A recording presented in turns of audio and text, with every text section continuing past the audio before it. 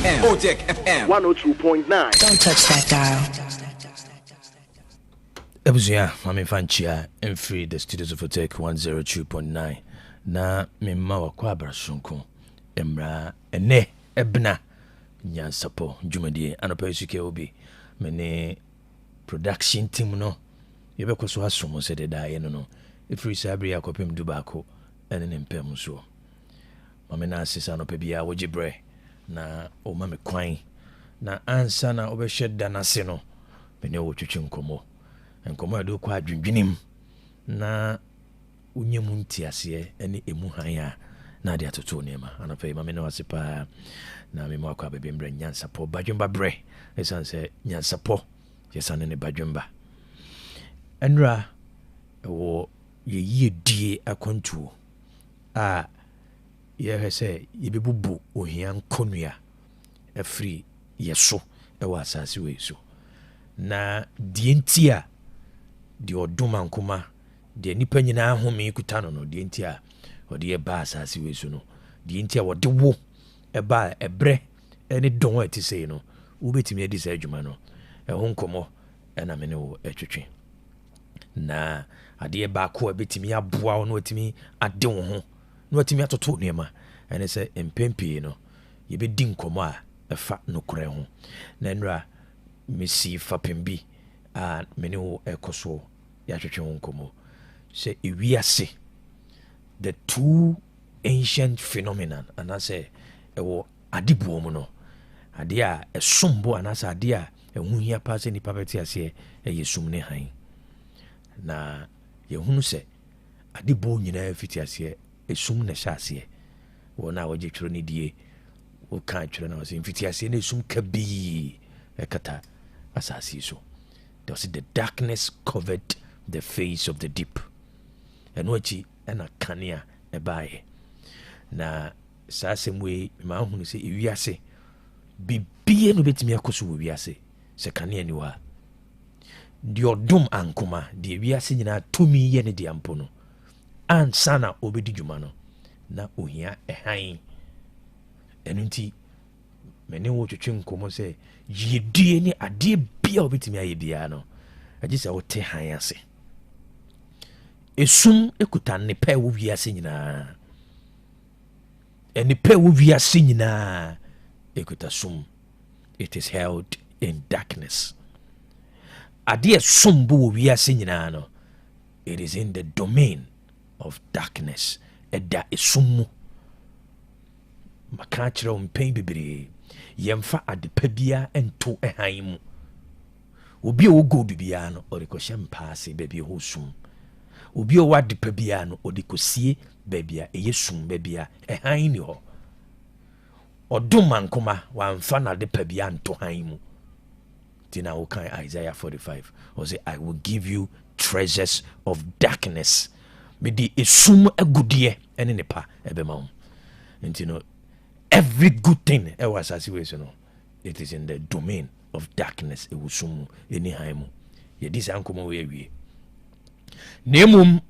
se won sabetimi aka adepa bia e wusum ajapade e wusum a onyankrompon de adomo a uhia ehan you need light to access the treasures of darkness uhia kanea na ade akohwehwe ene pa e wusum ena maka cho se Yesu Kristo na dwumadi a obedi wa asase we so no oka asem bia na emodu e de kire wona na wotie no na saa asem no eye anokoro esanse wo de to all spiritual sects wo de to babia eye nokore enunti ye boyra asase no na emu ahoden yetimi atwe na ye de anante e ma remfi de wotie e na de bobra de watia bedu sabere e won pempen so odu abrabo mu no eno na wo de nante eno ene de nsunsuanso ana se de wunya no eno na de brewo bibia ni baby e control life e one kasa and will determine what happens to you it says wo ye nyame ketwa e wa asase we so Yesu Kristo eno asema metwen wadwo se mo ene asase so ehan you are the light of the world you are the light of the world enipa se woti ase se wo ye han you are the light na fe ya bawura kanemu a day na kanea esitie because yen kano ya no fafa keke we a philosophical truth and I say a metaphysical truth. It makes cosmic sense. It makes spiritual meaning. Say, obetena se no adosa asem no suko. Yen kanu ya no fefa keke. But I say asem no mu ahoden. Asem no tumi no. I say eme adwene no. I say ugidi na eme adwene no. Eme adwene na ema wunyini e wo sa asem na watenem. Ene me catch you say wo ye han, you are light. Eno amesai susu bi mu kiro say obi e wo ni bia na ye wo bia de can happen e wo in the celestial space ne say ensroma epie na ade di say onipa bi epie asase we so ada wo be free ono nsroma no so be free ho e de ntina me kasa ye wo agenkwa no ne nsroma no ne ye different eno ntina wo mo hwe wiem etimi kire nema hwe wiem na date of birth near the birth chart no ye de kire nema eno no ye astrology hyene nso eno nti saa nema we nyina de kire se odasani you are a light on this earth oye kanea oye han e wa asase we so se han epie baabia e wo dwuma han ni die nanso ye mu bebre no wunyini mu ene nkyerɛkyerɛ a wate ene nsɛm a wama kwan amana men wadwe no edum han no ana wote sum mu nti nipa a wɔsɛ ka wo hu no unhu ɛsan sɛ enka wo na wɔsɛ ka wo yɛ han na ɛhyerɛn na wotimi hu nipa a ɛwɔ asase we so de ma no wadum wo han no edum wo kanea no edum nti wunhu ɛno nti sɛ bibi wo hɔ a ɛwɔ sɛ wo yɛ hu adwuma na wotu ho anamo a ɛkwan bɛn ɛna saa ɛhan a sɛdeɛ onyankopɔn yɛ ɔsɛ han no ɛbɛtumi ahyerɛn wɔ busuam ɛbɛtumi ahyerɛn wɔ mpɔtam ɛbɛtumi ahyerɛn adwumam ɛbɛtumi ahyerɛn even in the space of this country ɛbɛyɛ dɛn na watumi adi saa adwuma no yɛgye berɛ yɛsua ho adeɛ na afei yɛto ho anamo sɛne ɛbɛyɛ a ɛhan no ɛbɛpie nipa bebree wɔn kanea ɛdum ɛwɔ asase we so onim sɛ ɔyɛ ɔhan onim nti no ɛna wontimi ɛnhyerɛn ɛnɛ asɛm baako a wosɔde anopa a wɔsɛ ɔka kyerɛ ho no sɛ woyɛ han, you are the light of the world. Woyɛ ɛnɛ ɔhan ɛma ɔman Ghana, woyɛ ɛhan ɛma wabusua. Me sɛ yɛnka no kɛkɛ woka yɛ wo ho anamo wɔ sɛ wotu ana yɛ ho nneɛma wɔ sɛ woyɛ na ɔhan ne wɔ mu no kanea a wode ba asase wei so no saa kanea no ɛhyerɛn na ɛhyerɛn wɔ wo kwan so na ahyerɛn wɔ dwumadi a wobɛdiam anɔpɛ yi mekae wo woyɛ han na mame nko so nkae wo sɛ nkɔmmɔ bi a mahyɛ ase a medi ne sei no afidie ni ana ɛso ɛnneɛma bi a afidie no ɛma kwan ɛma yɛnyɛ anammɔ bi a afidie no ɛma kwan ɛma yɛntu hyɛ ne so ɔsana bosome no ɛkɔ awieɛ no maka kyerɛw sɛ yɛyɛ ntotoyɛ bɔ mmɔden sɛ yɛnhyia wakɔ all night akɔ wakɔ bɔ mpaeɛ akɔ but yɛhyia a mede nsafoɔ bi bɛma wo wonya bi da na wosɔ mu yie na wode nante a bɛgye di sɛ ɛbɛboa wo mekasa kyerɛ wɔn a wɔwɔ aso wɔn a wɔgyidie na wobɛtu anamɔ kɛɛ wɔ bi maka kyerɛ sɛ afidie ati no we are on a mission. We are not just doing journalism. Yasoma yɛsɛ yɛmɛdi dwuma na wɔn a wɔbɛyɛ aso wɔbɛtu anamɔ no bɛgye di sɛ baabi ani akyire sɛ wobu nkɔmpɔ na wokae bere bi a yɛtu anamɔ bi a bɛka sɛ sei ni sei nti ɛna wɔnya nkrompɔn wɔhyɛ deɛ wɔyɛ n'ase mame no asesa no pɛ wogye berɛ na ɔne matwitwi nkɔmmɔ mmerɛ mfi ɛnɛ wo han no mpie wɔ adwuma mu ɛfie a wotim onyankopɔn ɛnom wo na wo han no mpagya onyankopɔn mmoa wo na ɛhan no ɛnyɛ kɛse mame fɔnsi a na me na asesa no pɛ wogye berɛ na ɔne matwitwi nkɔmmɔ ɛwɔ badwumba berɛ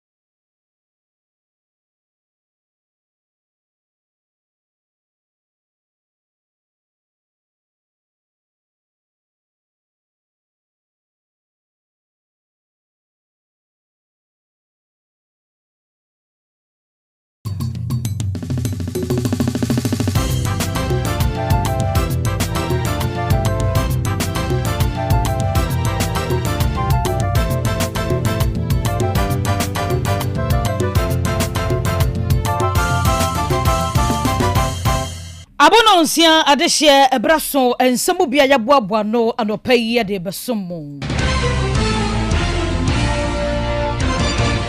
ensemu ayade ba edroso ne mom ne ebedi emu akotene ebi ense enrada kwa otodan ho abobo wani enkran ne ebeto mu se asante mantempanyina otie agwamu ma NPP amadwokuo no benada ntwibo sia konkoto no ahye se wonkodam enfie duonu na enu akiri no lawyer ohini Jan wakasa ewa fidikasi so dia to dwase kwato na enya proof bia amfa kwadu bia mmowu ntumi se woye illegal mining na 20 years ayedema wuntumi eka hu bi ma NPP amanyuku no wonom ye sentwerefo nhyiamu Justin Kodua Frempo ne gina mu kasa wo se wuntumi woni boni bia o amanyosem nti ane ede na kotomu na wuntumi case ya Kena Shigbe ede na nu atum se 20 years de nkeye sa sam krona na aka hu bi empanifo a wono ne boga na kwaya ahodo ho ban wonom se nhyehyeye no yemiem na moama famagudi tu enamra kwanso no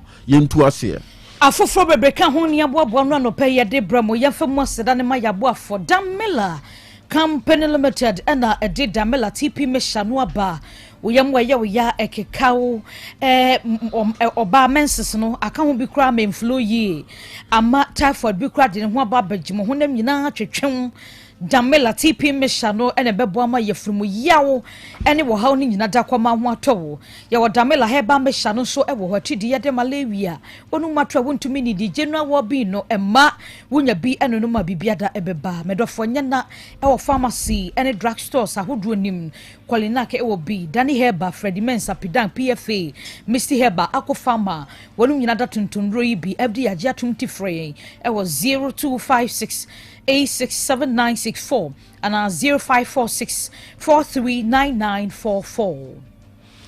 Abuja for Clear Park na chairman na watana ya budun so wa dwaman so efie bia mu mfa bi mu ho na mononom ebeboa mapomde ho nsema konkan enwuma hodo nyina mu eno ane ne yedidi dwuma o manga na mu ha dwuma de bia wudi ade dom nso na eba be hya na Clear Park nso na ede som wo dunkwa ne mpotamo na opebi a Little Angel Ventures ne obi wana wo man so data no munyina so mbekọ Keneben Ventures na makwa kwagin su no bi ne duduo mu no one Sanmas Royal Company Limited be kasa 0244 041913 na 0558 001765 perfect series ngoma no bebo wa bofra na mane ngoma sua ho nsama konkan e freeness go ankosi je chestere won na de ngoma hodo ne nyina bia ba adwaman so exams questions ahodo nyina perfect impenifo na setie e animdifo na tena se kuchire ngoma no enu ntina Ghana Education Service na jatuma na ka stamp boso ono wono beto kese kumase putoja o station ho Accra Dansoma first stop ena behuom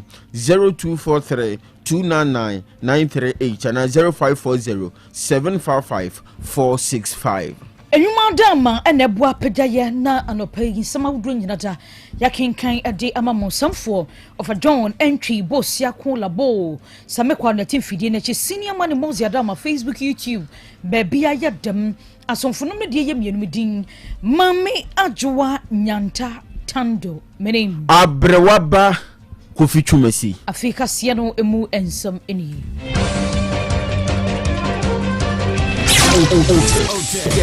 Otec 102.9. Don't touch that dial.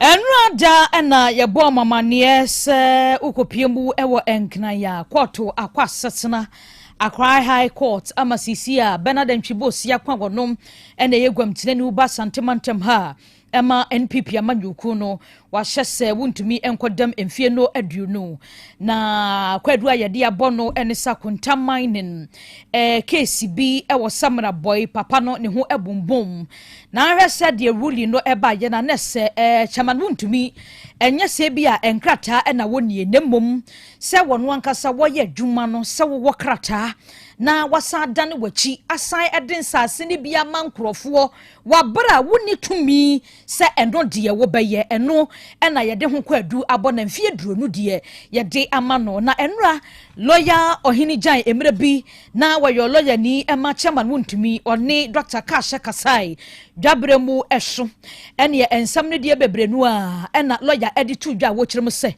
wo case na nkasa na enra da court edi ye no a wan kire wo baabia da se wo wadansedie etia wontumi na nkasa ne na kontaman ne se wo mo eye illegal mining bi enya sa na case ne etie na mom asempote ya eda court n'animu a wo mo eka no eye se wonu ankasa wodane bie de mankrofo kokfro ema wo mo nso ekodiye eno any case ya wo mo eka na se wo mo adansedie etia wontumi se wontumi eye illegal mining de enya de court no wo wadansedie bia ya etia kontaman ne wabra lawyer hini jan wakasa no nensam eni in any case, never criminal prosecution. As soon you know, at that state to say or no, and I also offer dance here ever prove to the court that we are guilty, and then and I also take a court and say we are guilty. And it is argument or more yes and na ye say the never for 2 NMI free case and then no pressure say. Ye dinner that time I check case and I see and then put a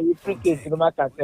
As far as the concerned, no. Cases are a court to the charges I the boss and my own to me no. Only a contaminant no. Almost new hope because taking to me for dance the beer and we drew.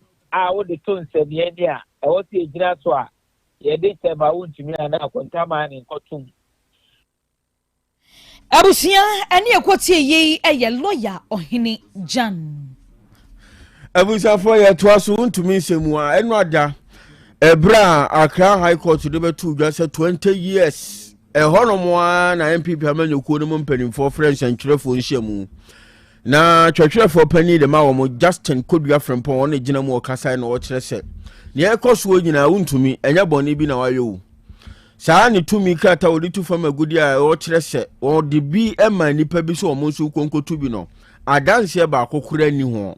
Ya court betumi dia ba be kire se weni adia wogina so a odi untumi ko afiase mfinhye aduonu no adanse ba akokura wonum ni bi eya amanyosem nti ana odi untumi akwakotum na wantumi ankire bibi a kire se papa no wodi bone jaja otranse a wodi Ashanti regional chairman Bernard Entwibosi akwasem no atemu a odi aba no eya atemu a achia na amaye nyina ya hu se sabi amayosem ena atemuafo no woye ya awra woni se edutum se Ghana emra ena ese ye adwuma na so emra no nkyere se sabi obubu atan na achia me nka wasem asem a eda court na nim enne court ni buaye no ne tenten ni tetia ene se obianu wo a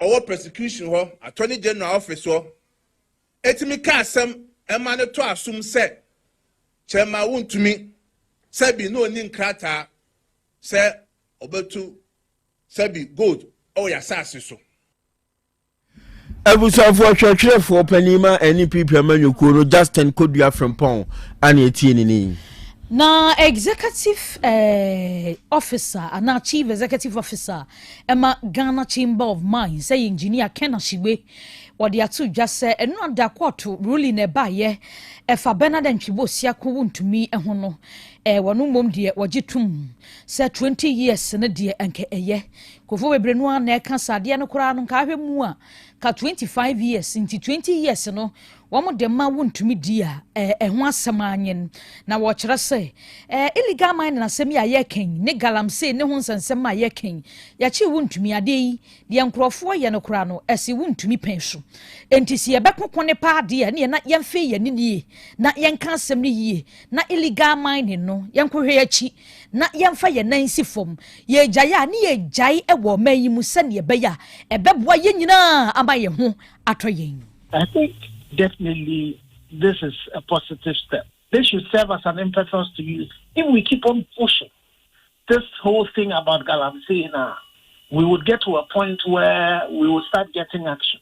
Because in October 2024, His Excellency President Mama, then running a candidate, said, if we don't deal with the kingpins now, the fight of Galamsey would be footed. And since Obapa, 19 months, at least, Yenya Bakwa prosecuted, but that's several. We share Professor Frimpong Boateng, politically exposed persons who have been accused of Galamsey. The current NDC government in Ankasano, the Attorney General also asked Yoko to do an investigation of two of it. Okaya, I'll win MP Nukrano, Nahimfo, Esobo, Nukruse, or no, you're involved in Galamsey, or no, Nahimfo. All of those issues, we've not heard anything about them. President Akasa Kachen so you say on one Kasa government for Krano involved in Galamsey. Indeed, I am just hoping, sir, this is not just because we want to be a part of the former government, but we would ensure whether we are former government or your current government or we are alimentarian or we are Sikeniu, we are keeping there, we need to go after you and throw the book at you. So that say to me tina or one ye can tina who say the tail men or man in there will die. Now young men and women on person we artisanal and small scale mining.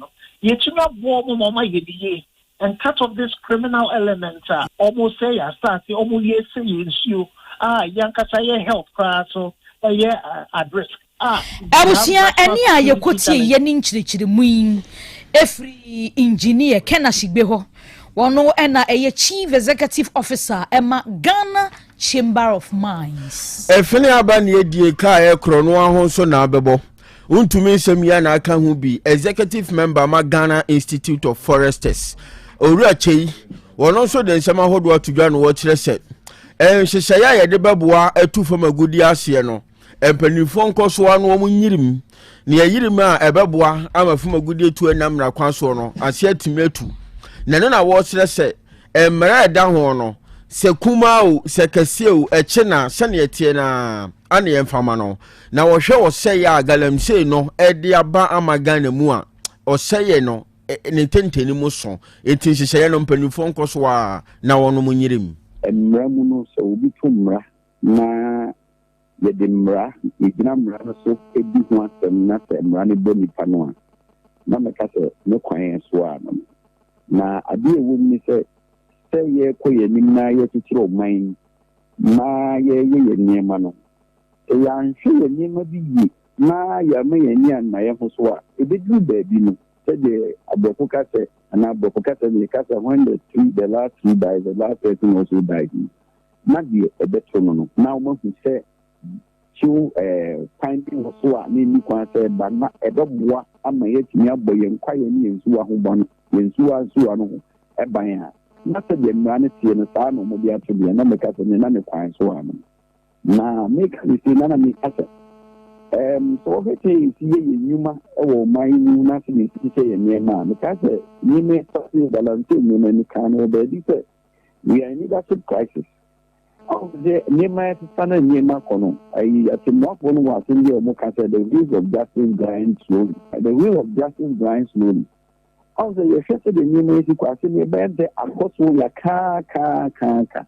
Na, a chair said the Anthony, and they said the year near and na a dear may and a may walk. A dear, my buying was so mean to me, who be dear, no, who be dear, but you was a 2 and Safa. And na the 18, if you don't say, if you any beg. But make up a buyer or tissue, you need me according to you. But never so also the whom you said. Na de make can say the day you benya yem kwaye ni enya yensu ani aboya start to buy no ba de Nyansapo ni ma odi adum yo manga na bit ni aboa me no so obi to ho bra na mra da ho no e wo fi obi to ho na ye hwem na so twe bi e wo hu bia ni ti me ema Abushafo ni Paeteni kan executive member Ghana Institute of Foresters Owura Chei Abusia yenyina ntumi nsemi so na anopai sama wudro ni nyina da yemfansi e wo hasamfo of a John Entry Bosiakun Labo. Senior Money Mosi Adama Facebook, YouTube, a be dem Sami Kwao. Let's not feed in a chinchim in from Mademason for them, you medin. Mame Anjoa Nyanta Tando. Name Abrewaba Kufichumesi. You Jim Maradona at the sports at Trussell. Yes, another pay you be ache erbanya sapono say braso agure mu nsem efie ene amonone yerebeso mo ye sorry so akewo bi ene ni team no e de Nyansapo eba aba beto aso channel so 2026 FIFA World Cup jumedie no ye de ni nyina enso abawie na obepiem e wo Ghana e yare se enche na season no ye san e de hyaase ama bibia enso akoso kama various clubs no e yare se omo de pre-season so etimi ahyehyase no and our Ghana Football Association also at the 2026-2027 football calendar and also at me about way and the so send by 2026-2027 season nyama and also at me across come on 2026-2027 yen say and also a situation also season yes I say at the free 4th of September ama bibia enso etimi akoso kama enti next 2 months September 4th and a season yere shisha so na bibia akoso kama yere ko akwa 31st of May 2027 na 2026-2027 this season ni nyina and also etimi abawie ama bibia enso akoso kama na 2026-2027 season channel so March day 1 I say and a Ghana Premier League no yere shishas into March day 1 September 4th to September 7th 2026 and a games no and also ebetimi according to from March day 1 to March day 34 I say games no ni nyina and also ebetimi abaso ama bibia akoso kama. It way according to Ghana Football Association said the season and also Ebesia call for 2026-2027 and yadi emunsam and also Emma Amabibia and also akoso kamana room Kumase Asante Korokom also Australia Enram and official pre-season room Adako Jachi AJ Complex and also Ereshi Swam Niama and also Ekoye na Asante Koroko Shannon say I say new coach on also etimi abaway Eric Tenklam of South African wabe PM Asante Korokwa obeto adwuma no so ama bibia enso etimi akoso kamenti enram uram adako jachi Asante Korokwa omo pre-season and also etimi koso channel Otec 102.9 Facebook and YouTube enra Korokwa omo training and also course no video no edaso oba also ubenya bia hwese no omo resume no eniema and also of course, players almost a resume camper, almost a shashem. Ama season niama and also etimi akoso oba video ne da so a obenya bia hwe ama bibia enso etimi akoso kamana from Asante Koroko yenwem Western North we no Summer Boy FC Summertech and officially almost a confirm say former Dreams FC ade say Nana Kwaku Ajiman say onom and rem FC Summertech apenyino ebeto so as head coach ama FC Summertech almost poboko no ama bibia enso akoso kama we Nana Kwaku Ajiman say new head coach Edema FC Summertech omo Bobokona obetwasom 2026-2027 season ama bibia akoso kama 2 years ana Nana Kwaku Ajiman enso assign Edema FC Summertech omo Bobokona nya honkwa yemfro no nienwram babia ni Gold Stars ade se enra amonso akonfirm ade se Petros Kukuras ono new head coach obejinam abadwuma enso Edema babia ni Gold Stars omo Bobokona twey new signing am Gold Stars and amongst etimi ayam yeri emusem nyina enso ere emant Ghanaian Premier League clubs from ade so omani abre ebi sign players na ebi so sign coaches ahodo we new update if you Gold Stars almost asweye eba enedi emunchemu enso eremana room Adriana Football Club almost kakra omuguso sign players 2026-2027 omboboa na Adriana season eniema and also ebetimi akoso kama na Brekum Chelsea former player friend Samuel Tenedu and Adriana Football Club almost etimi a complete boy no 3 years and I sign Adriana Football Club ɛdeɛ sɛ boy yɛfrɛ no Samuel Tenedu ɛbɛtoa so 3 years ɛde ama aduana ɔmo nso poboko no as player ama bibia ɛnso akɔ so kama ɛnti wei Samuel Tenedu ɔno the new player ɛde ma aduana football club ɔmo nso poboko ne yɛfrɛ no near room Morocco shano se enche na WAFCON they said 2026 no Morocco this season additional almost sign hosti now the Black Queens of Ghana they said Morocco preparations no and also egusu a koso na enra they said friendly game back also ebaso ema they said the Black Queens of Ghana Tanzania also at the Buenia when no preparations are omugusu ye say the WAFCON and also preparations and the performance no and Yama and also ebetimi akoye and I'm the Black Queens of Ghana. Now Uram Black Queens are saying that's a new goalkeepers trainer Penuno. And ebehwe ama bibia enso etimi akoso kama na Frank Peterson ono the new goalkeepers trainer and the Black Queens of Ghana na panyino obedru no also oban no let's say ready obeye adwuma ama WAFCON na the Black Queens of Ghana ejinam Morocco no eniema enso etimi akoye me to be goalkeeper coach for Ghana for the Black Queens is something that is it's a big job, it's a big opportunity for me.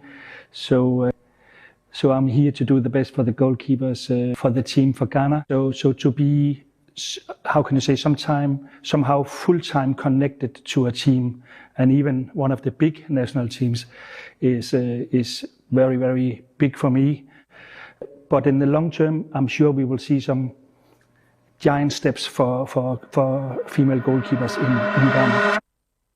Yes, Etiano Peterson, the new goalkeepers coach, and so at the Black Queens of Ghana, and a penny, and so I can also about ye, and they say a Jumano and Obabo. Now, over PM or Ghana, or say Ghana, your talents be goalkeepers and ma, go almost any da, wabai Obabo, Amomo Karan and Yaman, and also. Etimi akoso kama etwei Peterson says no the Black Queens of Ghana ono goalkeepers coach and sama ono so ade atudwa and edi emusem nyina enso elema yefa no sim ne enram Europe channel som FIFA World Cup they say a bury no uram various clubs na pre-season no egusu e play teams no bebrena enso egusu almost since na uram Chelsea, almost Bobo Kunma Shannon, so she says, Alonso, or new manager, else at Chelsea, Bobo Kuno Bayern, and there's a signing, so it be else Egusua Air Coso, Yadin Kai I confirm at the amount. So, boy, a friend of Morgan Rogers, and there's a Chelsea £117 million.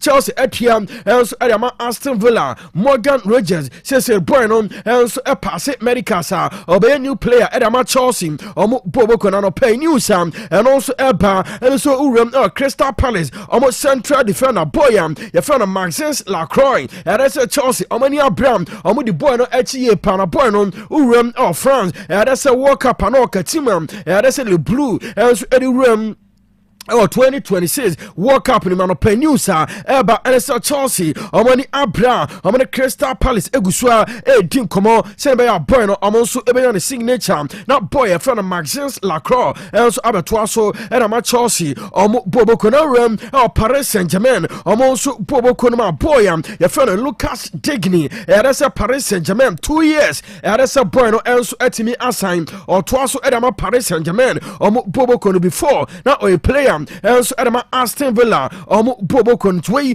Newsham, and also a few up and a Munchamunia, and so at the amount. Now, AS Roman.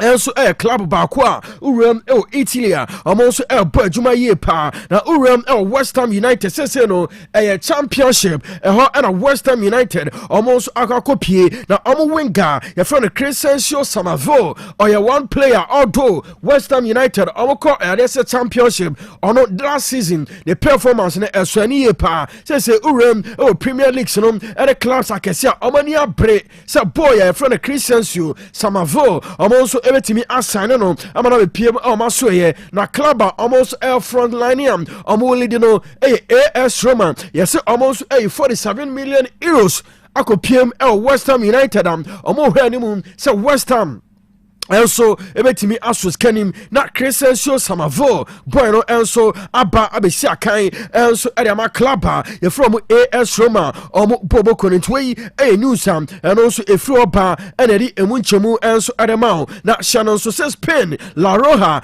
Sano Sunday omo na World Cup no omo je edisi omo na so na enra that's a trophy parade no urem Spain and Madrid and also etimi ekwo na enye asenketo Spain omoje World Cup no esi omana so no ya say enra omuram Madrid ya say celebrations ahodo no and also etimi ekoso na Shannon so say captain Adama Spain omo national team no Rodri na enra omodu Spain no ya say Rodri on Luis de la Fuente flight Spain also ediko PM Spain no ya say mpanyfo also ene PA ya omo so ede trophy no ebetire Spain mana eniema and also etimi ekoso come on eti the picture no toso abra enra Spain La Roja almost a room Spain trophy almost also etimi kan no almost PM Madrid no enra na enya asanke 20 way Rodri and Luis de la Fuente or manager also Adama Spain almost national team na enra almost PM Madrid and that's almost the trophy no also at the betrayal and also na enya asanke 20 na Rodri only Spain as captain and almost a trophy no and pay news and also eba and say urum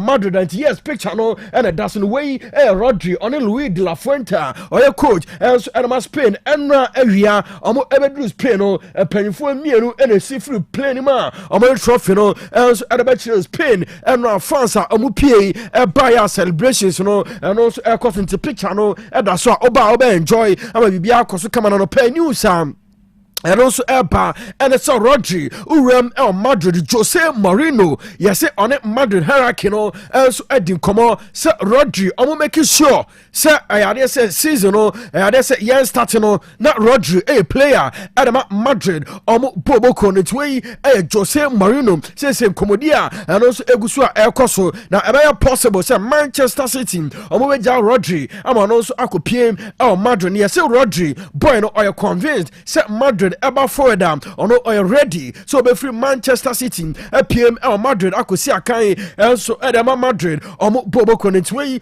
news free red boy no and Madrid Man City asue eba enedi emunchemu ni nyina also edema mo pay emrano corner channel so say Acheke Plaza omo and so ya say the breakfast post no also Abraham Kromo open Acheke Papa also edia urem o edua se KNWST na Acheke Plaza omo dia no also akotobi I enjoy ama bibia akoso kama omo Acheke no they say correct na omo packages ahodo bebre omo standard package and all 60 Ghana cedis classic package no and also 120 Ghana cedis and a premium package and also a call for 180 Ghana cedis 80 chromo no Acheke de papa no Acheke Plaza omaso and a hoko na also wetimi ajodie ama bibia akoso kama wetimi a place wordam 0552 163 604 0552 163 604 and I say 0552 036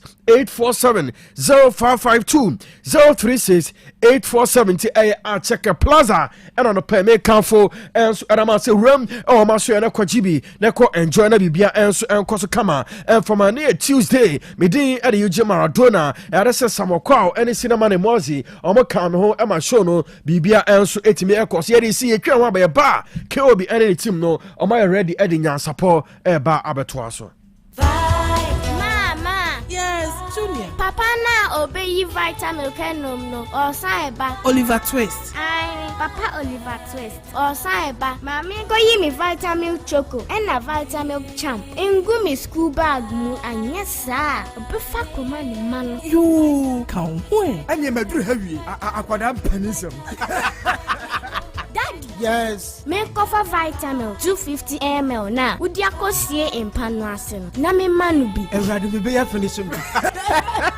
Enkwada sempa de. Me anso me duabo. Efi na ekro. Meto vitamin soy milk drink. Vitamilk Energy, cafe ne artificial coloring biya enemy. Vitamilk Choco, Vitamilk Banana, Vitamilk Strawberry, and now Vitamilk 250 ml. Abramonso. Yep, Vitamilk no ye nim no fruit it no.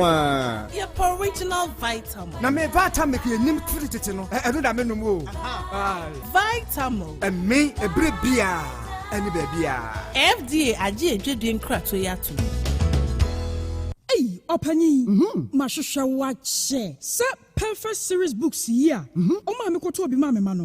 O wejajai. Abua wa mo se wo tumi kenkan kama. Otec 102.9 FM. Wonderful. Mese Ghana for GAJ perfect series. Atumo no die. Jai. No die nimdifo. Ene tre wa nwoma bia. Owo crèche, nursery, any KG, books bia bi. Ene owo science, creative arts, maths, RME, history, coloring, computing, OWAP. Ni nyina. Every basic 1, ekosi basic 6. English, every basic 1, ekosi junior high school. Ne ba ne combine so a owo ni nyina bi. English nom, ane maths nom. Me say, books bia ni ho a perfect series. NB, na GS, ane naka, enso am approval enti obata bia nkoto bi maneba.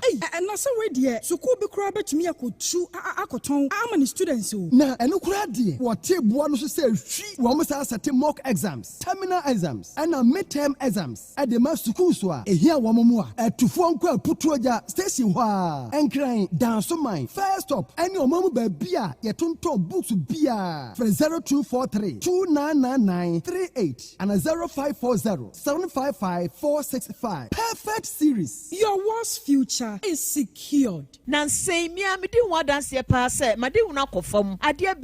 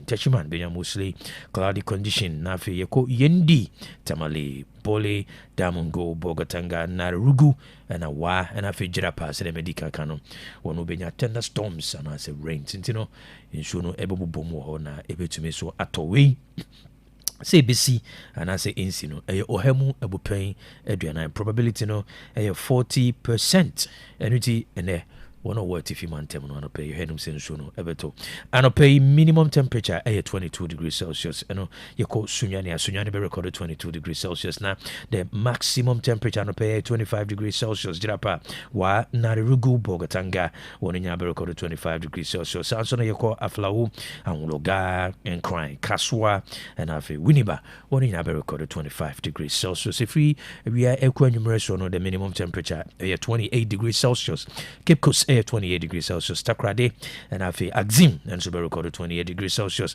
na the maximum temperature no 34 degrees Celsius no Bogatanga and Nkaibo yensa Kefri Ghana Meteorological Agency chese and epono so be very calm so enye rough to say the nancy na ihunentino when I woke up on one channel, so say epono eso ebe calm obetimi de adwuma na because waka say ene eye diet to so aduonu baako July busome no afimpinu ene aduonu nsia 21st July 2026 yene bu no aka enano oha ene aduosia miensa 163 days na 2026 kono wiye na watwe no so aka aduonu miensa ne enefo no mienu 23 weeks 2 days busome no aka busome no enum na enefo no edu 5 months 10 days na afi yabadon hwere na aka 3912 hours empimiensa ahankuno ene edu mienu sanso ne ba meet na aka empim ahenu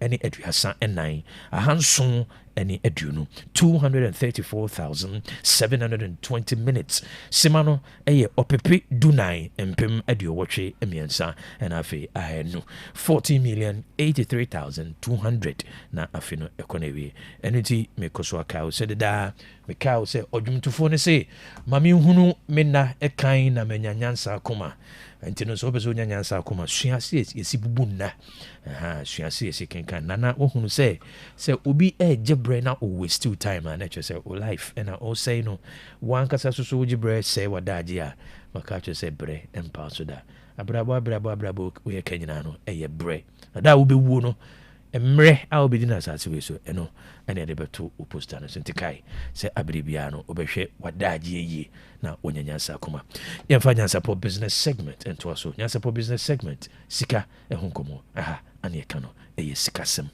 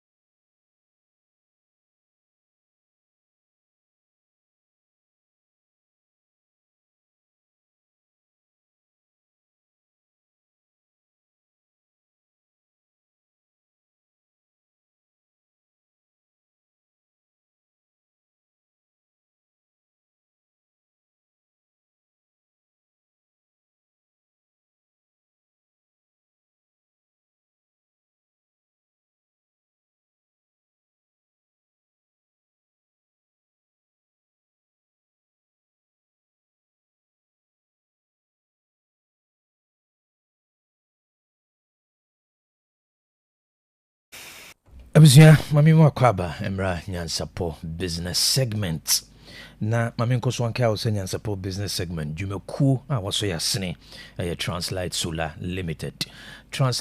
Limited mekoso aka o omemu ha enyinam kanea ho dadwene enyinam kanea ho hawa mienu no a eha nyina no eno ana Translight Solar Limited oso ano kanea no entimi nyina so ema ho fa ni udwuma ena ne bo no so kwa na ekosoro ade ba ko eha mfidi dwuma adeɛ baako ha enwuma a wɔn dan enyinam kanea no ɛpaa yɛ regular power interruption ɛna afei the cost of power yɛ dum ne pɛ ɛwɔ sɛ wotɔ fango anaasɛ wotɔ fuel ɛde gu plant nim wei nyinaa no ɛma ne boɔ ɛkɔ soro ɛno nti na Translight Solar Limited waba ɔnam onyankrompɔn nyansɛn mu awia no a wɔde amayɛ no through the solar panel and have an inverter and then the battery system no about 3 alternating current power from the sun awia no ebema obenya kane afrim de tosumi no wɔhwɛ ahoɔden a woyi so no adwuma mu hɔ ɛne fie hɔ a ɔmo yɛ assessment a na yɛ de build battery a ɛbɛma wo ahoɔden a wobɛtumi de adwuma na sɛ enwunu ɛtɔ a automatically inverter system no and no abe switch it to the battery na battery na power na dwemu no na afei ECG no aye backup enu nti wo kane abo no eso bete ebekɔ fam emfie du ne akire enyumakuo bebira wone Translight atokese Total Engines omo head hottest and crying powered by Translight sounds na uko Ghana Free Zones Authority omo headquarters powered by Translight Kwame Nkrumah Museum who nyinaa powered by Translight Melcom omo warehouse kɛseɛ a ɛwɔ Nkran and also powered by Translight Obekumasi a Rockstars Roofing ɔno also powered by Translight uyisa nyumakuo nyinaa si nkyɛn a other residential properties almost are installed Translight omo nya so mfa so and it bombarding sɛ obɛfrɛ mo sɛsɛ it is time to go solar said even World Bank what downgrade Ghana energy system no kanea ho nsɛm no yɛntimi nsɔɔfo and it breadthrough say ummoka kɛseɛ ɛwɔ kanea ho let's go solar bɔmmɔden sɛ wobɛfrɛ Translight wɔ 0256040838 0256040838 anaa bɛtumi afrɛ 0504249229 0504249229 wobɛtumi akɔ yɛn website ɛwɔ www.translightsolar.com www.translightsolar.com wokɔ hɔ a projects ne dwumadi a Translight nyinaa no wobɛhu wɔ hɔ wobɛhu all the partners a wɔno mu di dwuma ɛwɔ man mu ha mamenka wo sɛ ɛyɛ na dodo no afiri sɛ solar ne boarding dabi with Translight ɔma flexible payment plan wotua ne kakraa bi a ɛde hyɛ ɛno mo install ma wa na afei woma spread ama na watuatwa ne kakrakra kɔpem sɛ wobɛtua awie na wɔnya good returns on investment Translight yɛkyerɛ kwan Kumase yɛwɔ Ataseman so yɛbɛ New York Town Hotel ɛwɔ na yɛdi adwuma nti no bɔmmɔden sɛ wobɛtua no ma akɔ na wɔne Translight ato kɛsɛ hyɛ no nso baabi a awia wo biara no ɛwɔ sɛ Translight ɛwɔ hɔ Translight wɔ hɔ a wɔkanea no ɛnum da ɛna afei ne boɔ no so ɛbɛkɔ fam na daroma ɛna mede Nyansapo business segment ɛbrɛ wo Nyansapo business segment mɛkɔ so akae wo ɛyɛ sika ho asɛm anɔpɛ yi deɛ wasɔde a wokɔyɛ nyinaa no indirectly wokɔpɛ sika de ɛdɛ ɛde atoto abrabɔ ɛde bi ato hɔ for daakye ɛde bi ahwɛ obusua ɛde bi ahwɛ wo ma ɛde bi ahwɛ ɛde bi ayɛ adɔyɛ it's all about money whether you like it or not so wobɛyɛ nya atwemo sɛ wonyɛ nya atwemo you are still part of the money game wowom bi ɛno to hyɛ no so na ɛnora mene wo hyɛ adesua foforɔ ase na me sika ho nkɔmmɔ a medie no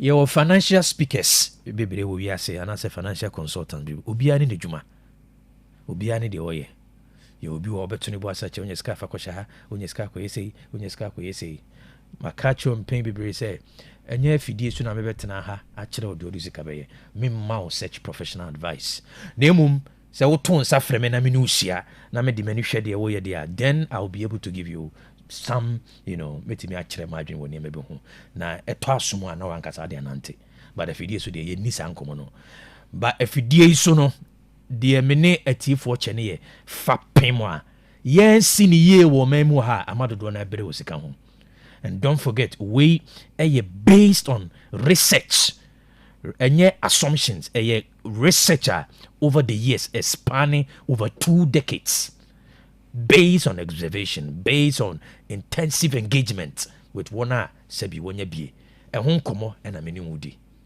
na ɛnra one of the foundation ne tituru ɛmabuna yɛba no yɛante aseɛ wɔ sika ho ebi mu so ani afi wante aseɛ ɛyɛ self expression nsɛm a meka ne nyinaa ɛgu nwoma mu ɛberɛ bi ani akyire yɛbɛpa ne nyinaa ho ntoma yɛbɛlɔnkye these documents na wo nsa ka bi na wode ato bookshelf so na yɛwo companion na bɔmmɔden sɛ wobɛtaa kenkan self expression dwumadi a wodi no asase wei so nyinaa no wobaa sɛ wobɛ express wo ho self expression ɛnyɛ sɛ wobie wano akasa ɛna kyɛ sɛ wo express wo ho daabi onipa biaa wosusu sɛ wodi yie wɔ asase so ɛsikafo wɔ wia sɛ wɔbiebie nnwuma kɛsɛ nyinaa no ade a wayɛ ne sɛ o expressing itself ɛno nti ɛnwa meka kyerɛ wo sɛ sika ɛho nyɛ den wɔ asase wei so da sika ho nyɛ den wɔ asase wei so da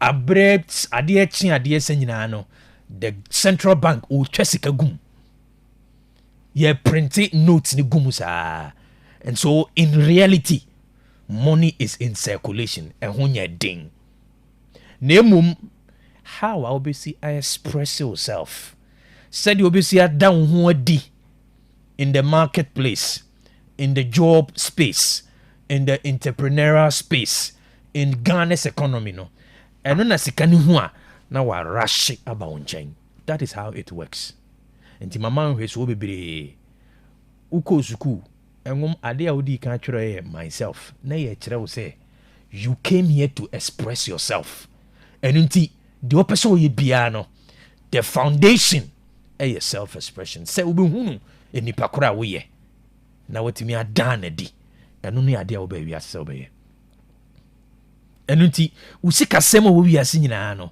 ɛdan sɛdeɛ wobɛsi adan wo ho di ɛwɔ abere biara na ɛno ɛna ɛbɛkyerɛ wo nkɔrɔ aberem wo mmerante berem ɛne wo mpanyim fie so no sɛdeɛ wasom bɛsi adwo wɔ abrabɔ mu afa ɛkɔpem sɛ wobɛfiri wiase ɛna no money game ana meka ho asɛm no ɛma remfi sɛ sika game no ɛno ne the only game a obiara ntumi nwene yɛnya bɔhwe so ne pɛ wobɛgya biribia a wɔde akɔ ɛwɔ sɛ ɔde to tirim from cradle to dust ɛfiri sɛ wobɛtɔ asase wei so ɛkɔpem sɛ owuo ɛbɛfa ne dɔn na wabom ato ne nsa afɛro no when the game ends womfa kapɛrɛ womfa taku anaasɛ simpo ankɔ at best coins ɛna ɛde bɛbɔ hanky fitaa no na ɛde ama sɛ fakɔ wode baabi ada to nsuo womfa hwee nkɔ it is the only game you can't get out alive and wontimi mfiri mu as a winner you will lose but nneɛma a wode bɛgu akwan mu no anyhow ɛbɛsi a transcend to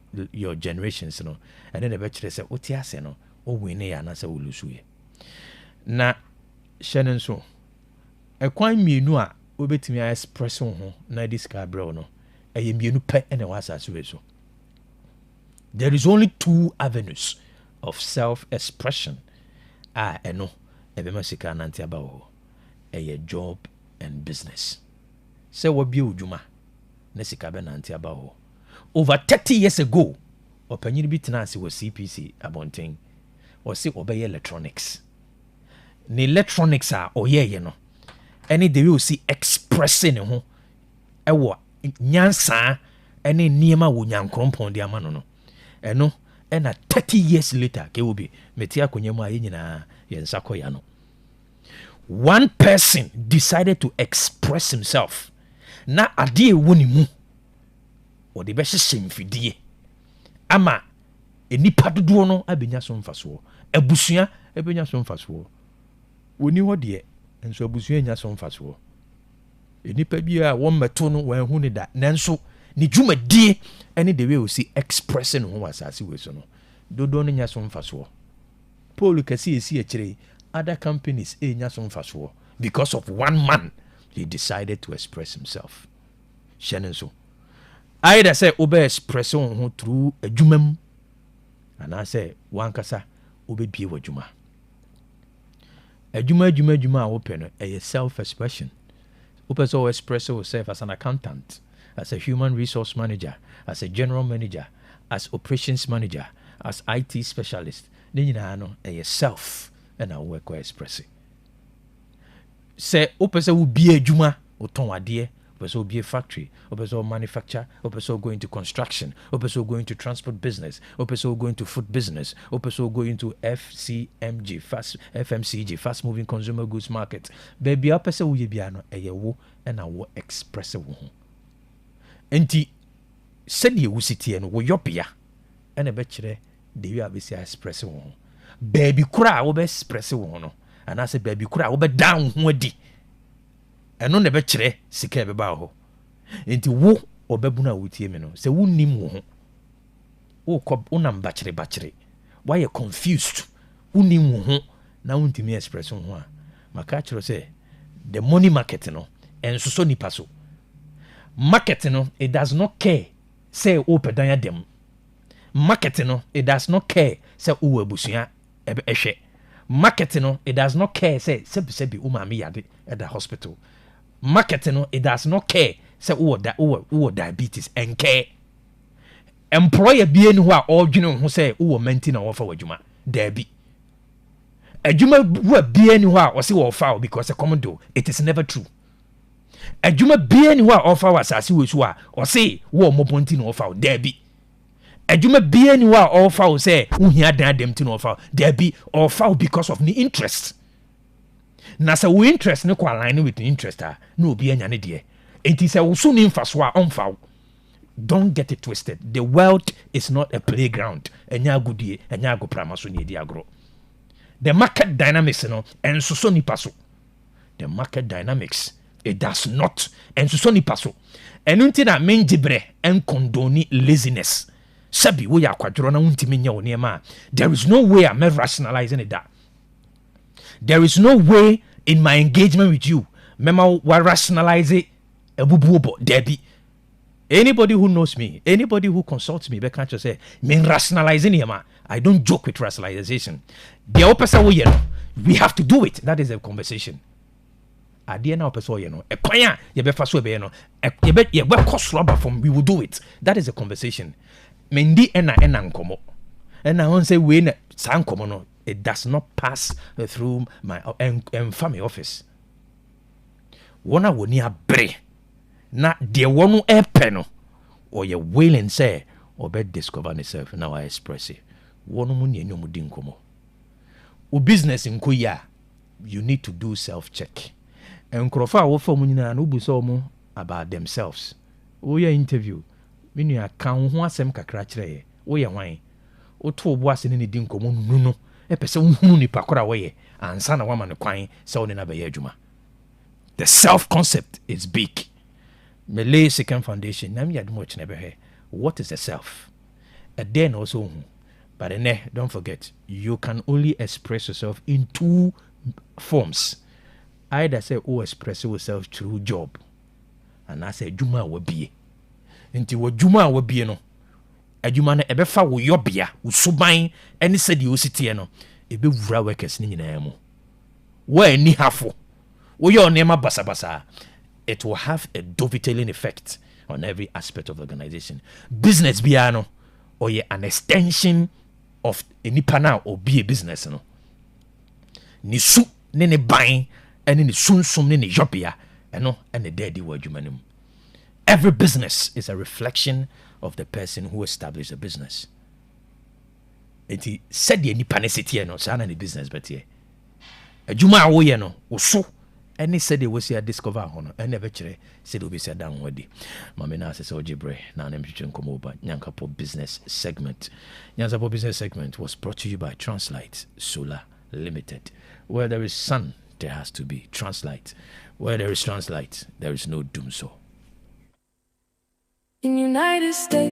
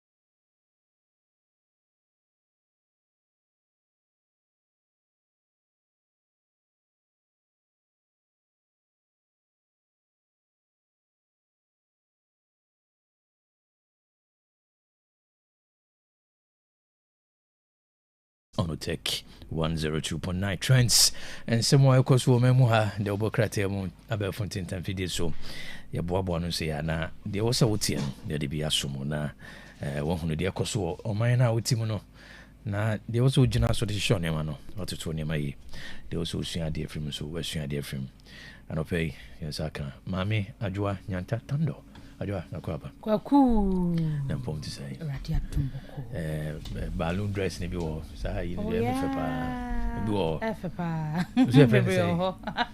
Infinity pants. It's very nice. So for coffee. Kobi. Akwaba. Ene de konfanko amba ene bena kwabena amba. Ene kwabena amba. Hajo. The rebel leader. Wa amasa nem za habejo. Mze tifo be fe kwabena. Kwabena baby a wo bia no ye chia wo shonko so. Na yengo so anka tifo adwa. Yeah. Ene do be sai PR no. Akra. Asnaba nominee abusiafo nche na yade bibia aba na wie ye nti ba bia wo bia wo yese wo beto ebre no ebinim August 14th na wo mo edi voting bibia aba na wie ye nti medofo yi se wonya nkeka wo ho entru bi ema kwabena national badia ene na no pay ye kai wo se wo betumi dial *447*714# *447*714# wunya buy baby sase nominee code no sen ena woto ede amano ni nominee code QQ36 QQ36 enti wo dial *447*714# na code ade be hye wono QQ36 ai nesen wano no dudu obi abatu bia na wato ede amakwabra na wenu nyina ebeye den na ebefo ni soa kwabena ahoma no 0246 726866 okay 0246 72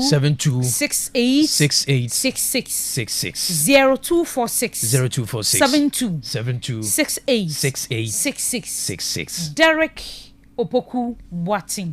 Okay. Tino ebusafo yakoso akayo ebredu say ye ye niso ene ye do edema kwabena na se de nu adwa kan na dabire mu enye tino ye ji se dodo na ekeka wono ho a edu ha ode osie be yoyo. All right, yanko ene ensem no the first major headline story. Wontumi transferred to Nsawam prison to begin sentence. According to Dr. Boache Dankwa, the Asante Regional Chairman of the New Patriotic Party, MPP, Bernard Nchibosiako, popularly known as Chairman Wontumi, has been transferred to Nsawam Medium Security Prison to begin serving a 20-year sentence following his conviction over illegal mining activities.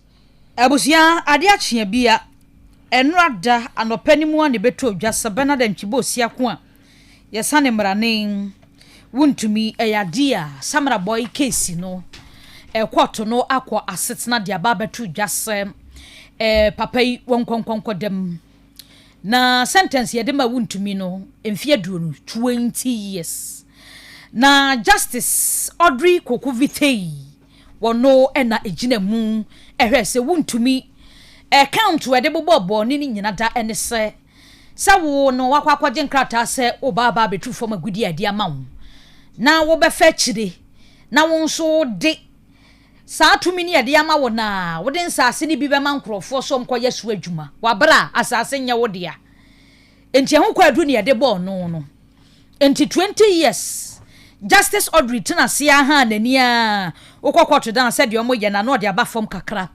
okenkan wie ya na sentence ne baaye anopa no kwa de na nya mai ya tete wa na betom se Justice yi se Wontumi ekwa 20 years ampani nuane ampa enu a wo hwese de na omo case no omde wo ko prison no esi hɔ no a ya de Wontumi hyem na sa de no real scratches bi ani so na no na aka ho bi government spokesperson wabra na MPP wa ba mu Dr. Paul Grave Boache Dankwa wode ababetu dwa wo kirem se enokre sisi ayeka se de nsa wa medium prison ene ye de chama Wontumi eko se ne be ya no ase de court kan ye ne 20 no wo mo atumi ahwede wo be no se ansa kura na trial ne beba no no omedi kan kra the application bi akwa to Supreme Court anima na nka wo mo hwese Justice Audrey obe factor sa pending application in na so mo ye ya wan fi won mumpo en wo de sa sentence yi by se wuntumi kwa no obekomuo wo de ma ne san ya we no 20 pe en wo de ama chama wuntumi se wonkonko dem so ku fias wa no ye meka bi se oh ene wo nsem ka wo hu that's wa no ye meka bi se keobi asem na are ho na ba so no pa no ko de ne Land Cruiser no ko e so obe ha video na ko no na Land Cruiser no otumi wie no da ne ki ni ma papa ba ko ti na nkrofo bi sa se na oda ne ho so nti no oda ne ki ni ma papa na odi na chi na nim si sere sa bre na ho sa no ahye ne yellow kaftan idi nya so se na ni da se wo ko no mafi oye ne sa ne sign no me see e ma ne clock it na wo mo so enso aseni na wie no na akwa bibi o na akwa bibi o ho kra na ke obi ade e be ye no oye den e be ye o okay aba ni sei no ma ye fa no se amanyo sema na se yi minim de o wa bonten se na obefa ne de but ye nwene amagana ho se amanyo sem bi anim na ye oman na japade a wa se no hunti a cool okay because ye hwe nioma ya nam galamse so ma na ekoso a samra boy ho no mo a semo a aba nam so ama opani ne ko 20 years no ye hwe de nansi nam galamse so so ye oman okay na unim Minerals and Mining Act 2006 Act 703 ye jina so de jeli wuntumi no unim se 2019 ya na ya amendment na na do dan Kwaku na ya amendment na nka ye 3 years nka wakodam kasia ye 3 years enti san sakraye na e baaye no ane pagya mu free 3 years no kosi 15 to 25 years ya ho aba asema abachire wuntumi na sa ma mi ya wotena asemi so yi na na do dan Kwaku ono ane sade ne ko high court 15 September 2020 no mo ya about 16 judges and yes so mo in sada no me papa Justice Solomon Oponchumesi na oka ho bi ene se ma mi betina zima na ma me no kwen na yi a ye kire se oye tough wo high court ono ma enya asem ketwa Audrey Kokuvi T wotena asem no so a ye ka de ye kan enti no se de me kan na me de enya amanyosem na ye say ya nam ne so ama o man no asay ya me fwaso 100% na eko ni say ya no me sire mpanimfo ebre bi atwamu ye nyina ya kabida se Ghana mrachi nkuma ncha akese enti se timi achekese ba ko a ka me sire se minister bi a ne ache no se ohini bi a ne ache no ekokoba ne sa ache wosono ba na me ayi opro me de me tomu kura de a meyira enti medwene me ho yie me tu na mo bi afafa magudi tu anam na kwan ne so a me hunu kwan a mefa so a metu sa na mo no enti empanimfo se yo man ne ho do ene ye di hu de ye hunu di a ebi wom akesifo ni bi wom ko ebi chewe omuntu wo mo so sa because Ghana man pani timi di tu bia se ono ane side ho no ebi ye bi dia ya che hanoma ye nche ha na ye fa himfu ni bi nso nwuram ekoba ne se okon ne nkunim die beba okay okay very interesting. I think Kwaku the idea we nyina bae wo beka ye na na do penso 2020 ni mo ho sa time na covid ginem sa time so na nkrofo de galamsey asem ebo na do pa tu beka ye fellow Ghanaians na wo fa so ne Ghana fo di nkomo no oba no yes ba ye ba beto aba tu beka sa o the series bi ba ya o to di fellow Ghanaians oba sa series ne so no asem ba ko mre bi oba wo beka ni se I'll put my presidency on the line to fight galamsey eno nyina ka ho na sa amendment we nu nyina ebewie se na nado esesen mu a jail term no osesen mu a yepagya mu kakra di sa brand dia dodi na ne yie mu na wo pe enti se de kofi kana achi oso no ba achichini ye ba ye se ne ye be ye be mu sade no fair eno awutie panyina won na etrotro ma NPP amanyoku na no mo nso wo concern bebre ewo de akoso yi hu no se nya political dia ene munya bi foforo ne yehwe okay interestingly me reserve my comment for now but Akufo-Addo nana do dankwa ne interview our grantee BBC I think one of the BBC reporters say also on the ono on prosecute obia on the on chubia on the on jelubia a courts and a jail nipa to hear how the conversation is. I mean, as usual, MPP secretary never saw Mbakasa and Mbakasa as to whether they meant what they were saying, and as was it forced, was it staged, was it forced? It was Mbakasa into Mbakasa and not deep within them. They know, say, I mean, these are conversations. I believe you know it's already home common, you know. 15 years, I will call 9 months. Into 20 years, you so. 15 years. I will call 9 months. My party. I say, let's see, definitely say appeal. You know, everybody home common. You also said home common. I feel me sure say you easy crowd, Dr. Cash. Sure, no, so but DNA Tuesday education today we better to honor actually be doing come. All right, government to find voice notes so. Hey, voice note you free my go. Find voice notes so. As I'm kasi we. Where the fuck how more. I'm a chief for and the fuck how why. Yes, I will for no be yourself. You find your voice note, right? Find your voice note. Any maybe a conversation never go. Because ever say no MPP needs a response to predictable. MPP needs enye, NDC needs a we predictable answer. So there's no need for us to obey. You know, we'll send a voice note. I mean, we'll hear more because we'll be able to take a stance. NDC be take a stance. MPP be take a stance.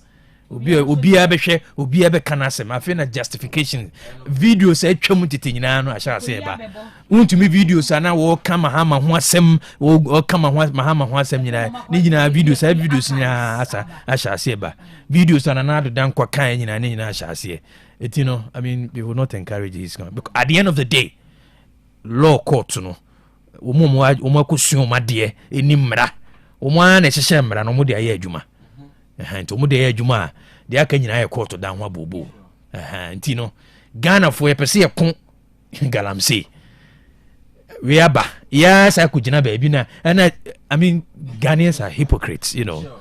Today in your conversation is fine ye yine o mine ho dode a na ye hye no so san mamra na e wo no aban bia ni ho beba wo kwa wo de beko enti se ne tie na eti sa na bete sa china okay enti ma ye mfa na manyosem se o mine ho dode a wo dwene Ghana ho de a dwene o mine ho kan okay enti we so a call on all journalists, investigative journalists, munye a thorough work na umane nkoso de obi ye bibia no na no Katie Hammond ne mpɛso aso no kan hospital a agenda one nkyɛn ye ɛhɔ no ɛho asɛm akosi sɛn because yini kyerɛ sɛ mpanyimfo MPP for mpanyimfo NDC for mpanyimfo no omu hu bom mu saa nsɛm na akosi sɛn anti this conversation now obeka say ye be the Pandora's box ye be it, you know.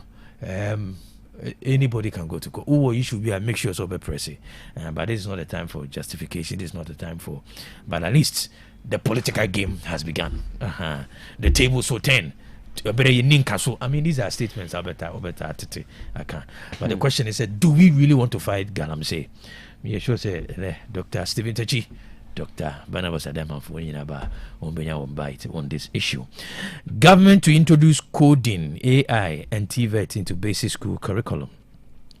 The Minister for Education, Haruna Idrisu, has announced that the government is set to roll out a revised basic education curriculum that will introduce coding, artificial intelligence, technical and vocational training, TVET, and ethics as part of efforts to prepare Ghanaian students for the demands of the future. We're the typical Tuesday in Komo. Yeah, Education Tuesday. Enrana, Ngomasua so yeswafo no monyam for Haruna Idrisu. Oshia public accountability series in Penifo. Na womunkomodie mu ana ode ensema hodo etudwa no kire se. Eye wona woje ontete na sa disuafio a wo KG edi wura ma besi GHS no. Coding omode ba.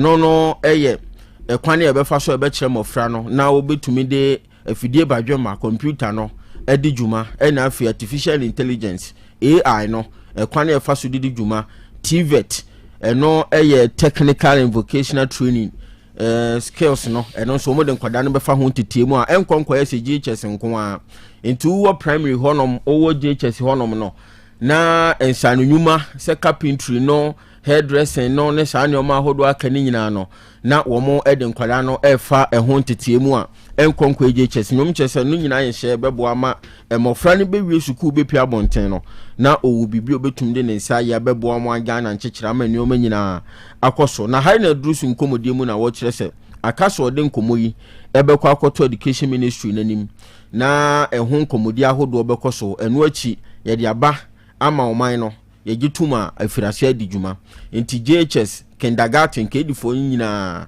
enhyehya mpanifo de ba ne se ensanyuma kire abe fontentan fidie no eso tena ne yusu kwane obafa so atoto ne ma beba obra obehunu de se woye de ense se woye nyina womba be firase no akire nkwada no e de free kg awura mu abagie chess ansakra no de duru SHS wono muntu nu ho de na chese ensanu nyuma hodo no onim ye kwane e fa so de be fontentan fidie no fidie badwema computer ne dijuma no na chese wohunu ni nyina ansakra na wapia bontin tu be pinde tibia no na utumi bibiyo ye no bebo ame akekere amagana.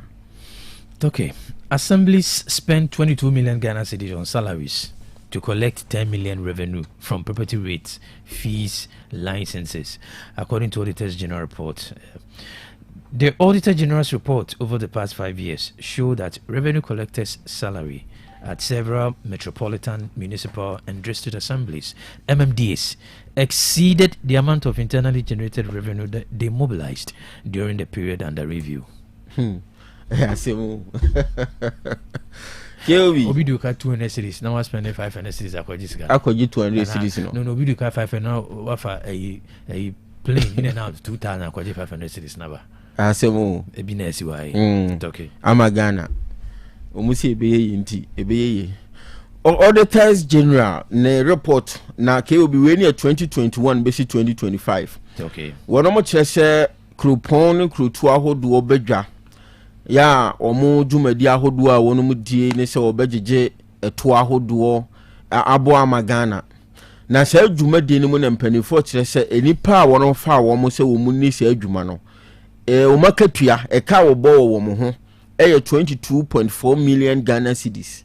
Omon kwa digi sika ne mra sika wonum tumi gege de ba ye 10.26 million Ghana cedis.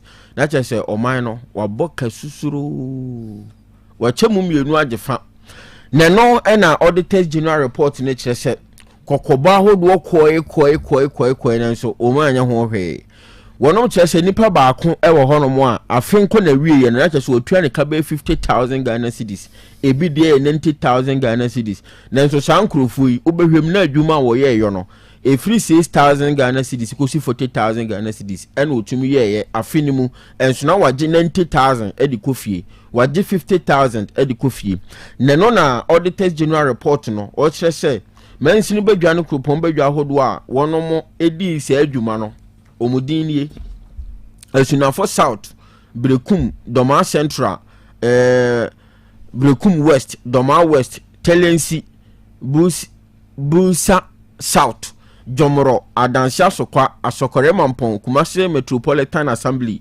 Mensia South Sub Metro Sechere Central NF Kwangoma Kumasi Metropolitan Assembly Subin Sub Metro Inshayeso Sub Metro Upper Dinchira East Agona West Ebuakwa South Awin Efijakwabre South Ahafuano North Ahafuano South East NF Amanse Central Honom Bosomtwe Otafo Swame Awutu Senya Twifo Hemai Lower Dinchira Fantiakwa South Upper West Achem Chirepone Pandai Gushegu Garu Amenfi West Sehwiyoso Twifo Atimokwa Asenfosu Asen South Agona East Esikuma Odoben Brakwa Infantimai Ajumako Ajumako Enyan Isian Yolo Krobo Ebuakwa North Enafi Etiwa West Ayensu Ano Kwawu East Kasana Nankana Kasena Nankana Bongo Boko West Namdom Bebiani anwa so bekwai Dwaboso Bia East Sehwia Kontomra Upper Dinchira West Ebuakwa Asebu Kwaman Kese Efutu Ensanwam Aduajiri Suhum Afeja to South Ketu South Pandu Shama Anafe Swamai Weye Krupone Nkrunkuma Bedwa Hodwa Wonom Abuama o my Ghana Aboka 22.4 million Ghana cedi the 12 my foka wonom kwagigi sikamra 10.26 million Ghana cedis enti asemisa ne se sika no omo kwagigi ya de omunya ya ene 10.26 na se wadije gumbutum. Okay, so 163 revenue collectors at 31 assemblies were paid 3.4 million Ghana cedis in salaries, but mobilized 1.6 million, resulting in a shortfall of 1.4 million Ghana cedi. Trend continued 2022-2023. 22 collectors and 13 assemblies respectively, 50 to 5 points. Okay. Very interesting conversation. Yeah, okay. Yeah, all right.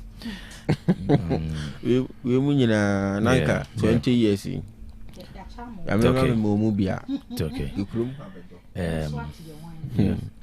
National service personnel questioned 60 Ghana cedi monthly deduction from allowances for purported capacity building program without consultation.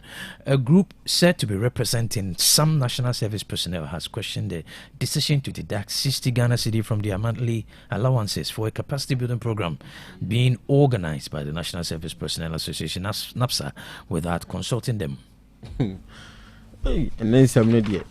National Service Personnel Association NASPA ke na omo edi jumabi omo so money kubi anase jumakubi of friends Zeus Alas Limited akan boom na we no entity no the National Service Personnel on the firm enti afia wo so maban no enko na we ye no na omo de wa fantiti bi mu so eno so bebo amu atumi anya adwuma ayo na saa ntiti adwumadi a wonom edi ye no 60 Ghana cedis wonom atete de free wona wo so maban no akatuem na no ene kubi a wo frɛ won ho sɛ Concerned National Service Personnel Association of Ghana wo mo bo fu den no aba bonten na wo ka ne sɛ wontumi nti wo musika wa abere wo nim ho hwe onfa nkyeremu bi a ma wo mo na ombe hu anse sika no yate de afrim na sika na nkasa kra no eye dodo san a 60 Ghana cedis mo san tete de afrimu enti omu won semisa bi a National Service Personnel Association o mompanimfo wo momra meyi wo ma no de di kan wo mo peso mu hu emra kora ma wo mo kwan se wo betumi atete se sika no de afiri wo makatuam eno da nkyene a wona wo so maban wo man Ghana nyina watete wo mu 60 cedis no wo peso mu hu sika dodo a wo mo benya na etoso miensa saa Zeus Atlas Limited a wo mu yi ne se wo no ena emefa National Service Personnel no fa sa antetie ni mu no edie be nti na saa company no ena omu yi wo mo se capacity building program no wonom ana emra meye enti Concerned National Service Personnel Association of Ghana omu bu afu nyina ne sempanifo meyi sanse misam yensanya no na saa 60 Ghana cedis omu te ya wonom nim ho hwe enkomodie bia nkoso eno ane se yate de firi musika mu no omoto omo ho ase a enyeye. Okay, man allegedly lynched over 4,800 Ghana cedi theft accusation at Sabuzongo. A 27-year-old man, Yusuf Zakari, has died after he was allegedly assaulted by a group of residents at Sabuzongo in the Sokoremampong municipality of the Ashanti region over accusations of theft. Wabro krachi bia kuno. Emfinshia duonon son wenya 27 years, Yusuf Zakari. Na ke amane boni chire mu se Sabunzongo he ya Sokoremampong kropon mu na ewo yachi he ya na wonom chire se sika bia yira 4,800 tete 48 million na no mo chire se Yusuf Zakaria yi wona ne yonko bi efe ne baba damu wo msusu se sankrofo mienu ena sika na kodu wo mo ho enti ewom ho eni ye ho na bufu aba ma dane mabo wonoma brokrache Yusuf carpenteri 27 years ya ma watopiti abusuan ba mu omde ne ko manhia apomodi adwuma efo chese empani ho a mo de krache no beto so nto mo fa ne ko konfa no che kodu konfa no che aban asabia na che se krache no waye nyame dia enti mprempren e kasa posifo aboma ma wa kire krache ba ko a wo bo ma hwehwemu ahodo akoso na ma ne bo no kire se nipa nkunu bi a wo ka ho ya wono mo ebru receive enam so mo ato na nanom wonse de no wono mo adwane interposi for pomo den enti receive mu ne so de konfa no chamba ya sabia honom ne sha empanifo be pai no hunu adekore nam so a krache no wato na nanom e wonse de nti ye de kro no ato obi so ya bono amo ato na nanom wonse do. Okay, yina aro Samson fa omemo ha trends in sina ye mwabo ya honko amanone. Na quickly mamenko your Facebook community no one I will join here na ye acknowledge your presence omudwumadi no boa ema ye tre yakoba mu the social media no nana prempe was good morning KOB. Nana, very good morning to you. Ahinka Alice was good morning KOB. And your crew watching you live at the dancing of Sodria. It is deadly. The Lord then, if it is deadly, then the Lord then should cut across. Great show ever. Emmanuel Nazen was watching you live inside South Ridge Central behind Nat Hall. It was a greetings to you and your team. Virgin Chain Mensa was watching you live from Akrokeri. Asari George was good morning family. I'm listening to you live from Agrika Buraso, the CEO of Mr. Sari Construction Windows and Design. Emmanuel Amankwa Odefri Kontumre Ibrahim Mosi Kyobi, good morning. We thank God for another beautiful Tuesday morning. Greetings to Joseph Bio, Paseti Anafe, my wife Comfort Amankwa Buakwa Flex J, aka Grandpa Amakum. As a chairman, want to me 20 years imprisonment with hard labor should be considered with all due respect. Good morning. In simple language, Befi Bantama, as a chairman, want to me has been jailed for 20 years, not sacking galamsees on his land, even though they operated without his permission and knowledge. May prosperity be kind to us all. Okay, Starboy was watching you live and clear at Mim Airport, Otec FM News, Papa. Wasco G was a good morning to you and your hardworking crew. Kobe, I'm watching you live from Sokoban. Fantastic show. By all standards, keep it up. Kwame Fosu, the free in Achuma Boko Abotanso. Was a tango for another beautiful Thursday morning. Won't to miss judgment, though, is very sad. But this is the way to go. And this judgment must cut across and should be a lesson to everybody. Benji, or different fancy fair, we are really enjoying the show. Keep up the good work. All right, waiting 1 hour journey with Facebook handle also. For police arrest 5 over alleged land guard and armed robbery activities. Activities in payments. We the Ghana here.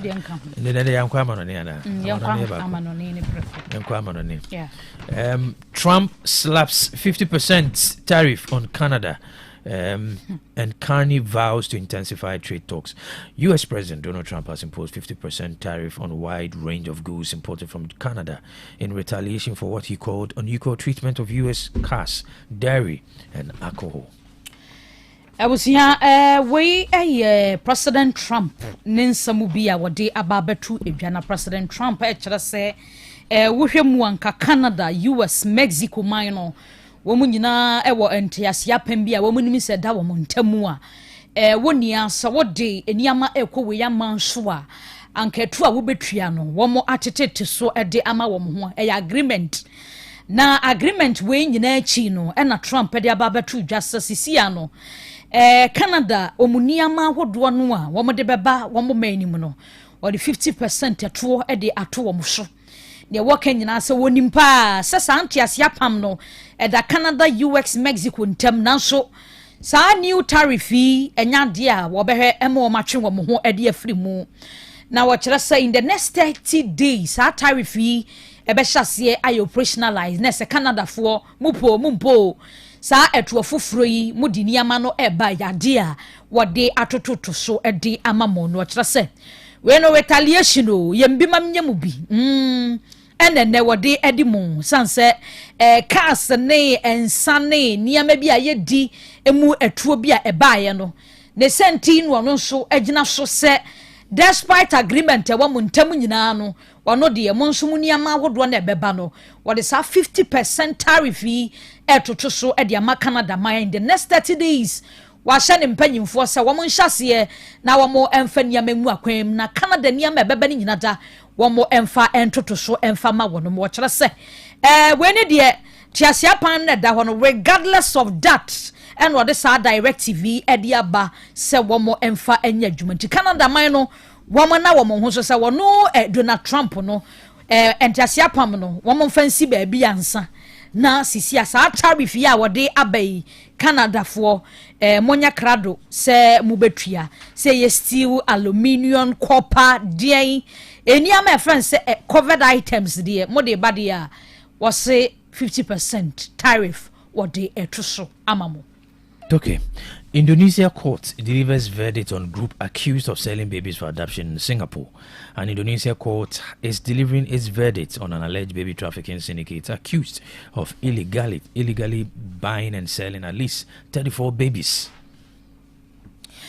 Abusia yakwa kopiembu ewo Indonesia na yakopiembu ewo ho a court akwasetena emi ahye se enkrofobia yom ho gang na gangi yesu se maame a wodi anim no wo mfie ba duoso 70 years wamo echeche enkwada na yaboabo no akwa koton na wamo kire se wamo fri Indonesia na wamaduadue mu anom de nkwada na akwa kopiem ewo Singapore in the year 2023 ever see 2025 de yesa adwuma wamo ya no nkwada chie ne nkwada ton de wamo ya no na sabre ya yekasai maami a wodi won mano no ye kire se won na ye gang leader ye jense ring leader no NCC nipa be edu enkono eka ne ho 19 NCC afiti epo no ya hyase edi wo mo nsam na chia trial ne gusu ada ekoso na sabre ya yekasai sa enkrofo ya ye de om ho nsam atodwa yi enkwadache ene ne ton fit Indonesia ene Singapore de wono ya ne kire se enkwada ya wo ya motofoa be 34 ene esisu se wo mo atumi ache wonom ne kire se 12 no ye believe se wo mo ebe wa Singapore ye de o madukura dadada womo yue mu an womo hu se de ekoso ho child trafficking no eni ya yenyan ena akwada we ye wo no ye hu no wayera ne sansense mo Indonesia no akoso ohun awofo bebre na complaini womo nkwada ebe bi asre kura no yesa awofo bi kura ne ye one no ma ade nkwada ne kura ba ye kwakwa akoton nkwada ne de akwakwa jiska lanu na Indonesia man na hwehwe mu a akwakwa hu se maami nya no kwa na ye adwuma no wo ba kenanka ayi abrewa 70 years de nya de obetumi aye adwuma no no kwa ya enye ye ne santi wo mu duedue makwa chi ebi no ma wo mo so eka wo ne chese first batch no verdict na eba ye no emanum yesusu se ye chenkwada ne ba wo nom ye caregivers enti ye de nkwada ne bre wonom na sa manumi wo ma hwe nkwada no ma wo mo aduane adwade wonom de o ma tena fie sa nkrofo yi ya sentence wo mo emfie no miensa ene abosome enan wuwie eno a ema be mienu wo mo nso ye kire se wo ma kwakwa mo nso agent ene wo mo ye sa adwuman sa agent fo yi nso no emfie miensa ene abosome no enan wo mo nso kwakwa kodem ne ye kire se nkofo bebre no a wo ho no ma wo mo ye ring leaders e wo sa asemi emu a wo mo de emfie nsia eni abosome no enson eni ebubu ye no ye de ema wo mu ni nyina mu no ye de atodwa ya wo mo kire se sa maami ya won de wonya 6 months 6 years 7 months no wo yo obi a boni kase odi ye nyina se ye kochichi nkwada ne de omo ba send the birth set say ye den na wa forge documents said ya ma akwada no to be hwe akwada na chia jira ne de akwada na dwane de ne ko nti ono de documentations ahodo nyina wonu odi mu ntintimai e forge document de ma maami ene ni gang no no de akwada na dwane ono so yakwa akwache na emra no e kire se mfie nsia ene abosom nson ene de ma no case no we ye first face wo mo de aba no verdict ni gusu ada ekoso enti first batch no wo mo de abani nie batches no nkakran mo do asunti ye de yo mo de no nkakran wo mo ba ye no de di kan no wo mo atemwo de nie ye de ni be de akire na wo mo de aka e wo case mu Indonesia man no emu no de court beka no yatumi e de ababa besum. All right, yenyina Indonesia ehon sensemina yemfa Nyansapo trends no en siase ntino Yenji Yabuafo and Krato na Soya Sne Mano Pay Timmy Boboa Nyansapo Trent na Yadivasumi teacher Osbel and ne Wonaka.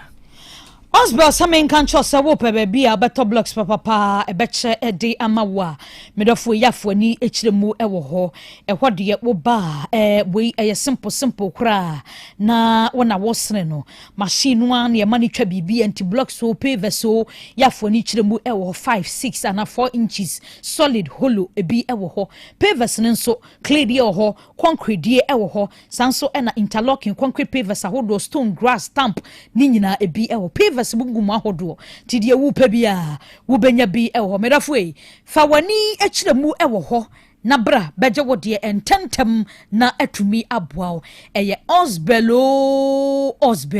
e wane wo se wo de wani ekomedafo quarry das abosam kasam jatasment ne yamani kum tinia kase we eye bu ajama a chinchini bra beje wo de kase ne wo wudu kase a nanu mezami foda na wo ye ne ne hwani mu bonse signboard ni si ho e ho ne ye kama papa eniama papa ene ye dre ema wo mesrawo fra homa ye Opasoni teacher Osbel Kasa, wa manone wa Ghana, how ya former ya contractor, ankra we ya down ho adwuma, bra 0244 377 612 and 0244 043 805. Ejabaji wari samen kancho se had a go diamond wobenya bi e wo ho medofo e aha no ekoyie papa promise engagement wedding rings ahuduri nyinada e bi e wo ho fancy rings no necklace no e ma de to ye kom ye nan ya sene enkwadade awo mo no yenya set ma wo mo e ma set ni nyino be de ama no atwuro de agusu kama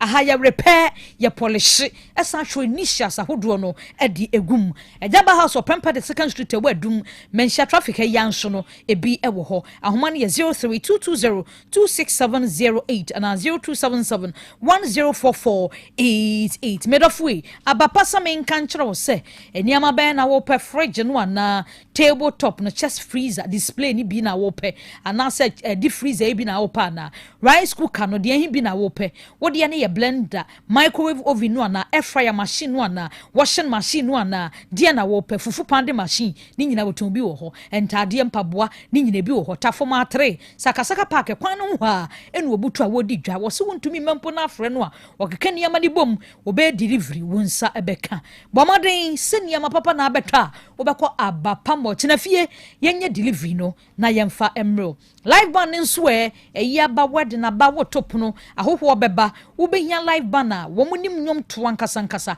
machines ni sum wodade a Hepa Plus live band na ye kamfo ahoma ne 0593 386 133 and 0593 391 848 na fearsome train no Hepa Plus V and in the plasmos medofo wunya bia bebo apa o we na bebo ma general wobi no akoyie ebesipi esita ede amount etidi yade malaria no ebeba typhoid no ebeba honam ba bia twetwen wo infections ahodo ni nyina ebekọ ema ho ato medofo e ye fearsome train eno na mekanfo ede amount no edie enye na nsu ho ntopa ye ho ba bia tonto bibiro ni abrafuduro bia bodino na kokwajo die ahoma ne 0542778572 and 0542807907 na 0591367898 Dr. Eben Akasa Tonima Steel Complex Limited aswe ne ekro edansi hu ne oma de papa na wono moton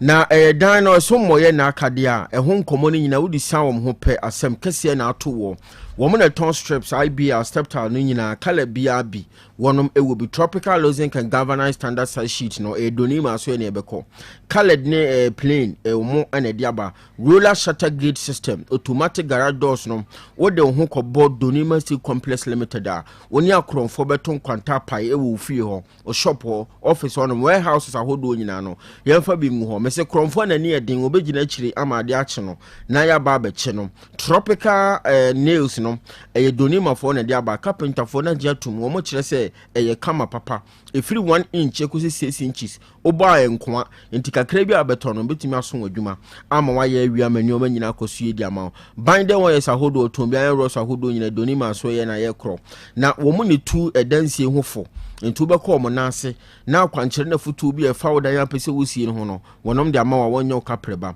edansie na so moye na aka no wo kire se obetumi aba na no ma betena so wa ye hyehyɛ de ama wo na afi kontam watua na waboso ediama boss people product no man dey aba adwaman so wa hu ni die wa hu siesie ebewie mu die na wie pera e boss people product Adonima Steel Complex Limited empany for the aba adwaman so no o person no moto kesa o matena e kese no e wokumase ha asafo YF Junction wone Ghana Revenue Authority no ana eben e wo ho na udru Tamela Canville King David Junction abehu no Accra Cantonment wo ben GBC Bank tachima wenchi kwantempone so kenten na ya domwache efi honom na wo Donima Steel Complex Limited ma homa no 0244 126625 and 0540 101555 Amansia Community Bank PLC bebo atoto sikasem sika korabia kese o manga na mu oba ya cha wagedin waboa nipa bebre entu nso betumi do ho akobowom na wonom aboawo 1983 ano mu from dwumadi ase emfinhia aduanan ni akira asem bia ma wo hoda enti savings account current account so account fixed deposit account ene wonom nkoto kese onti bibia ase so obekirem ansa na wabi account no de amawo amo ohuna na mo esefata na wutuo na commercial loan ahodo obema bi commercial overdraft salary loans ahodo oye wankasa odwuma na so oye abanyadwuma pensioners loan wo ho omo sanso e wo top up simiso wajibi dedi kan anso odwumadi a obesa di bia piwo so microfinance loan ahodo akuafo nkoso wosena na makuafo nyina momra magibi momfa nkɔhye modwumadi ahodo no matwane bafu anya mfaso no bafu flexi cash loans ni nyina wo bi funeral loans ahodo ye na ba empanifo se bra no mu nyina nka mum na monya yi no mu wia matuo mka mafa momfaso asɔre mpuntu loan nso e wo horo ma we no wode man sɔre no nko a se mu hia mfidi ahodo mu hia sɔre dan mo betum no mato kese no aboa mo sa kwan so susu loan nso wo ho ne wote ato honom 5 cities 10 cities 20 cities dabia no obehwe ho na wode aba obosi ama nso onya bi da kodi dwuma na ensihu ahodo a wo sa sika ahodo nyina ho no yade e wo fom entuji bia bebo apa ama dwumadi a wodie no ukombe harawo mbetumi atua na basahare so na watoa dwumadi so na enioma akoso ye di ama banking digital banking services ahodo ni nyina wo ye abefo kwane ye faso eyiska wo moye ni nyina bi say ye ATM services Ghana Pay mobile money switch USSD ni nyina na wo man Ghana mu so ba bia obi abetum no mato kese iTrans eno odidi dwuma sanso ena de hye wo akwantuo mu Unity Link Western Union ni nyina wo ye bi antoa kromu ana o matena ye kese no ewo manso kwanta odi dwuma firi ho manso dubia watena ho manso data no ho nso saa uduru asante bekwaya oben post office wo anwan kwanta kumase oboase kwantempon ne so omo atena ye ne bi ewo ho akokari college of education no wo mo obi ho no Roman Hill oben Kote station ho no mo pe sanso ena sim cars school ho ahojo Achenga Junction abehu no nom Santas Opokuari school ho no mo a ena atena ye no wodu sofoline so a obehu wonom ewo sofoline ba bia ehyan no ejinagina no a wo ma homa na 0247 200013 and 0501 646414 Otec School of Journalism and Communication Studies sukuu pon ewa Santamanta mimu a wotete ntwerefo finhyam yinu no be fantitiem wone naptest na aka bomu Ghana Education Service na mom green light into dwumadi omudie no sombo edimu oba begentete afiri ho no mo a oba begense ntwere ni mapa obeye adwuma no waye ni ye diploma in journalism and media studies ya bodin krata finhyam yinu ntete awie no wade ma wo ensentre dwuma nkrabata hodo nyina say ni super reporting broadcast journalism media law and ethics public relations marketing communication skills investigative journalism blogging and vlogging graphic design any aka nyina wodo be fa ho ntiti wasi so when atwere sesi so na atwere 3 passes core any elective subjects no A level for nyina so 3 passes mature student 25 years de cro awaiting results for nyina kwanya wo ho ba bia betena agen hyehyeye no anase won tete ne mpanyimfo ahyehye ho bibia dada entu benya ba bia tena na wasua wade Otec fie ha na school ni wo enkomo no mu dia aka mu bia no frem mpanyimfo 0547 02438230005 and 0243842007. Na adwuma bi apae enti ote yen kan na watie ni ye. Ehia ma wo ebehia ma wo fa ase be obabi numbers ne de tudwa no afa ato ho. Kofi Job Construction Firm was say yen kan kire wo se ope adwumayefo ebiti se tipper truck driver, ope grader operator, ope bulldozer operator, ope concrete mixing machine operator, and a roller operators. Enti saa nyoma ya bobosu tipper truck, grader, bulldozer, concrete mixing machine no na fe roller no. Se wutumi edi bia di dwuma o se bra no mo adwuma nyo. Akatua ni hye opportunities bebre nso ane wo mu. Enti ube free general manager Leslie ewa homa yi so 0246 421843 0246 421843 and 0534 796506 0534 796506 and also 0544 213121 0544 213121 Nekope Jumani B. Ayo. Setting the trends that others can only follow. Otec 102.9 FM, the pride of Ashanti. Nyansapo. Nyansapo.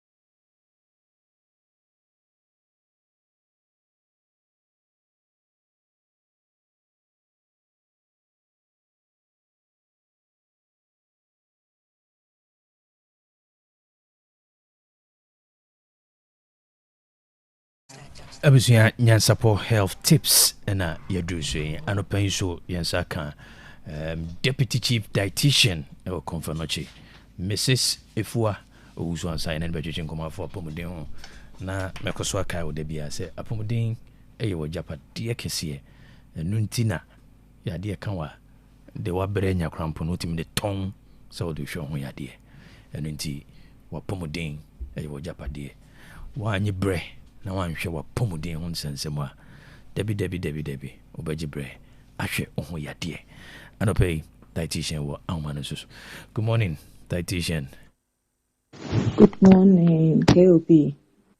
But ya drum activities na do so nyame adom nyame so ma ya honden de bia se etimi aye adwumadi ode ahye yensa na nyame dwuma ye ndra me ma me baako efreye na okase nhyira odi hyira ye no omunjaida ombeto aso emigidi se na yenim se obi dumi obi a ebem no saa so na obi hyira obi so a ebem ewo ne nkwandemo ne na sefo nyina ebem ntike obi nyame hyiamo edumadi a mo ye na oma Otec FM yini enye kese na the foundational programs anyame de share mo nsano munja into ho na mubeto aso aboa amanfo michie omomutie na mekasa mebudia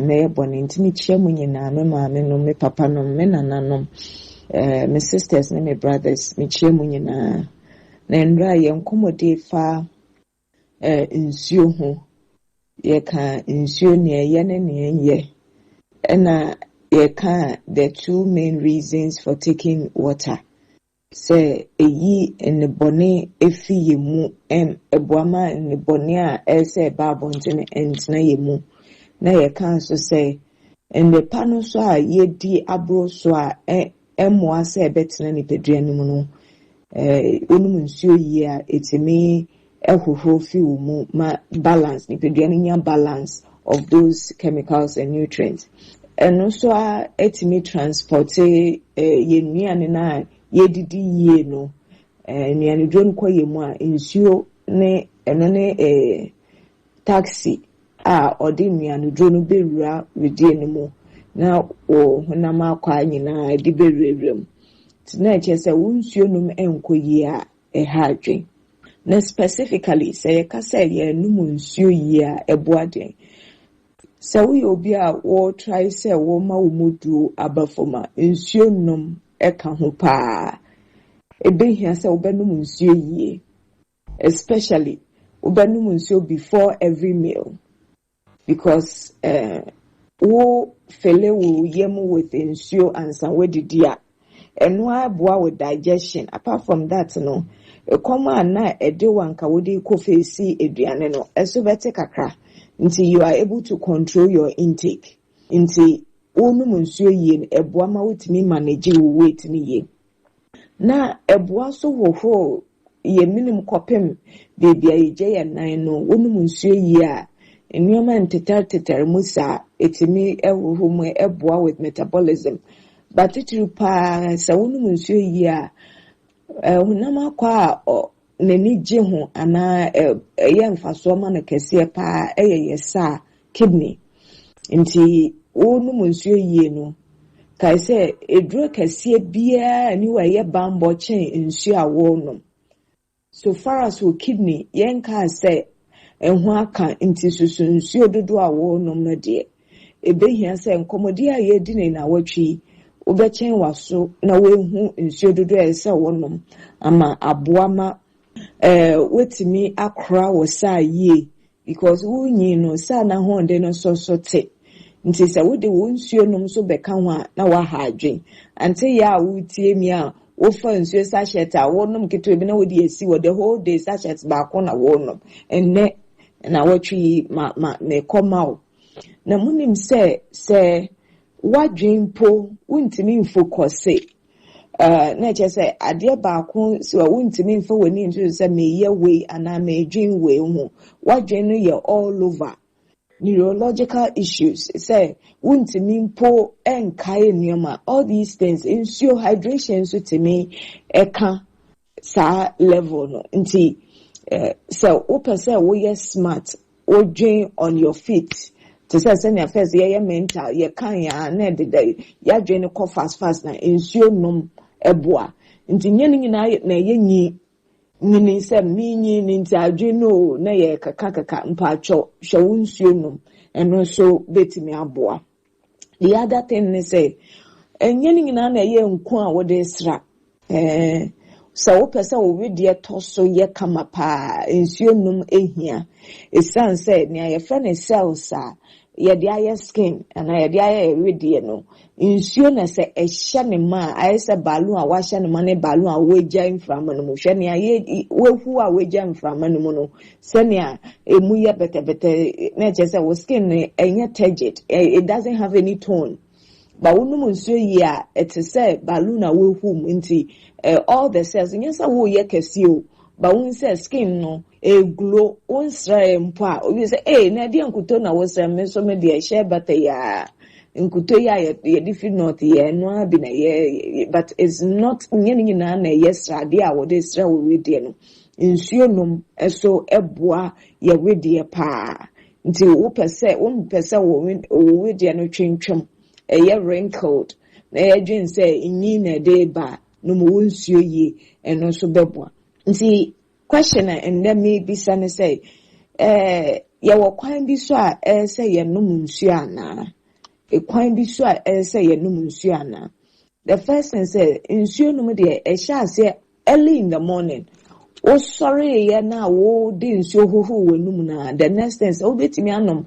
be 300 ml na che say sachet water nkito bia na obetimi anom sachet water ni na mpo a saa 500 ml na early in the morning utimi yi ba ko few mu a na che say nsuo dodo ese wonum wo saa da no what more than like 1/6 we yi bie fim nti no beboa ma nipe wetimi ameti nsuo dodo ese say wonum saa da no na ye num nsuo gona na che say watwen ma nsuo command saa dendende ti wonum a wo de power ni nyina na wo de twen nsuo no we yese pe ye de share no ya nom kakra say 500 ml metimi achembe miensa na me de esi ho the next 15-20 minutes na ma san ya fadio na me nom nti yesepe because wo brofum yese wo shante and if you push so much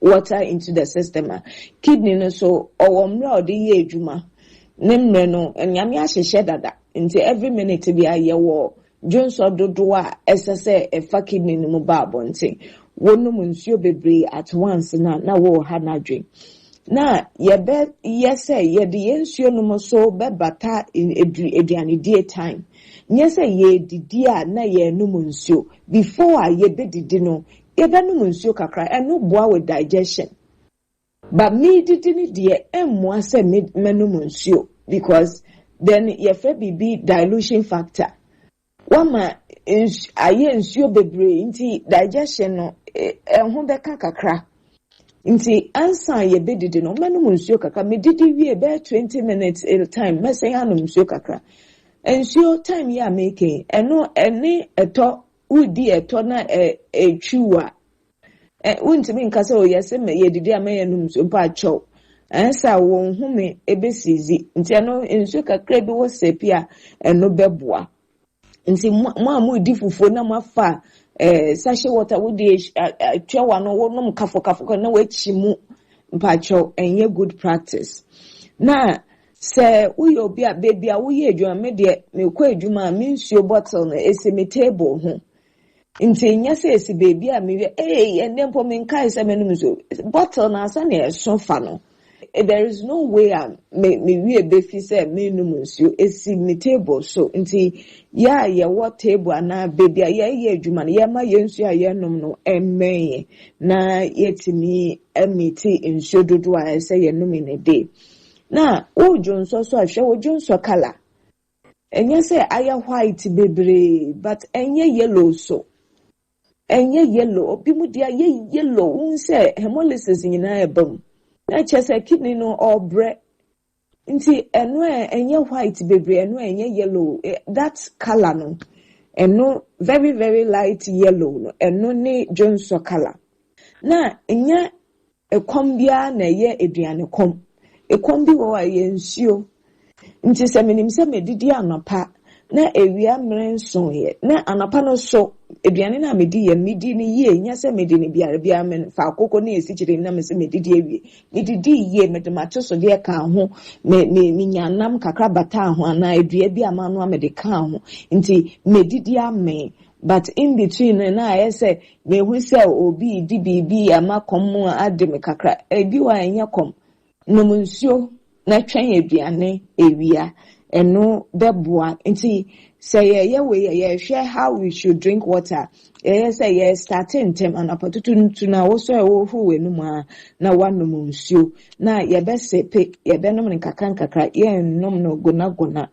na ye de ye aduane no so ye de be maache aduane die ye de be maache ye nsuo no nje menum nsuo kakra ansa medidi wi a be 20 minutes later na masan anum nsuo kakra na mehwe se mi nsuo na menum nso ebeben me ama me wi mfi se menum nsuo na mehwe se medwonso no so ne color no ya yellow very deep yellow na chese mi nsuo nom ewo fom saada no eno emwa nti se menum nsuo yie na enye kombia na eye eduane kom ebi wa ye nsuo a ese wonom na ema o sa feeling na the last na me de be kan say ye nsuo dodo na hiansa ye be nom no anopa ekwa ewia no ye kwa enwure ye kwa time ye be kwa akwada na de na ye teso because wonum nsuo yie na eye enumpo ye enwure ananadwo awokoda na eno se won na eche se ye de adepa asai adepa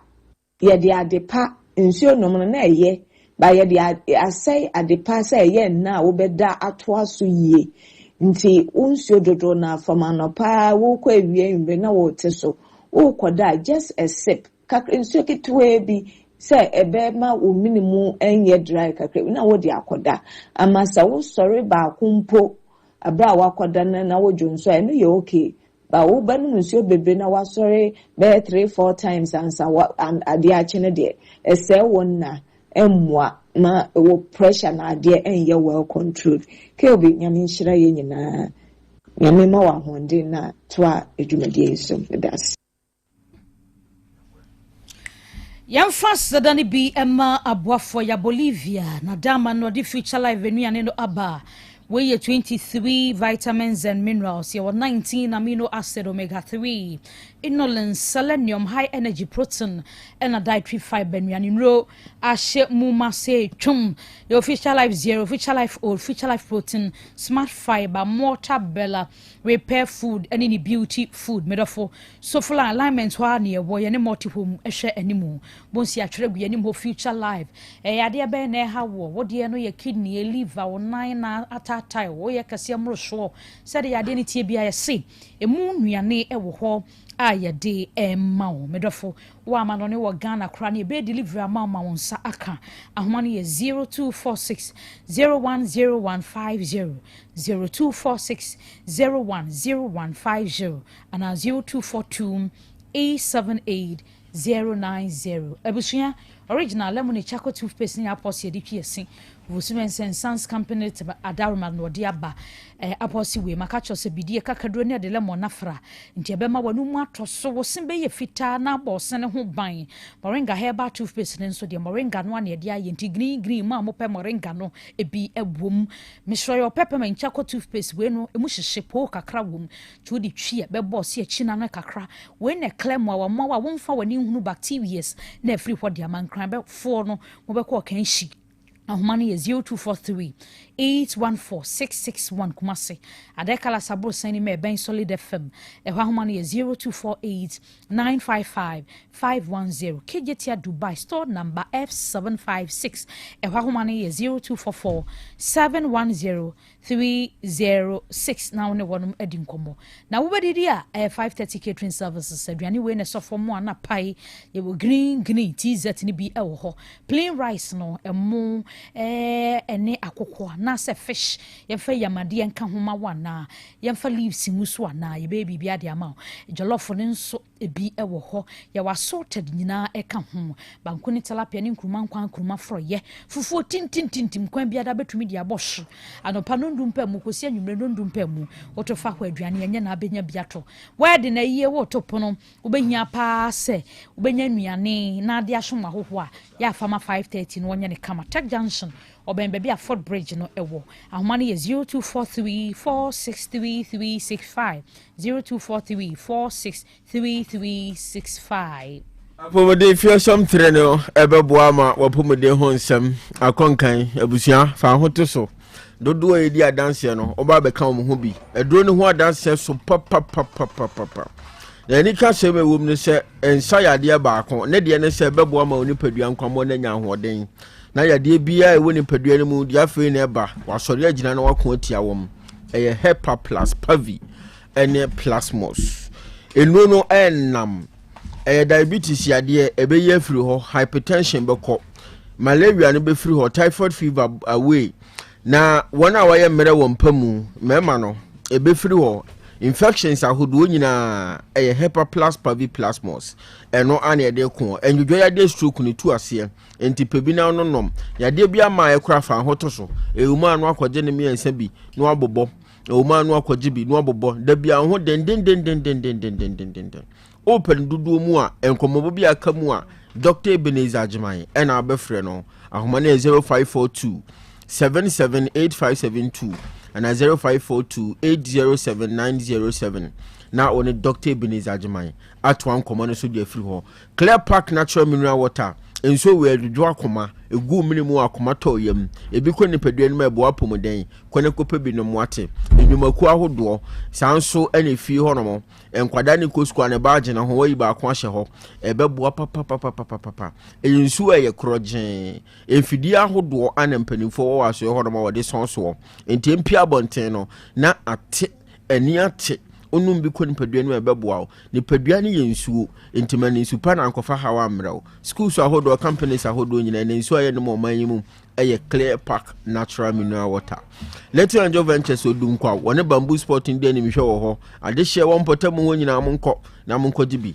Keneben Ventures ewo manso da tunnel ya ho nsu dura wonsa ebeka clear park nsu ni bi Sanmaz Royal Company Limited ne kofa bai open doduma no afro mo na trailer kura od be mawo enwumaku ahodo brano moto mo nkra wonom de beba na mo nsoma nya bi de djuma 0244 041913 and 0558 001765 eya homa ye free clear park company for faso hajja mama se yan control se wi aso di ya obenyina che enti didi ye na ni che na ennuanu ahodo ebuo ma nipadua no eche na wapomde ho nsem ekoso yi dodo na agina atosode ennuaba ene hahaya hoduom enu nti na yese ko hajja mama ho ono na akofa bia begu aso ho no ma duro bia ni so eko ni padua ma bebo anwanu ahodo a wunhia ni nyina onsa beka carrot avocado cauliflower cherries asparagus ginger grapes lemon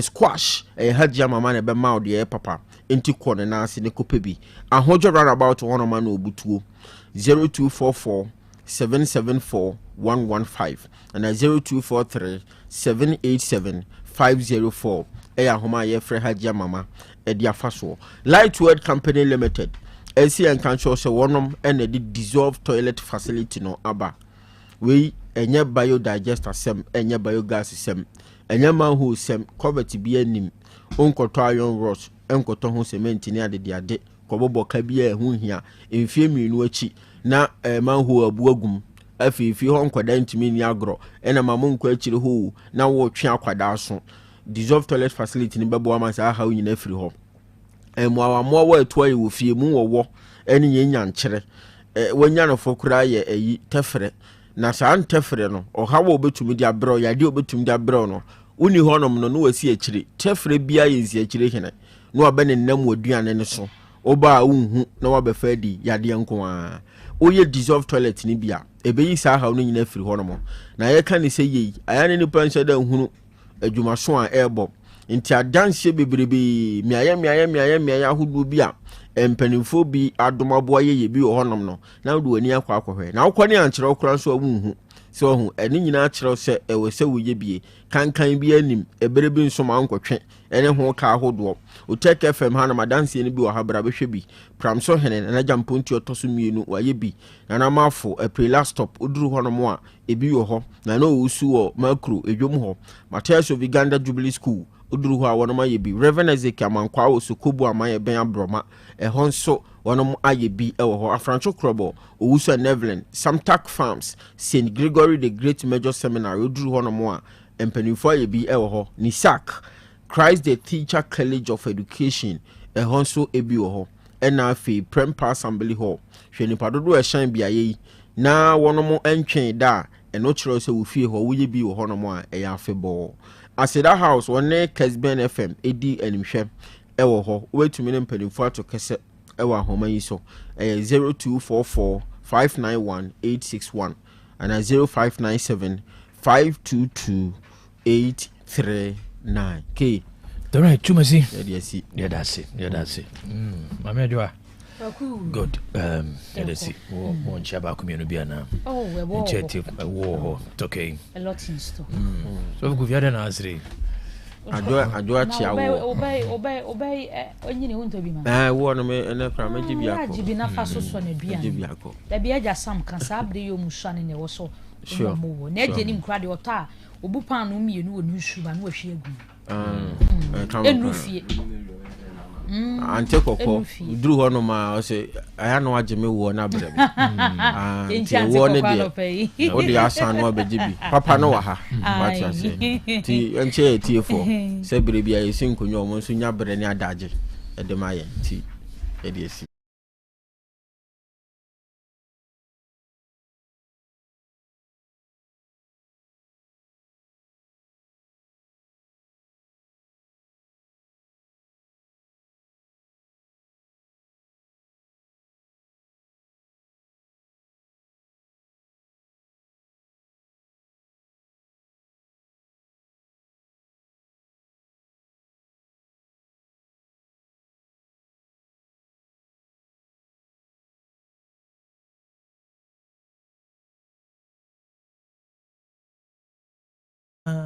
And this will be Jinan Naso. I mean, that's the same story. Abani say MPP Betiamuna ye omukunyi yomu ye say political. I mean, that's going to be the narrative. And this is so yeah, Mrano na juma, Kotu na juma. We a predictable conversation. Sa nebeko. But Osha 70 people pa Mra na juma sana and this beka MPP so and now tata omu. But law is law. The conversation is very deep. MPP Patriots, MPP Media Patriots. On phone so and this is be defenders and you know and but what is over foul defense and also be foul away also so grounds. And you know the answer is obvious. You ain't objective conversation on through WhatsApp and some the Dawson. You did 20 million. Over 20 million Ghana cedi MMDCs and as MMDs. Sika wana spend de jiji sika was spend ko jiji sika no de was spend no eche sika na wa ko jiji no ye ko ya na se bae tika ijama ni wo kemo akaya over 22 million Ghana cedi spent for over 10 million Ghana cedi and some no so this is the nation we find ourselves in. But you sukre him the paper back to the studio na inkomodie efa disua hono ye de aba ene yebusa one or two questions any doctor Barnabas Adamemfo educational lecturer used it and I've Dr. Stephen Techi planning department K University nkoma yedi nyina no the goal ne ba ko pe say betimi atoto oman wo yo de na me media oman ye be ko ye ne de bia ko ye e na chechire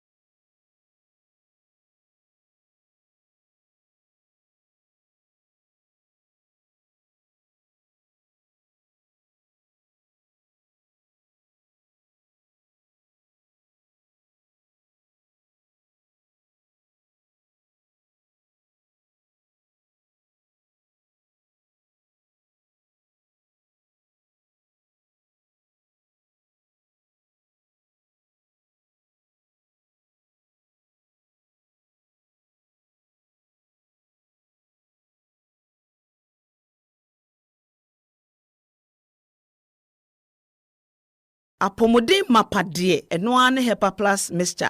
Hey, unia, Pavi, and the Plaxmox mixture no. Malaria dronana. Ane, say an answer. Ubeje the same wife, you tested positive. Ya no be no.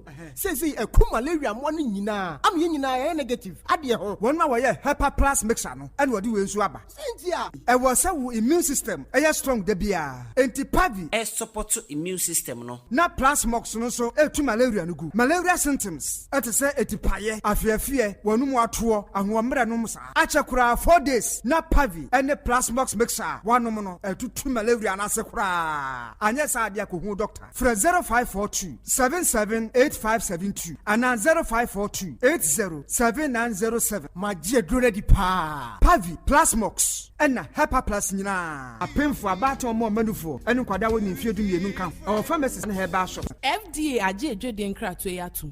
Ah, Mammy Money Juma. Udaya ye fe. Mira me da say. Na somewhere no nako. I know the anina home mame. Aha danya ya bosso fefe nyina. Eye Donima C complex ahunu say. Etoda enua ye de boya dance no. Eta hunu anase mpo emuta kwakwa. Eba saa na dan nyunu. Enti o the DSL alloying steel trusses. Enadia ye de go dance aba. Eda bia utumi di go so. Efo ena enwe na aten. Enti say o the DSL alloying steel trusses yi e go dance via. Na o di Donima NMK premium roofing sheets. Enchansen aboso aka ho. Oh, na chese adwuma na NMK premium roofing sheets enchansen a Donima dia ben. Ye o ma hodo. Ye wo NMK long span, Alozinc, and the governance, IBR, and NMK nails. Emupia so Saunisika, Donima, Emotrian kakra. When your latest producer, Donima Diaba, Abeka Dadane. Entimen Kwahe. Kwasafu, YF Johnson, Obenjiari, Anafre 0244 126625 and 0540 101 555. Donima Steel Complex, Babia at the power F no. Mame pharmacist, memoir. Hey, where be him? Wunyangu ye. Betiasi. Heba malaria draw lepequeno. No. Mame 10 cartons. Nimoja draw lepetone. And also mame 10 cartons. Na time for the draw and tarafa ready. Mame 20 cartons. Papa, adai. What's the time for ni malaria ni bium? And I say so to roton. Debi mwa tomi dada. A free mra menum lepequin. And a lepetone. Malaria na amamaye huju. Menum no when I'm joint pains, fever, tipaye, and ya warning na ko. Where dear Mama sorry for malaria the time for the how mopa mo mese kwa suadi lipiquin any lipitone one dance na malaria ha man for do time for the draw and 5 no so sa na man for di one dance o mese enye ntara 5 a anka ekutwa menso no typhoid nti eya dokutafo a wasua heba wo KNUST and aye researches ronko e di nroyi abadwa so yanto ho nchia entra na wa wo hwe ebibidro pa ne packaging edi no kwa ne kumi lipiquin lipitone any ntara 5 e wo pharmacy ni heba shop bi apemfo emma wo manufo ne nkwada wo ne fie dumie de won ka ho atufo fra 0244 827228 obi amedwe benu ma kire me nanfo se be me wedding papa bi hwering basai bia wakoto tatnya buti I don't sweet as and mama bas sometimes so amudie budia but we jam wo ka bia mama ana so be ka bia ma de wa fie kan de edukru sawo wurin so de nya papo monko ejaba jewelry e hon wodi pure gold e ya gudie bia Ejaba jewelry. Ahodia na mepe. All right. Yebeko Ejaba jewelry. Ejaba jewelry. Na wo pe pure gold. Ya ye wedding, any engagement rings, bracelets, anklets, waist chains. Asumade komade papa. Ne boda for mo ubenya. Wo ye bi e wo Ghana no aye bi nsu amono ne. Ene kire hoy. Wo Ejaba house. Adum Kumasi. Prempre second street. Mon frère 0277 10 44 88. Ene menhia wo Ejaba family house. Menhia traffic light. Mon frère 0277 40 44 88. Website www.ejabajewelry.com and email info@ejabajewelry.com. Ejaba Jewelry. A good day papa fee no. Miss Chania the Sahaba capsules. Madam Sieni. Hey, and to what in Japan and what's the said to Sahaba? What is Sasa? Mandia, wouldn't be.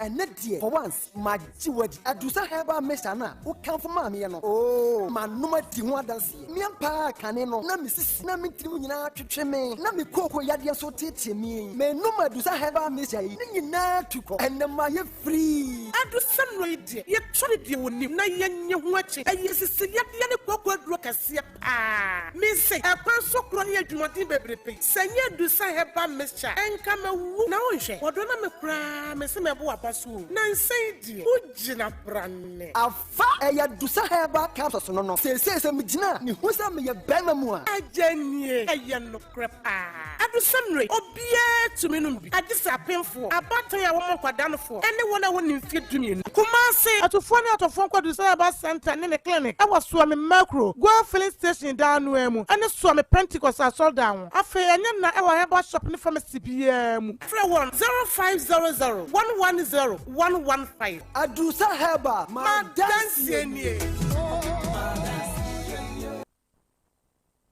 Abuzia mami mo akwa babiem embra Nyansapo discussion segment ne benada nsem no edoso ebesi nkonya na yedi honkomo na osuso no watibi mami kai wo say the Palon medicinals new kwa waso ya cinema no pe yede Nyansapo discussion segment ni bro no so we bema na umema sem kofom odi bonia sisi anu waje mu a wo hia happy man vs eno a system meal nsuo nunum bi na umema sem nyina brane premature ejaculation wa emre ompem odi bonia sisi anu waje mu nunum bi sexual weakness and afi unse onkwamo na emre oni oba hia mu se de ya eba entimi mfiri mu ma se wo hwe na bibia de di se onkwamo na emre nunum happy man vs system meal nsuo onunum bia ebeboa na sisi onama omema sem no agina yi wato din I for men enter 5 mixture and so adaso odwaso typhoid fever nkwamwa no mekere salmonella typhi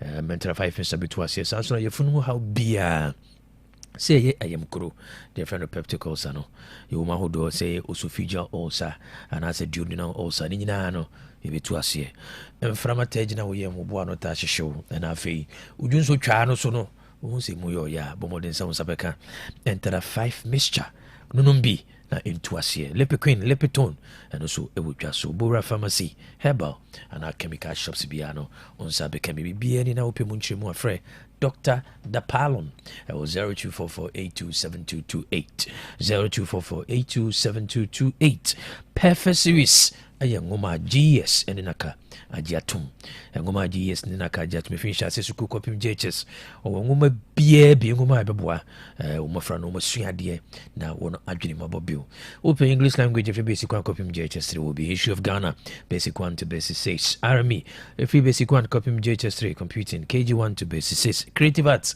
the free basic one copy basic science and a mass nina no perfect series ngoma no and I come for them out open chassis su ngoma ni be free one copy KG2 numeracy language and literacy creative arts furnace computing coloring and writing perfect series ngoma no and Samsung JHS basic 7 copy basic 9 open English language social studies science RME computing and career technology bomodin sounds abeka perfect series we nyina chi no wato ne boase waye mock exams terminal exams and midterm exams waye ne said so many city pe we ewade adesuafo ene achechefo momudi kan siesi wo mo ho wo mo so mo ho de hwe ansa na nso hwe no adu so no du ha watimi atwro atwa ne Kumase wo pochira kwan wo aputuja oben station and grind dance man first stop wa no wo so perfect series ngoma na bora bookshop bi o memu ha afana nyina odu abusa perfect series on sabe kemi so wo bookshop na o pebi akoton ana se wo suku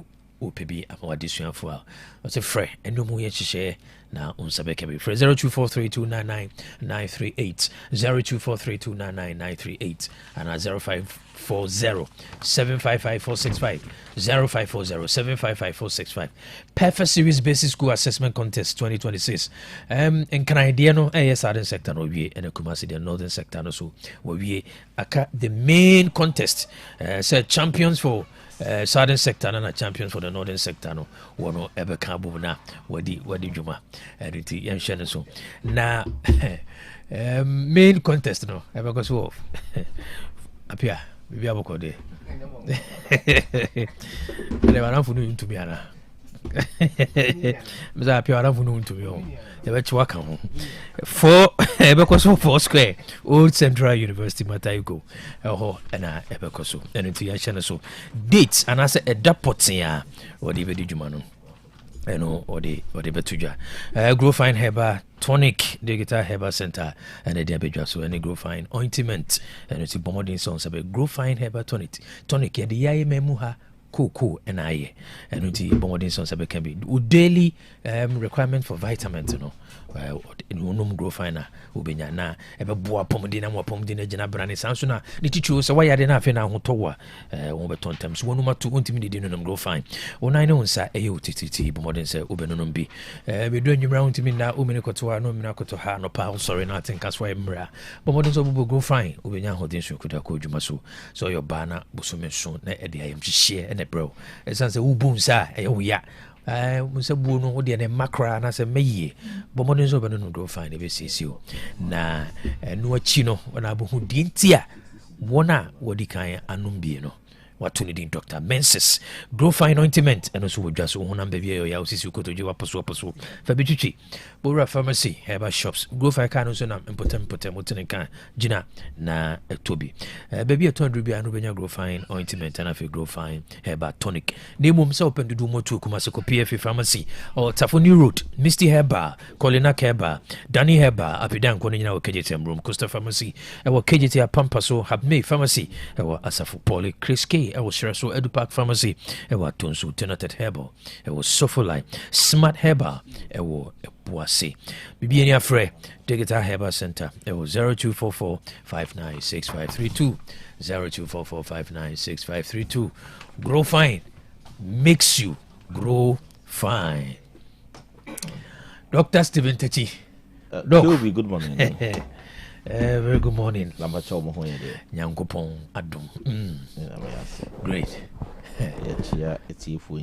Last Sunday when a visitor no fix ya dear with me fee. Okay. And you hear my voice, I don't say Dr. Techini, I say I don't know so meet you take wow. Intimation the boss said no me ba matchia don't that's good.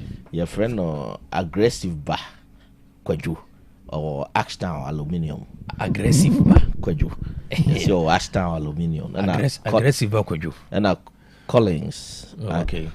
And also Ahinside Estate. The okay. Aluminium. I'm be fix here they come mama. The skill and innovation of the Ghanaian. Instead the biamka say na me papa nti I'm attracted to one which media monster. And I think that is where the topic is going. Yeah. Mr. Ghana no. If one went di baba and cabrofwa within less than 30 minutes, no more fix it. And we share the quality. This is something you bit more produce a cotton will be member but here because we spent hours discussing English, talking about English, learning English, which is important. Yeah. But on more yadi and such judgment on the build the economy. Okay. And I think saying the aggressive backwajo and Bushafu Michia Collins also for the good work they did, flawless. Who said that a dear fair effort, and I think said near bed discuss. Say on mine your source of poverty near my yimbu. Okay, there was a yibuno yimbu, and he made me with my weakness. How I appreciate there may be public meeting inside, kill me to me, and not much. Okay, but Miss Media. What they meet my but this year building a system where they are totally neglected. And I think so one of the things and I make cartoon discussion is me papa cartoon was and be obey mechanical engineering now be practice Ghana there my way after 34 years as a technician with university that was a small cartoon and it even influenced my decisions in science. Apart from Saddam Robojano, it influenced Okato. So Ghana at that time, that is, he will be 90 years September. Kato, no kuta man 9. Send a baby mechanical engineering. So better now my way, more my way. Because we are not building systems. I don't know who said I'm more car back commander sugar factory. We've decided to create poverty for the people. You can't show other politicians will. But you shouldn't forget a day of reckoning will come. Yet to international your taxes. Namu nyo mine sika basa. 35. And now me tea news with my wife. No, now you more discuss the pride they can sanitary pad. I distribute. But you mean in a raho.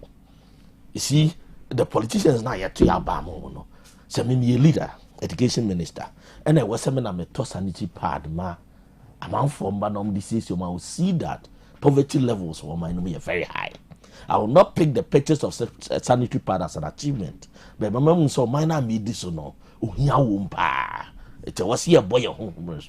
This is sanitary pad. And no achievement. See a manufacturer I don't know, Kilby. Okano be worthful. But I no pay a tier for it calls for reflection. Say in Sanu Juma no more Kilby was a picture.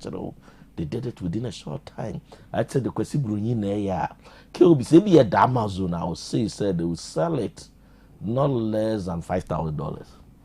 Kilby, that is the market we should be targeting. It's an also a discourse. In that smart say me a beneficiary of university education. Me a university lecturer. Also my advocate for technical education because and wealth creation. And wealth creation. It's a topic in so. But BBB is young, and I want you with your august seat and no voice joining. Okay. Kilby say I feel your far your Melbourne say Omonia National Service. Okay. Like Kilby as we speak now, me no. Say be a meet my boo tech krada that appear be teaching assistants at Juma pa omo ye. Say be a metie me B office will be hermeti. Na sisi aye ka say kora no. Ubusa university bia lecturers dodo aye hia no. Aban ntimi fa. Enti over KNUST say ya professors need be pension, but there is still embargo on public service employment. Enti fa lecturers. It could be to interest you to know say weekend Saturday Sunday in an amateur there. The America question say minimum they appreciate service personnel now. Or money on many on my they work from morning to even but send BSc and Kilby we should all have an interest. Say you see capacity building be for the next 3 months. Your service personnel will be 60 cities. 3 months. They are a total of 70,000. They are a total of 70,000. So, multiply is casting. But you be a musicano, the channel pay many a brain say, or musicano, yes, say. You will. Doc, we dear Mr. Bite, no.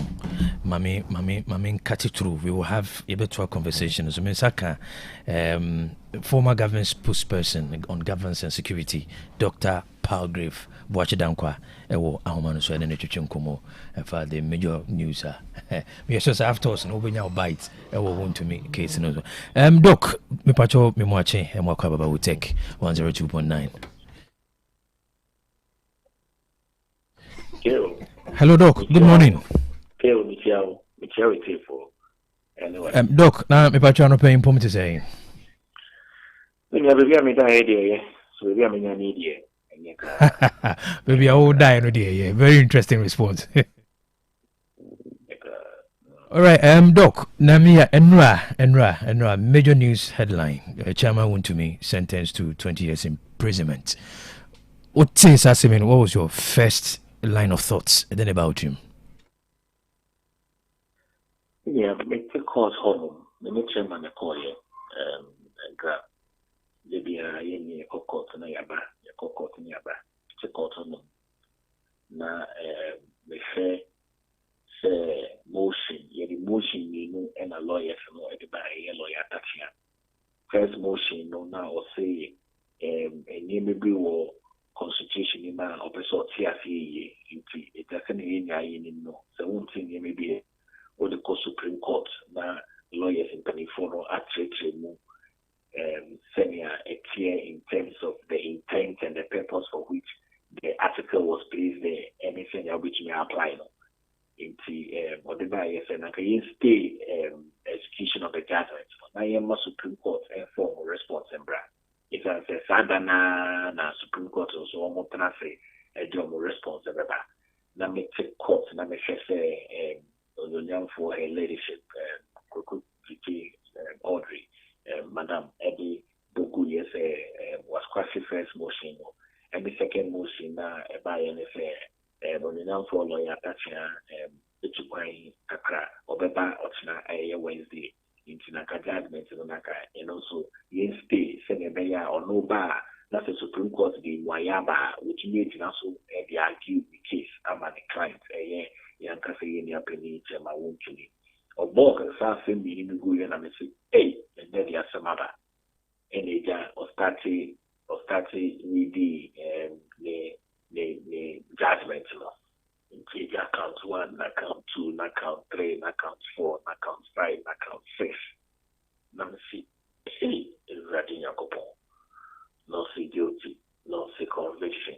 I feel your sentence here. No see, hey, no can 20 years, and see, hey.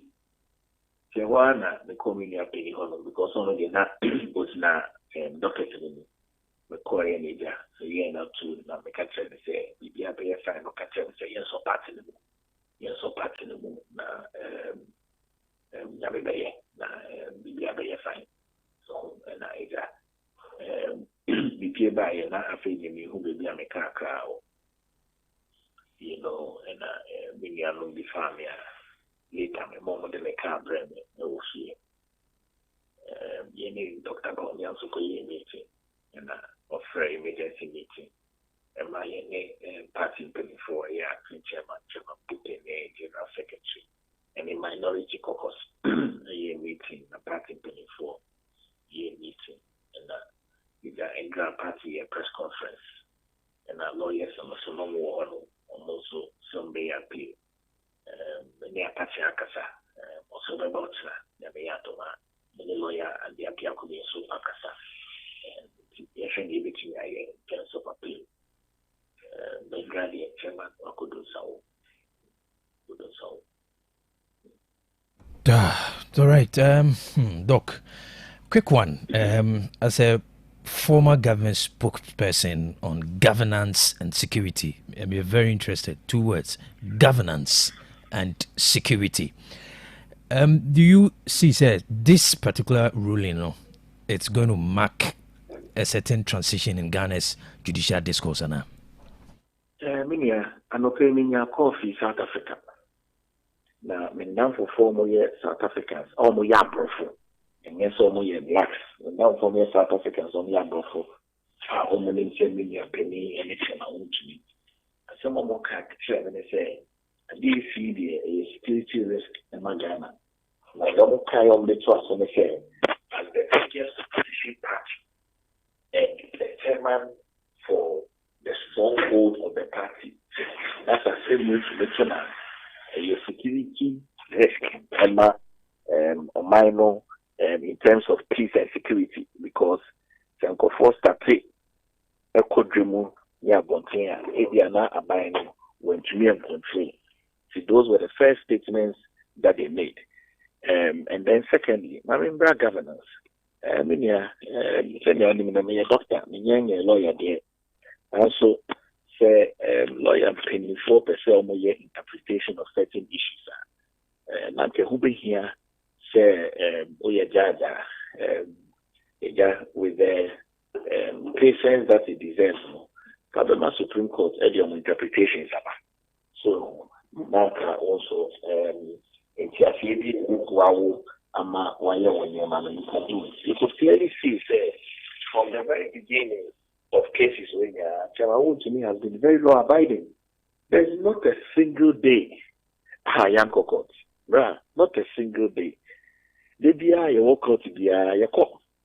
Say you will Kumasi cry, you be jai na yefi Kumasi Abakra, it's and say you court. So Yakoko regions be near your campaign cry, you be jai Nayaba, because you see your court. Because we are law abiding citizens. It didn't say in Brown also no baby I say Saturday is here the king. On the better. So you know, for governance, I mean yourself say Galamsey, as I say to you, you say go for big so moyidi. Mono they are raw fact evidence. It is abiding per se Ghana to me calling They should start cleaning from their own house. So if you start cleaning from your own house, because there's no way I will be a war concession. As I say, how the court will say, "Oh, illegal mining." I mean, there's no really on what which me that to say I do already naka so because who krata who to me say who to me aye bibi ama enyema yi na yes what they go for boni akwa to us say nyema it's preposterous but yes in radio so be no who be too much kwan.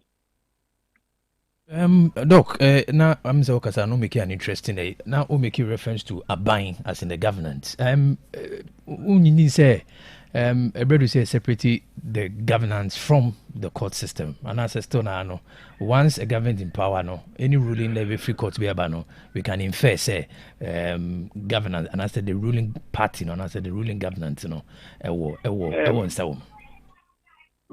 be fair, the constitution now you want to say a review kakra by 92 constitution now you crano it will be a lot of power in terms of executive governance to the leader of government, which is the president.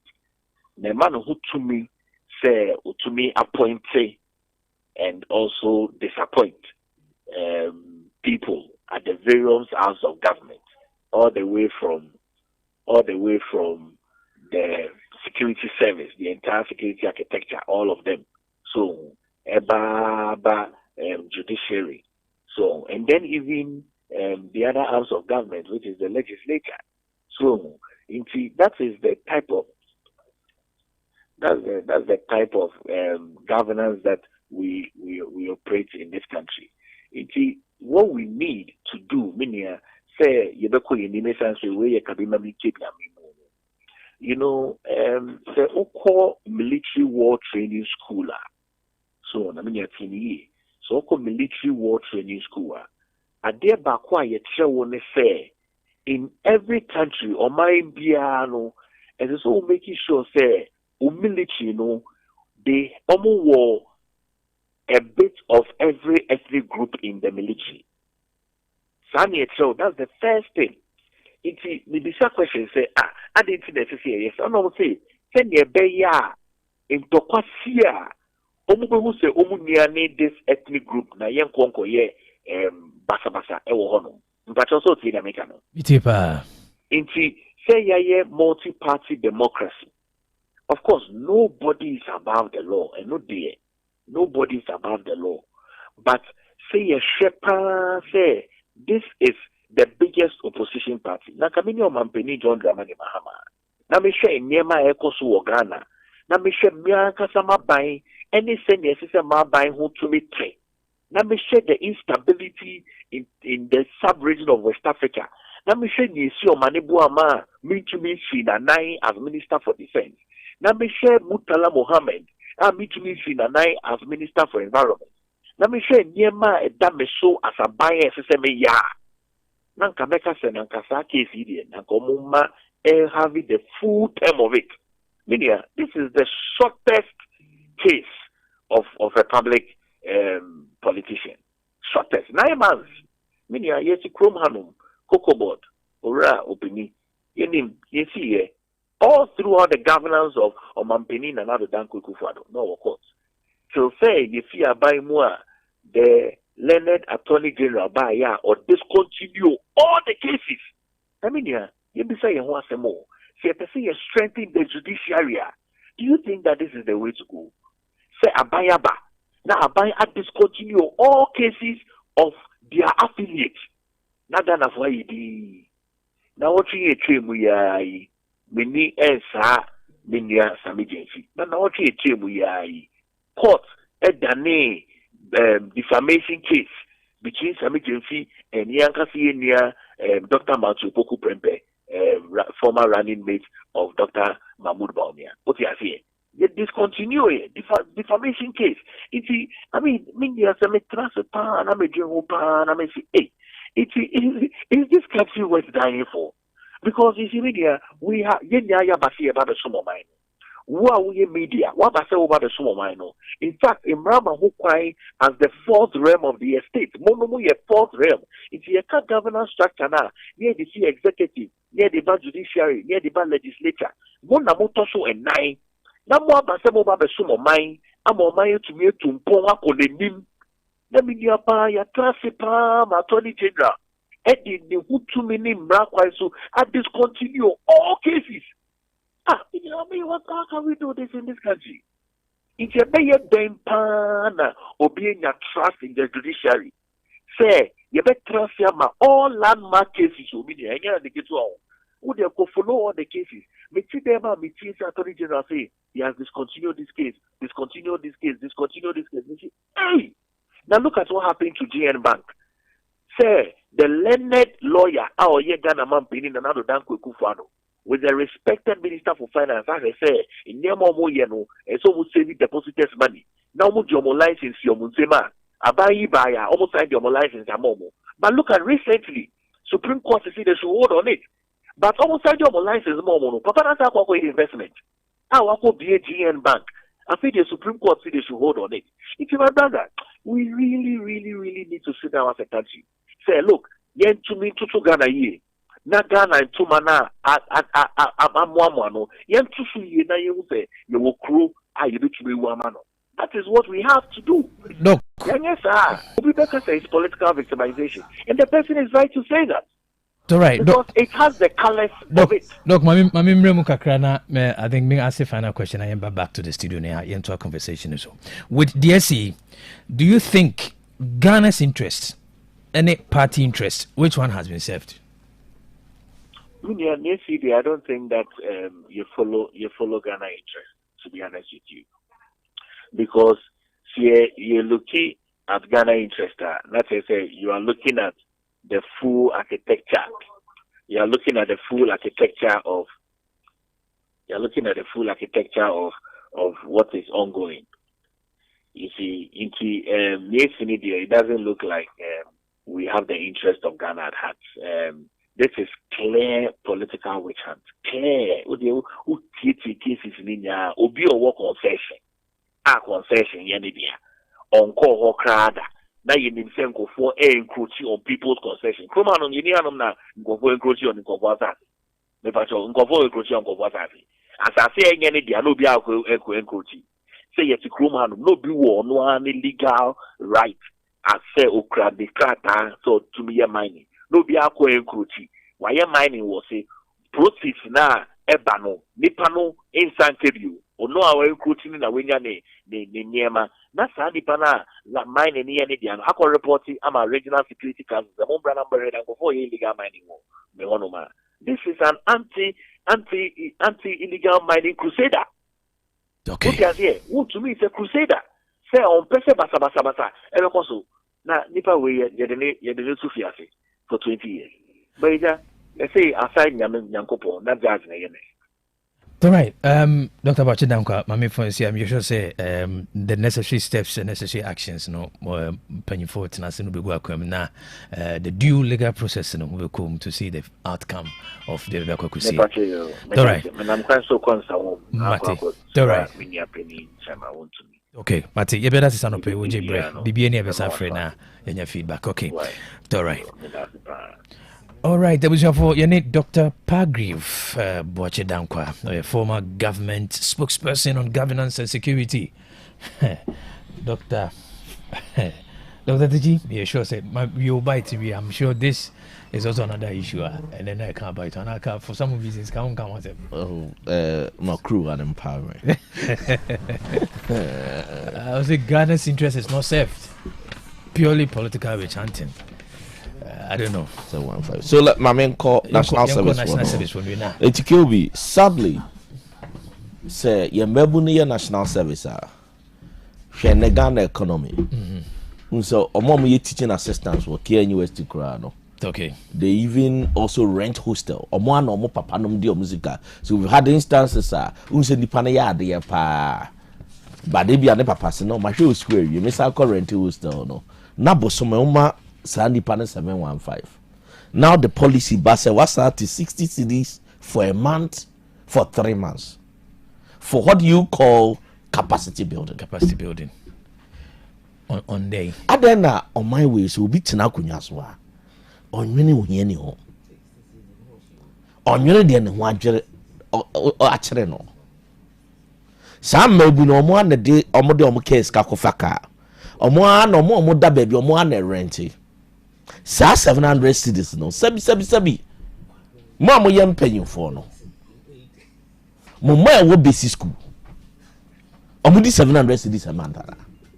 So if they've accepted, say on small minor with that peanut, says he cannot see it so. And I know say yes 60 cities in the pair. And yet KOBC and Kebia more. This is how we build unpatriotic citizens. Mm-hmm. And I think that producers won't get interested. Now, Mumpubu Feda. Then they behind that decision. Now, capacity, but then capacity no more. What is we are talking about 4.2 million Ghana cedis every month for a period of 3 months. Then the one national service. Sa national service or no. But so many or. Nipan fanya addition. Then you give the audacity to what we call NASPA president. So on the that will be I think some of these things are NASPA for no. Are ready? Some person will sue the president and the national. Some of us will help them get lawyers for this one. We take off the legal case. We bring to me for this. And they may cost those who really want to challenge this, I'm going to put you together, we'll get them lawyers to challenge this. But this is not fair. And Diana Jane said, it's Moyama Santiago Nyano. When we know we hire Christopher. We Sunday reading no, say God is merciful. In maybe out is you have to depict the mercy of God. Now when you're till modern. Sebi or your bano ye nitibos weekend be akra 700 no nitino ebeso. We are so wicked. We depict the wickedness of the devil, not the mercy of God. Yet in one thing. Any ni pesu. Mintina among for military ruler may disagree no. We need to work on ourselves as Ghana for. We say characteristics and advice and the sound national service here won't be that. It's young yet more thing. It's more thing. Apart from systems, you are doing one. Until I told me back calculate say so your national service head. Now I say Melbourne Ubi or Haibi or Kumasi are posting the north or high dying near 700. Now so better also what is 60 cities. Maybe 60 cities will be nothing for Nanapia, but for the service personnel, it's something for him. So person a capacity building now your national executive throw or concept note natural proposal na seek sponsorship. It is automatic Ghana they should give it back to national service fund. And no kura hu here make topic bia say near the charity modern. And in the biam catch me teaching assistant say if you want to be a good professor, student and you fair no keke how obe training panel and obe follow. But saying near charity modern it's a nano only nice or no so pay or by national service board or pay or besu and you are teaching NASPA executives this future leaders. So what not really be so person a capacity building project meaning what it is about through for our concept note through proposal seeking sponsorship and yes our NASPA cannot and you're innovative enough to touch NASPA need the it's more ding. Me be am whom it is. Now me have 700 and then no bit my some create or apply school or prepare na ding. You say a Melbourne entrepreneur or your service no 700 obey there say we the entrepreneurship. So you debt more thing no. Nye hu mo bro me hu nipa obi at na akonya so a obeso twa ne yonkwa be. And this is the state of the nation. Obi etwa obi abe. Ba ya na ya sori mpanyin for ya na ya sofo. And I am guase to what we believe in. Okay. Doc. Kobe. My name is we I found DMs. What do you better so?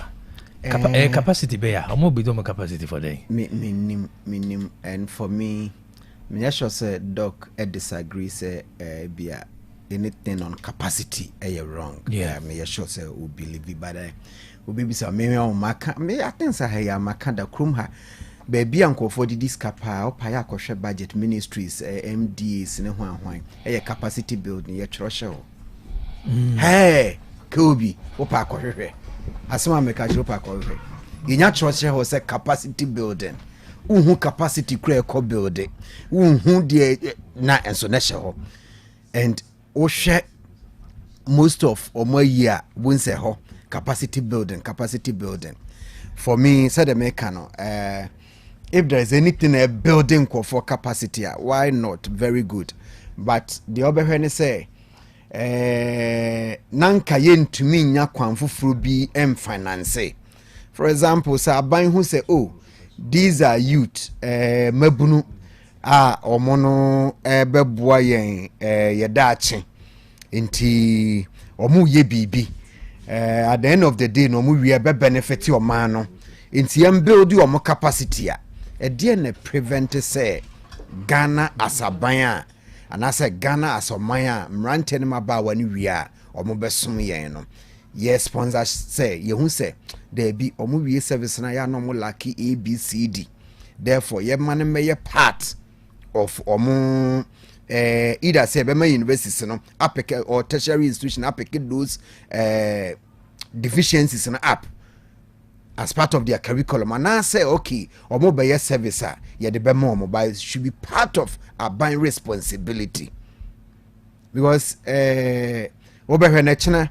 na obi nso introduce bibi foforo china na obi nso introduce bibi foforo so for me in principle I'm not against capacity building and on any day continuous professional be ase and no akofa ne say any build or mo cap ye say ama wo mo ye yes no I don't there I'm not against it especially minyen what goes into it obehwe na ye day program bi na de makogina ba bi no obi abekere mo say de ye washing soap bi o say ho abi ye say a build more capacity maka wo de opa kohwe MDs no ne ade ho no mo de she no ye say unchere ntimi quantify results no ho na me ka kire ho na me ka kire ntimi quantify ho na me ka kire no ke obi evidence o de ato so nti ho pa na ya na asam no nti but e bia nke wo information e ABCD for me fine but me say can't we have other avenues ye de ebe finance se bibisa ehia ho because said the dog cano me service that was 2008-2009 I think the service allowance was 120 Ghana cedis or so and 100 cedis around that end made fortunately no me were campus I was a TA UCC na ye na me mfaka ni yi nti ase na omo obi tibe bi faka obi ko handan na didim a whole lot of yet as say national service or some man ideally crank we see tuaneka TNT ni kita but en san ko fa ne mabi en ko hihim say mati we for we and I think said doc enye national minister so mo executives na introduce BBC national na agree and common to me you see some of the regions no so to me you some of the regions no me kai dru baby am no makofa freezers fridge akofa hwan abegugu office ho no more dey sometimes so would maybe you hear me but for me say here mine no we check e be sen kai e boni ne ye betimi afa betimi okay look your take on and I wish from a belief as a person, my personal, this is my belief as who studied the social doctrine of the Catholic Church. You don't rejoice over anybody's misfortune. Unchristian. This is just to remind Christians, Ubiya bonekrano na okay jema. You still show act of mercy. To hear Jesus' way of the cross, and people betrayed him, doctor. People celebrated over his sentence, but he still had mercy on Mbana. So it's not a situation that he has a family. He has, or by this time, Omutia, and the man our had no link to whatever is happening. Then as a teacher, maybe an bakra my student, and I know Doc will do the same. We call those people to give them the support they are doing. Politics is the end of the world. Politics is just a means to an end. But we also stand in the middle of the act of mercy. So they say, what my position on the democracy? A democracy without the rule of law, any democracy is just a manipulated democracy. May worry, however, generally. So I'm not going to avoid the personalization of issues. If you are better say, if you are member chairman dear and a member government dear, key question is key lessons and my take. But may worry about your democracy since 1992 is that it looks as if say it's only the ruling government that trusts the judicial process. And it's your doctor interview now. You know, you were laughing and smiling. It's only the ruling government. Into none on MPP or power, no, not the biggest phrase here. No more can say go to court on right. That was that the phrase go to court. They trusted the judicial process to the extent that they will look you in the face and say go to court. Just less than 2 years in opposition, that same court, they don't believe in it. Because Miti Nanado interview, I think BBC interview, categorically he stated he doesn't jail people as a court, you know. Jail people. I mean, he was saying it. But he'll be as a philosopher. My question will not be on chairman to me. My question to your political class and say, what do they do with the judiciary? And this to MPP and NDC. And to MPP more by mono. Then I'm the judiciary in a year and I'm in and NDC so time and I'm opposition no. Namu abe no. Then I'm the yana munjini. I think it's fair for us to begin to ask those questions. Yeah. And I nankame siawa on us on that. For us to start pushing the politicians to be answerable to us. Yeah. Because our government, you constantly reminded us, say judiciary no, are independent. Uko opposition na they na okay no, and nyomna asasa. And we have told you, Makawa had that, and maybe conspiracy theory. Because in my doctoral training, the book view of I'm a professor at the Mammy. Now the book in the person chair say in a democratic society, no, if you want teacher on my navy and if you must teacher an anajo. Yeah. Let me repeat. In a democratic society, no, so if you are trained that way, then some politicians next year no more kabibia. Then maybe a more answer be a more mind. Yeah. It made me interested and say we are made to believe the judiciary is independent. But if Obia Watana Ghana Kunyasoda, on the secrets of the state, be secrets are the lives of Dr. Baumia, the lives of President Akufo-Addo, the lives of President Mahama, or Munima Bagana ye anymore. Because we got cabinet meeting. So if those same people no and then say among judiciary when they are in opposition, be na me a major conspiracy theory no edino. Na be there are serious questions that are marked that many answer. So maybe they have to answer it to us. And this goes to the two political parties. Trust me, NDC danu ye no munjindi and then NDC for na kasama judiciary. Just nanu ye na court ruling be a more issue. And then omoji court need to the extent say me say judiciary create ya PRO. And before I know must defend and that's one more challenge. Kilby, what is going on with our democracy? Okay. Doesn't mean it take. But Kilby may worry, however, they say in philosophy bia or te iriasiasano. Becaccio said the law goes beyond nipabako. Kilby me an environmental researcher. And I can tell you, say, environmental chaos from filling of wetlands to illegal mining. Seganamra yesem kete ni apply laws now. Kilby, yen discuss illegal mining bill. However, jailing one person does not solve the illegal mining issue. Kilby, I mean, and repeat it. There, any discussing league or something. Regional minister indicating onimomoa omasha see to go around league or something. Onimomu din on a Facebook wall. Kilby, what has happened to them? Kilby, as we speak now, news about keep 3 points. illegal mining it cost me advice as an environmental researcher and me underestimate illegal mining fight no but they be at the entire me avoid me say yenim kete yetia yenim say ye pese emraye adwuma emrabe adwuma and emraye adwuma there will be sanity in our country. It could be keep 3 points. Are we saying national security into me investigate doctor MU who the powerful people behind it? It cannot be. Kilby, let me stand here. It's an Anapian Benjamin voice. I'm a position on chairman. When chairman company enter the forest, the doctor will remember it. I oppose this strongly. Or more but it cannot be.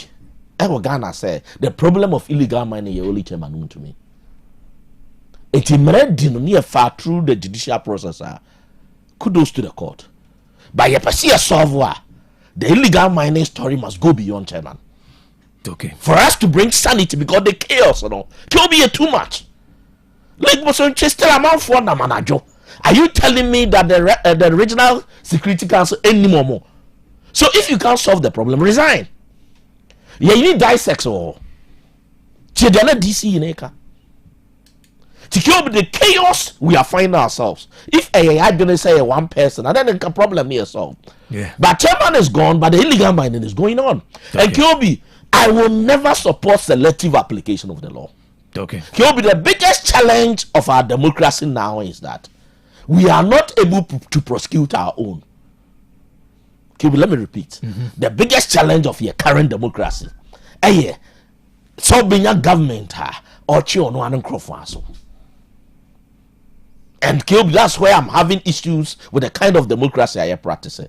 I was thinking, saying, doctor, you mean or your doctor, what building the philosophy to that level, no? And keep elevating the conversation beyond my own to me. To look at the shortcoming of your democracy. Oh, you cry on we committed mistake A, B, and C. The time has come for us to fix it. And I'm expecting MPP communication to move towards that. They shouldn't go as angels. Will be so ultimate debate in us here because there are flaws in our democracy. To the extent say, Obi wa Bema said you see the boss say Dr. Barnabas Metal BBNC no. Akaka Ben 70 other when people are in power. This is not a democracy. It could be the environmental chaos is there. And my position, the BMH planning. Yeah, the first year is free. SHS, but my first statement here.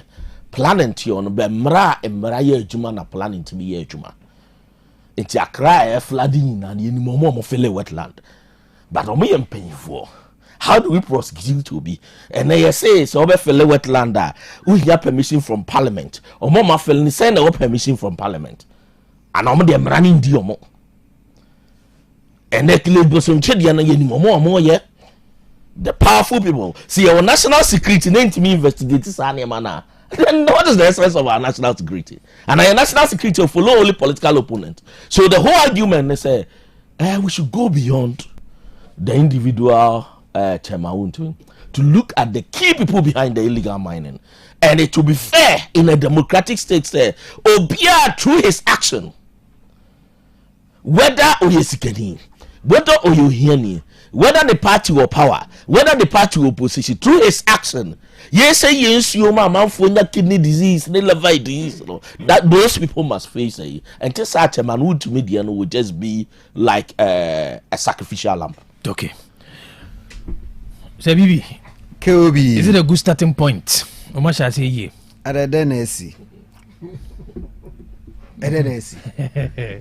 Yache chema unto me atum say nye news. Yenya minister of finance, former minister of finance yache na tum yenya okadani Abudabi. Okay Kwampepra. Malam sports minister president for time. Ebugapele. For me BBNC. What do I say? So mraso. Teacher ma would to me I born na yachena to moi. Say new hunsa. Now doctor is a paragraph right. Like I say opposition the biggest opposition party no regional chairman nti wo ko hene saa on ebema nkofo commit crime commit so much resource never copy political power it be protective and yes am an MP bi akoka adwam because now unim ne oye before nti at the end of the day na we say with me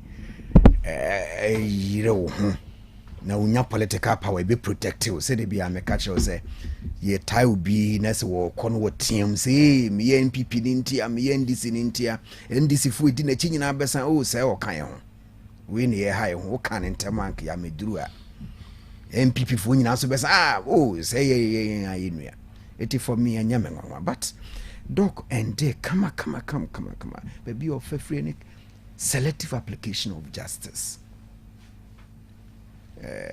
could be upa share law you know bun say a scale I said the measure sikan and I say you know bun say I was settled into sharp a jina pepe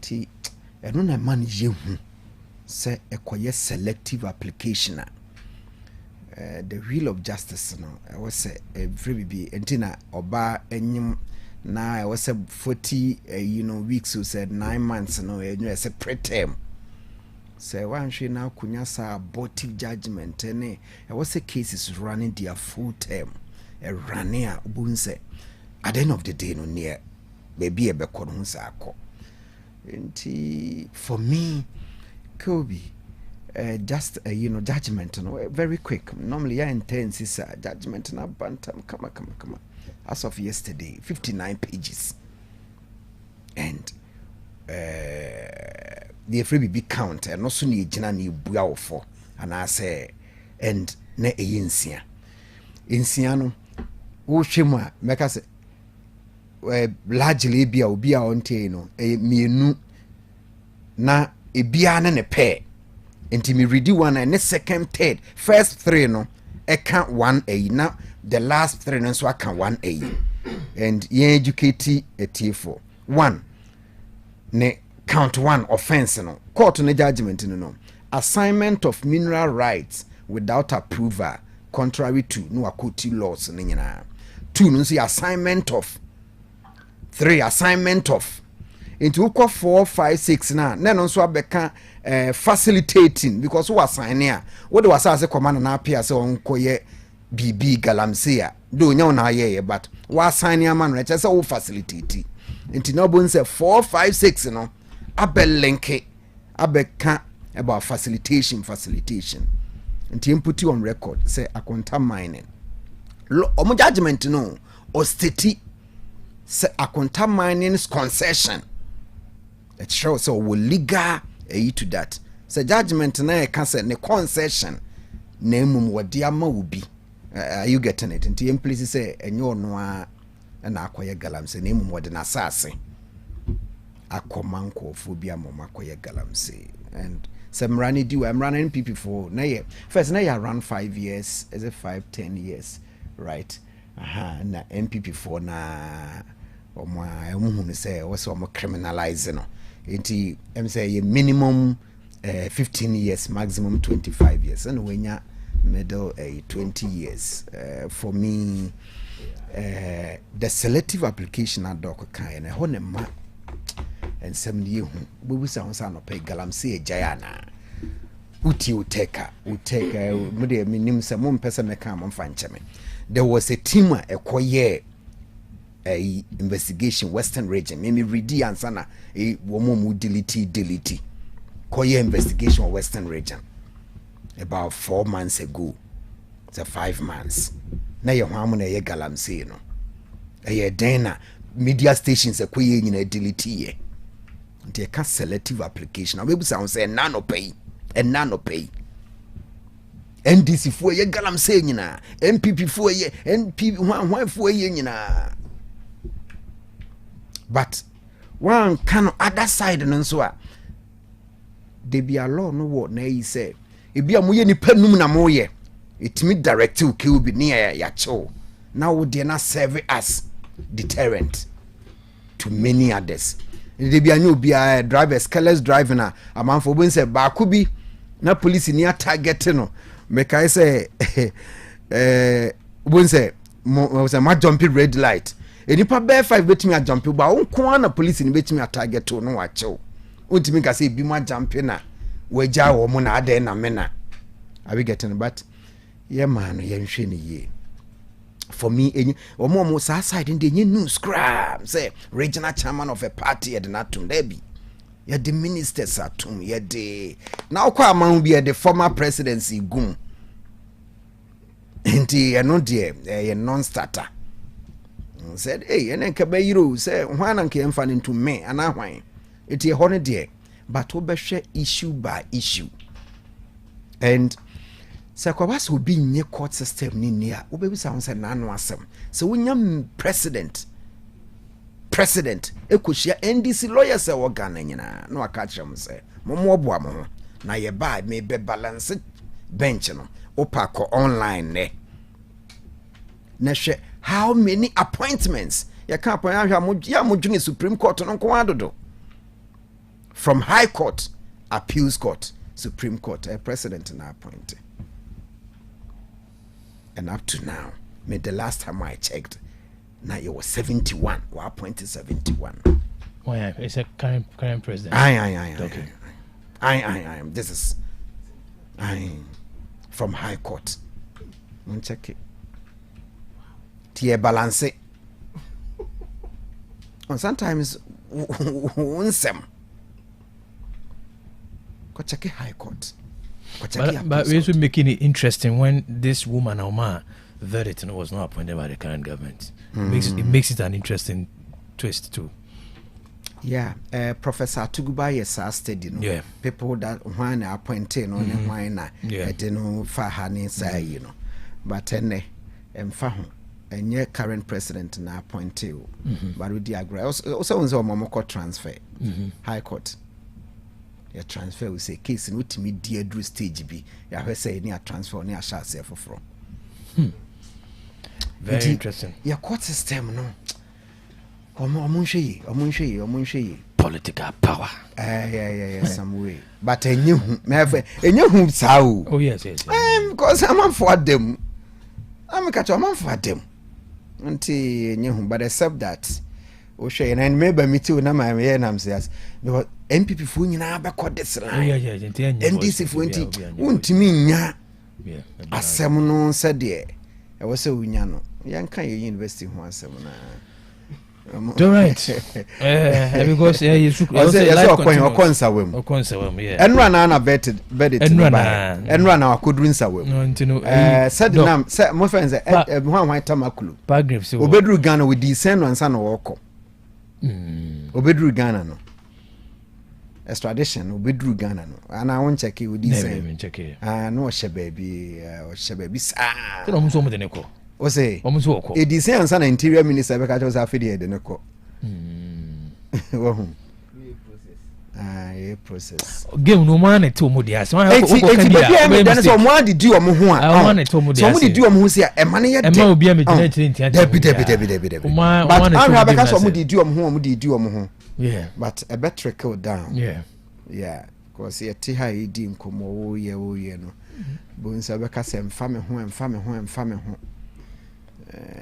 Chinabi no na and the internet is never forget be on record they get ko fast you know the aka university ho asem o mo asema yeah is so on say at NPP for no nka ya ba wo the table is here better ne that table be ya the tables for 10 na but that table when the table is 10 but it shows that that's a mantra Ghana I doubt tables 10 maybe I don't kind your friend post regime accountability yen how na yen ase ye wo aban wo so a ontumi ne nkofo ni nti sese no we pew e obi ba no ne o me ba be die yeah asa na akoye because President Kofo did well ultimately anokra manfo Tracy akoye so no se no nya MPP ni because ono na or President Kofo ye their friend or inclusive government inti no ye party be na apia no ye different political party no far like oye indium no just like we're excellent. It's a man for crackers, no, because no shada we know. Okay. Yanka university once. You know, omo game no, and there's one thing Dr. Tichika here. I'm also a student of conspiracy theory because answer na the better no. Na story no yasi share wi. Nti beto abon tin have can be about 30%. They know how omo game no krachen. They know. Yeah, you want to share with that. You know. I can tell you that people within the MPP knew what was going on. They are very much aware. And we are there are people within NDC who are sad. There are people within MPP who are happy. You see, this is complex. What's a man for credit to me from big sources kakrao. Yeah. Blame me. Lawyer and the appear could be. Oh yeah. Yeah. A man for a way pass. Almost said near management. Anyway. Bibian then see any who saw. I'm telling you. I know who saw. All right. You know, education at Tuesday. An education I must say I day. Hey, but I said, we be OVSSB and also Oko school, and I say education, university education, several students, and I say nation. Obi OVSSB and I say, is it even possible? I don't know. You mean who? My check or might be who 100%. But now, is there a pressure? UVSSR, is there a certain social pressure? Also, as one qua okay. Do you feel that? Yeah, I hope. I know there's a pressure no. Normally, me name Dr. Techie VSS. Me huna next year. Me huna maybe say, hey, now we're here. Oko Gini Bang, like Oko school. Here after SHS. We made it be a hua, and to the extent say, or more went to me uncle school no.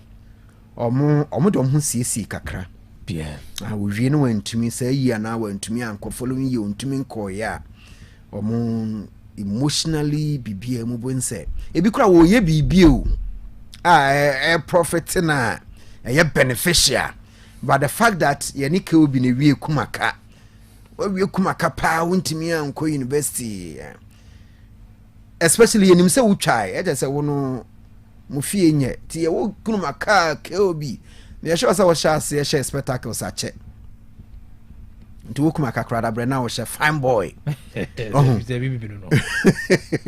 unim nti e bas keobi wo twa nso ene se no mukra no mu niska na wona nam ha no ye nti number 1 is either mu niska number 2 bi nso a wantwa these are the two main normally ono kra e bia wan kon bi one wanim ne ntia wanko wo ye bibia beneficial no ubusa na one wanim say onko but otimi catch us next year meko this is university syndrome tertiary syndrome no echichire yen to the extent that obi nso kra betwa wontro ke obi antumi anko but wo hia na chale me what you said chale me what take chale me wo legon also ono nso ka se nkofo ne nam ho saa student eti we no question of bisa no we ni ma wa hu pressure no say indeed the pressure is there ma wo ali se me ka jo ma wo SHS level me hu pressure and here why top pressure man kwara say kapiji chala abi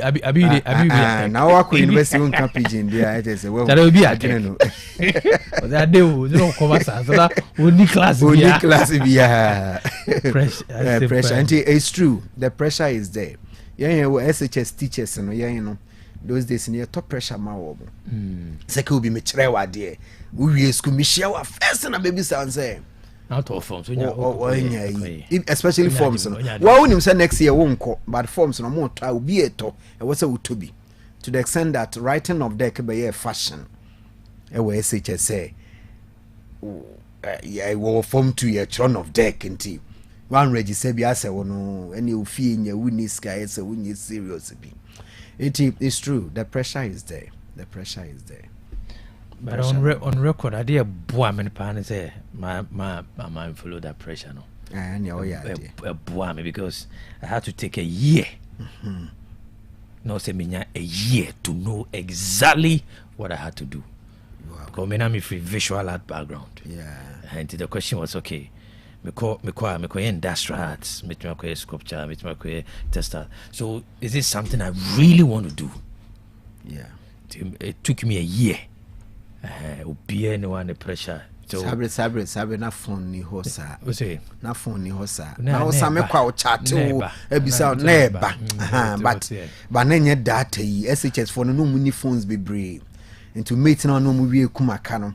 No mu ni phones bebre. WhatsApp kra na mai, right? Nenya mai. Nti pressure no ultimi so key because Same kwa ntimi en chat you misa say Charlie WhatsApp wo hwem kofo status ehun so omo Otec omo used e will gone you know o time now can pressure no it was possible e only when we pia kwhia wo mo na o but enne no o hwe status o hwe Facebook o share TikTok right o share hen o frew ebisa wo nti any pressure no is there but you did well even as much as you know so that time na pressure no ho you feel ne betumi yes I didn't say me massa pressure na mfame right nti university or me can I say takan university tertiary pressure no e wo ho now even cradles that's segregation I say ono went me anko university no nursing kra na obeya anka asenke wo se okoye ni university okoness training na say wono say education beard management beard history na obeya ada na akoye ni training college just say wono nke wo say okoye university traditional na say you know na technical that pressure is there. But okay, me tif who say we are really out. But one say you perceive you munya the best of university education. Yeah. Because eventually me could be but man kono to say mainstream no. Yeah. But nipa no etimi hunu no ho pa say because sometimes after SHS no don't know identity crisis. Yeah. On share dem hu do onye ni ade. The nipa no timi hunu exactly nipa kra ho ya. And no kra be informe, you know, because me after some time I said no. I was me koye theology. Yeah. So theology no me kwa koye ne say na me koye Christian service. Yeah. For part time. Yeah. From there na BTC business. Yeah. It is not as if say, but on say, I was in control. Yeah. Mame can say, Obia Nkoshe, educational structure, say, ye basic, and a secondary, and a tertiary. These are the three stages. But, I thought I was to make basic in a secondary, and boom, near friend of first cycle, na second cycle, secondary, no, by a second cycle. Now we not by a first cycle, and already establish basic education now where they were honor it is continuing. What it means in say entwaso okay nti we basic na untumi and no ho we use one word there me ba secondary now me use two words. This is official Ghana document of friend continuing basic education is continuing endure ho na touch secondary school no we use two words a friend continuing and terminal. You can terminate. To it make I say we SS no me dia so hwa ni ndie na wonya ne ntete wonya no obetimi dia bobra nyame na make document no Ghana ngoma sua nim de for mo hye ye no the secondary education no sa no mo hye no. Okay. Basic near one word continuing, secondary continuing or terminal. Okay. And so secondary near into a school by sign baby so to me edc. It's not basic near continuing no Anna Rollins 1987 who say continuing thing can so be this by no be an to me call any yemfa technical and vocational and meka ho tis okaya we school na mo box bi yellow bi nanka wo say by policy nanka wo say see workshop and ma basic school bi a Ghana but then the mo ntumi anye into mo the tools egu aluminium box bi you are chain one technical skills so hacksaw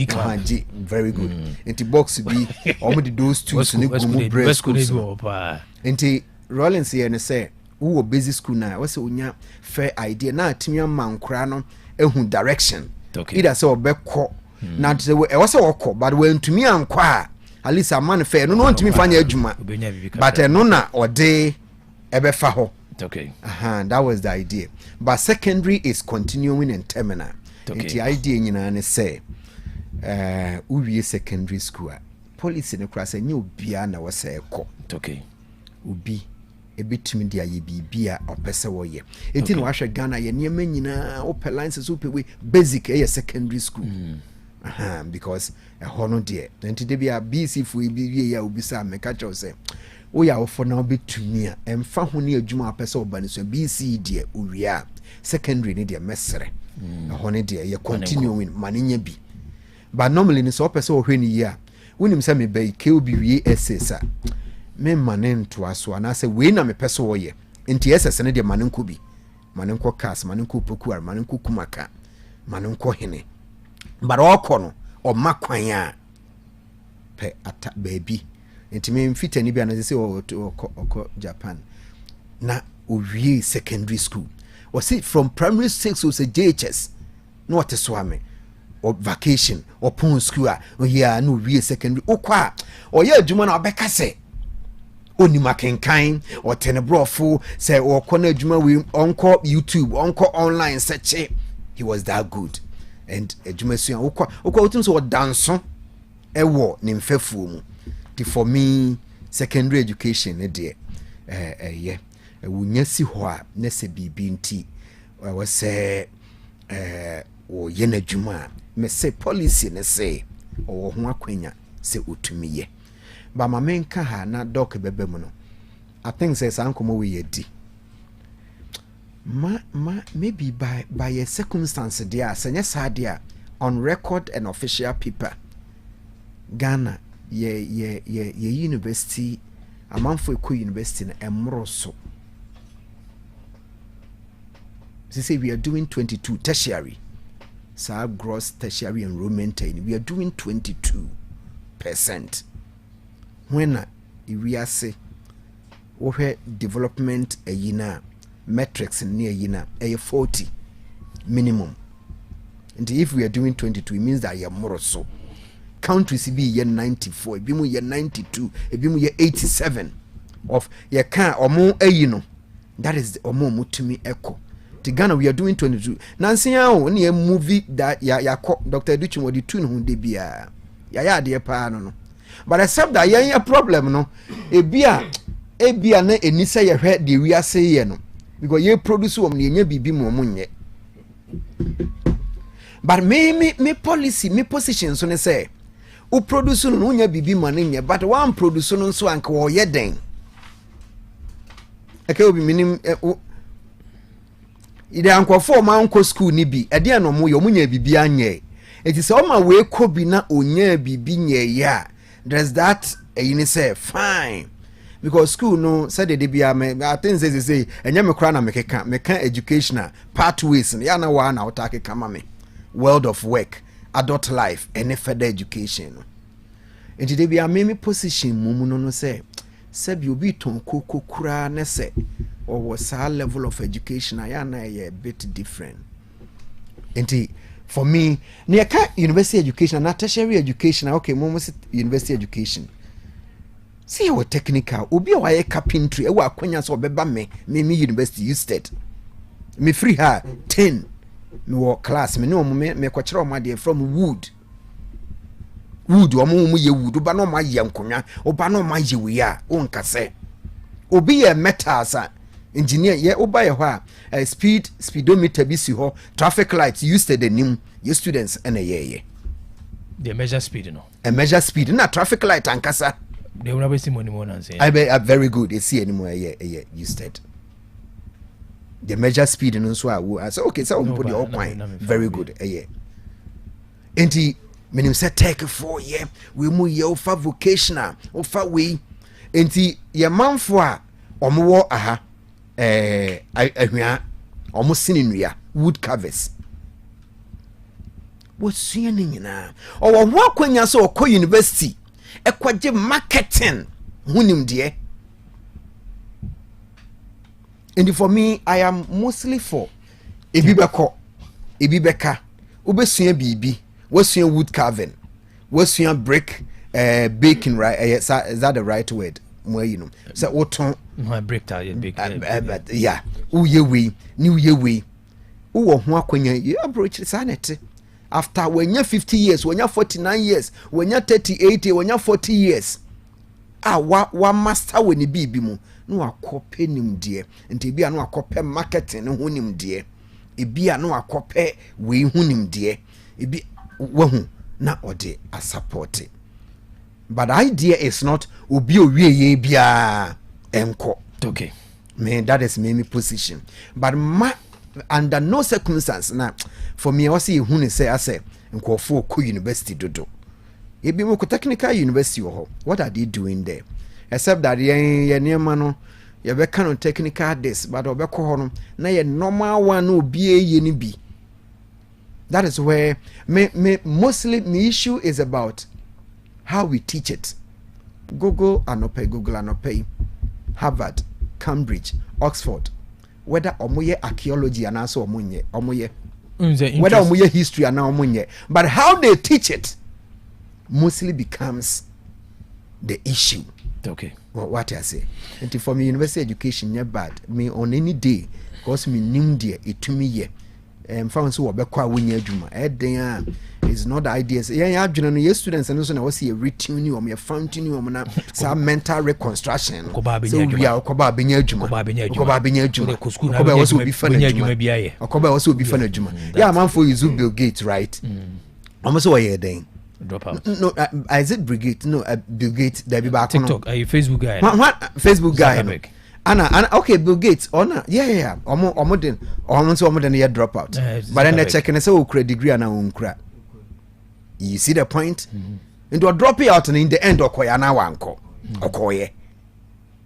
In the ultimate, now like your example, in the end, and Okoye. Kono nim bibi a pesa we. And when you're in area and almost said no. Maybe a new cry, maybe bros. Maybe bro, very good. It's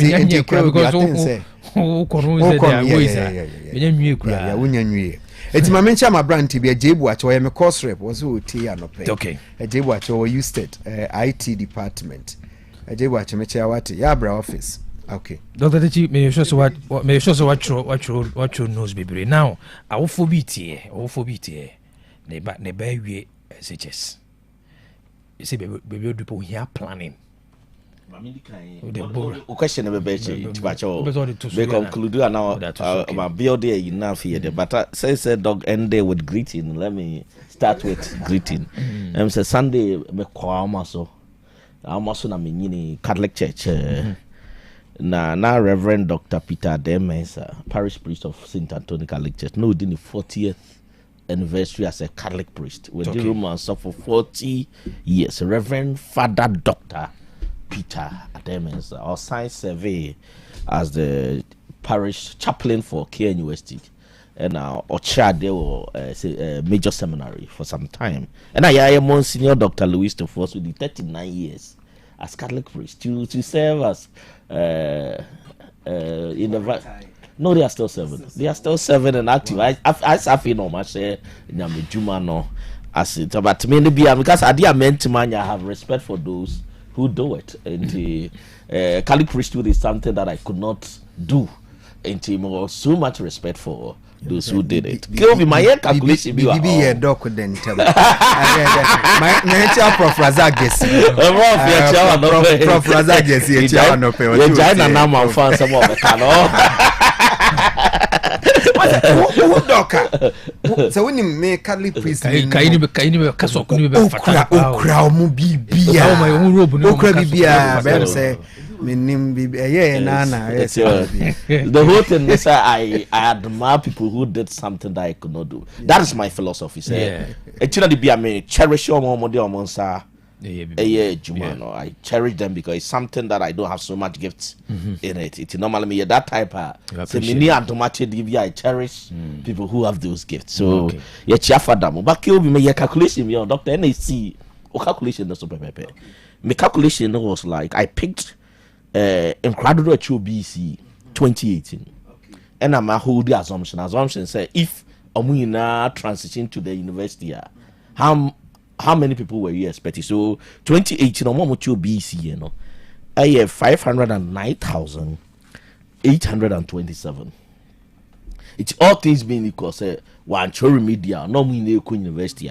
They are supposed to finish and be doing their service in 2025-2026. But Omo service near 85,159. It took calculate percentage somewhere 20%. Okay, very good. Wow. Yeah. But doctor, the conversation. So I agree with Doc. First, now me after calculating this, I agree with Doc that be a university system in building here. But 20%. But doctor, baby, I'm best here, Johnny. QB, sa 80% or more here. If our category of BC graduates now or more consistently or more university, just 20%. Say your Maya a plan year. We should be asking. I was here dear bringing friend trace house studies.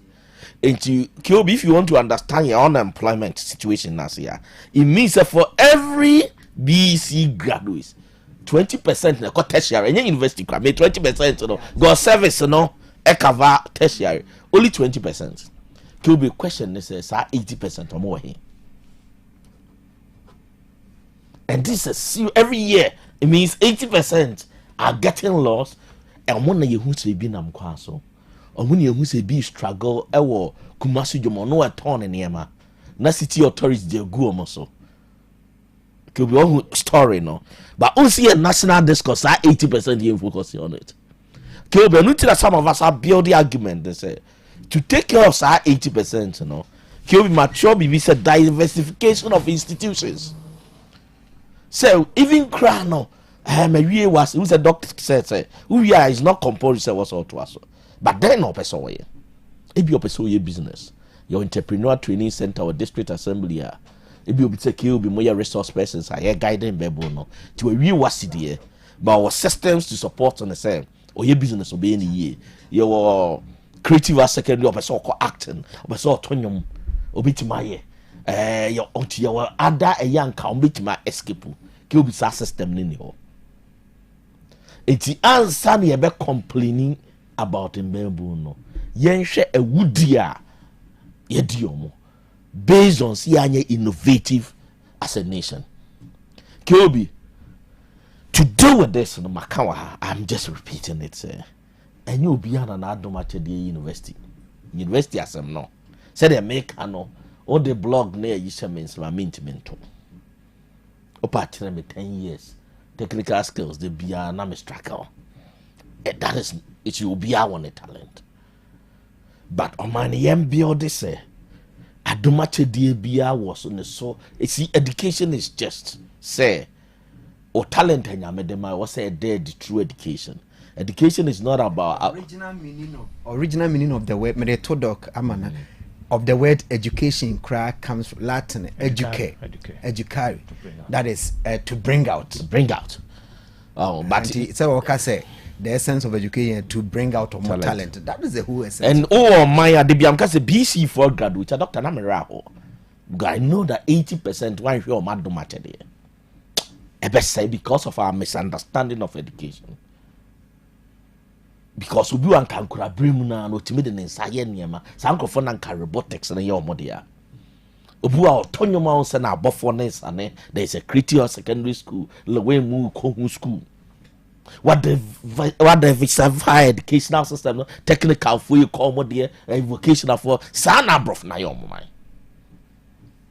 Yeah, education and near law, near planning, near education, maybe near medical doctor account, near engineer account, and that's myopic view of education, no, and a dear to baby.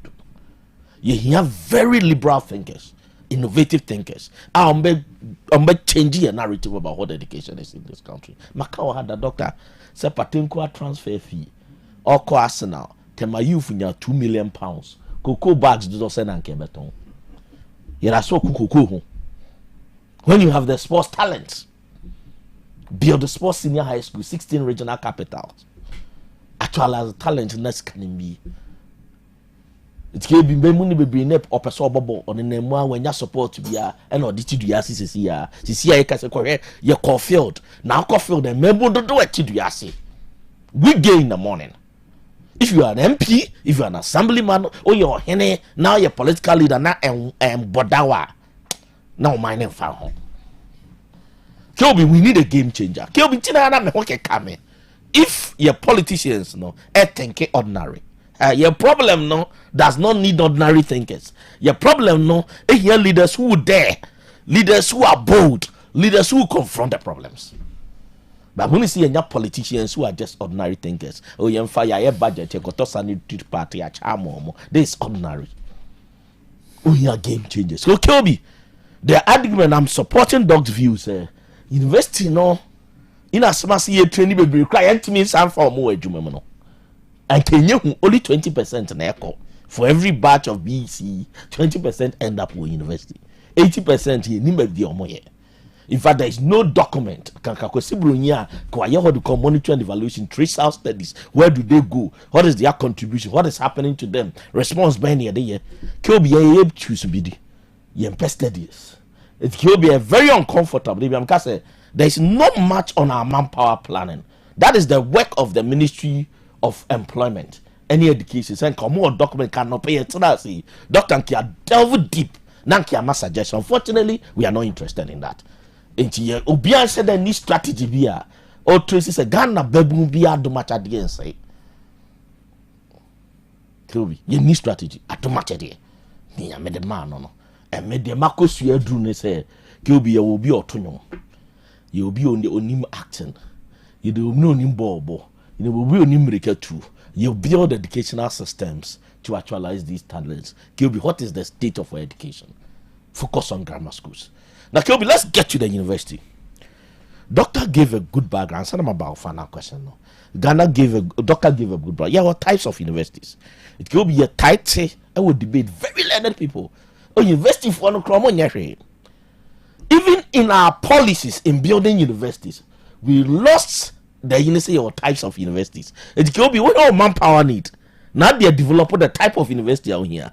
Yeah, you know, party people also see university. Who's interested between 2021 and 2025? China would drop out over 10,000 courses. La drop out now a year by now drop. Year be about 3 or 4 years ago. Doctor switch because universities to polytechnics. Because now unse de biamka say okay I'm not for plan you. I know over 12,000 abem. Kilby planning the person will do more.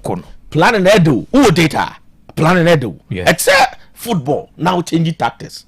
If you study and say no. Now I want to go into electric cars. I want to go this. I just don't need people who go to the university. Me any more hands-on work. And I'll drop away 200 universities to polytechnics. With a plan. Yes, switch polytechnics to technical without a plan. As we speak now, we start document your plan and you switch polytechnics to university. Nobody can tell you. And almost say yeah, courses are normal universities. Most of the it will be check the types of universities. Kilby, as we speak here, what research universities? Research universities. The more I now, oh, and university engineer non patcho. People should educate themselves well. Yeah. Your types of universities. And I know me who say you could a PhD. No, can't Dr. Nami Yamashame. Because people must read. And your policy maker they determine say based on the stage of development, and me needs me here this type of university. And you know answer what sit down what test also may be a university. There are types and a response to your need. And you can even go beyond types now yet documented no. Based on Ghana's need. You be to design university. I have a concept like that. A been barrier here. A brofubit to my Ghana bisuya. Till I'm gonna say you need really good thinkers to do these things. Kill the first one here research universities. It's a cat research university or more admitting more MPhil, PhDs and MScs. Or more no master than some mu. It's a biennial problem be flooding near you give funding to the research universities. And she come on now example your Ivy League universities. Offer Harvard more a buying more funding. Normal the research. It's a research intensive university. Unya research oriented so unya Hong Kong. And now you're a professor.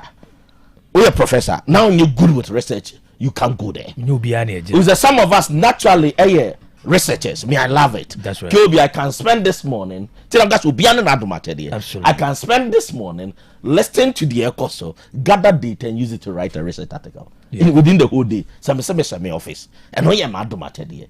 But the Savo some in summer near you want a better. Let's remember this. You'll be an automatic. And more new Kobrubi. Africa, your biggest problem, and I'll be talking about that. Automated. Kyobi to research investing. Then you will liberal arts colleges or universities. So I'm going to focus on social sciences, you know, or more multidisciplinary humanities. Kyobi, and I'm saying we're cheaper, because you just build an auditorium, microphone, give some reading. We tend to sway towards here. To build a research intensive university, now I'm never wife for here. No, see waste. I say waste management. Then big deal. If Zoom Lion can respond, and you're beyond our universities to give guidance, but your politicians you're interested. The problems amount for can want some and you're beyond us. A researcher deal with complex problems, find solution. Ya brabo no. Complex to be an adjutant. No, sorry, now we're just to talk about it. You just don't come here and gather facts. Until I was even reading about the types of university you'll be aye. One leader, no doctor, and you are said here. Oh, the NSA, they might find the Nyansapo problem now. The faculty and sometimes the richest researcher's name is not even mentioned. That's what our politicians have not learned. It will be a liberal university. I mean, because I know they are cheaper to operate, and I know mostly undergraduate programs. We go in the auditorium now, your microphone now, and you'll be in the sorry, extracting no more reading, no more call. It's not that costly. You see, that's where, doctor, we are switching towards. There could be about the almighty technical, or say Technical and Career Institute. Let me repeat. Technical and what? Career Institute. I don't say a type of university. It could be for MIT. Or for California Institute of Technology. It is the MIT and it's different from the Harvard here. It you take debate on social media. They expect KNUST to do certain work or use that to do certain work. But based on the resources and then the objectives, it is the policymaker can say it's a KNUST based on baby I do. I don't need you to pick law and other things. Focus on. JTech can do that. It's not Ghana what JTech no. So when politicians pretend as if I say vice chancellors they determine it's never to JTech approved courses in Ghana. And that is why in Ghana what JTech. So you need somebody with JTech or better director. No. Ghana labor needs private universities cannot be repeating MBAs and law to say public university. If we have enough in the system, if we have private university near Bema here, do these courses. We can easily do these things. QB. The last one, QB. Your arts and music conservatory. Okay, your mamre, your money. You could have a university that deals with those things. QB. Mima responded, could I say we could even have sports universities. Uko Italy because of their need. Once again, we can't just say Sana or Machro, but Italy became one of the sports hub. It may recommend a sports senior high school doctor will be to me pra or course sports senior high school be a you for pra. What will he do? When your diploma from sports senior high school, be to my call sports university, I could see sports management, entrepreneurship, commentary, and you more journalism, or be to me. So Kilby, these are the types. What we are doing to ourselves, and they say, you are categorizing universities into one. And you go so build the core. Yeah, build the core. Yeah, build the core. We catch us, I remember a technician or mechanical engineering, no more pump unit. The government at that time was investing in serious hands-on training for mechanical engineers. And Papa Muna need to acquire boreholes and the politicians. A body out to me now. I am sure no. Now it was university scholars and they leading those projects. And in 1992 nearby, and also people so Chagana Bentinina I awarded a contract. We are not because the universities in Yahweh. There are some projects you can hand it over to these types of universities, they will lead it. Kilby, back to your question. Obia USHS. Now, Yabraba ye boy. Obi mama then advice in your home. Kilby one. Shakrana do much here. So many times Kilby. Ghana no ye shenipa. And the year and there. Bekai me mate Mr. Emmanuel Lotano currently working with Google. Madam for power from class 1. Oh, SHS. No, but one say, Steve, I don't want to read medicine. I want to read computer science. God bless him. You know, my dear at that time very well. Not qualified for medicine, KOB. But at that time, that parent be a doctor, you could doctor. You could say, no, I don't want to apply for medicine. At that time, now computer science crown, okay, university. Who say, yeah, I feel now I me share me, you know.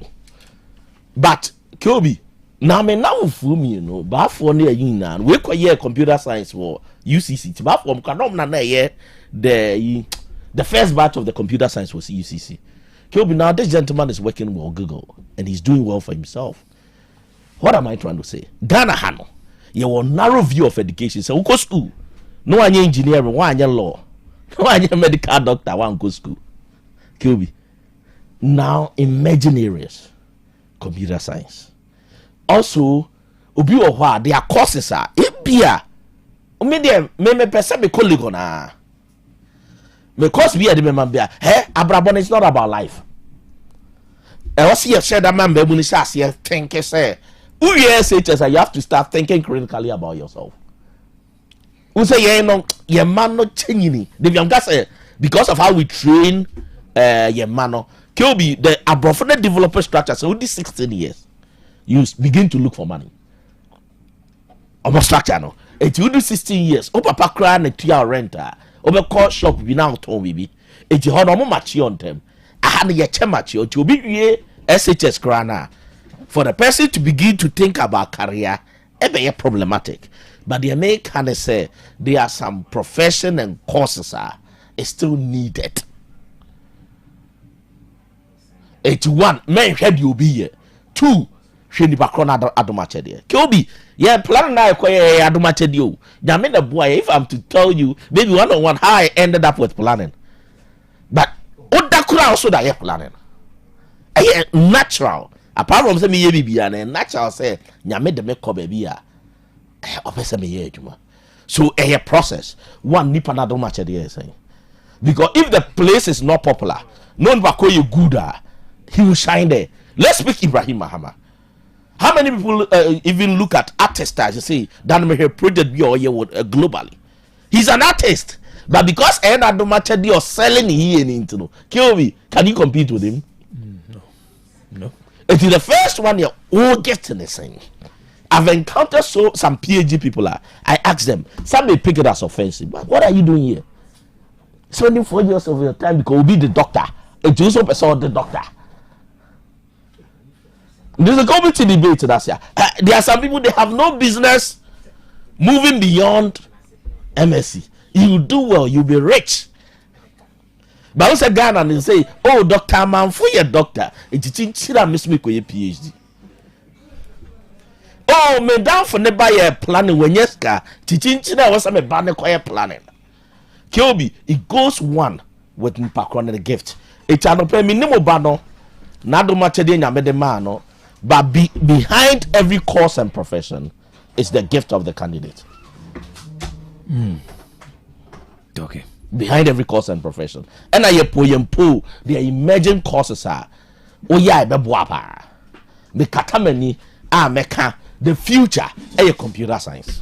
Me medical like I said planning crano. Now planning is computer science. Because now we are building smart cities.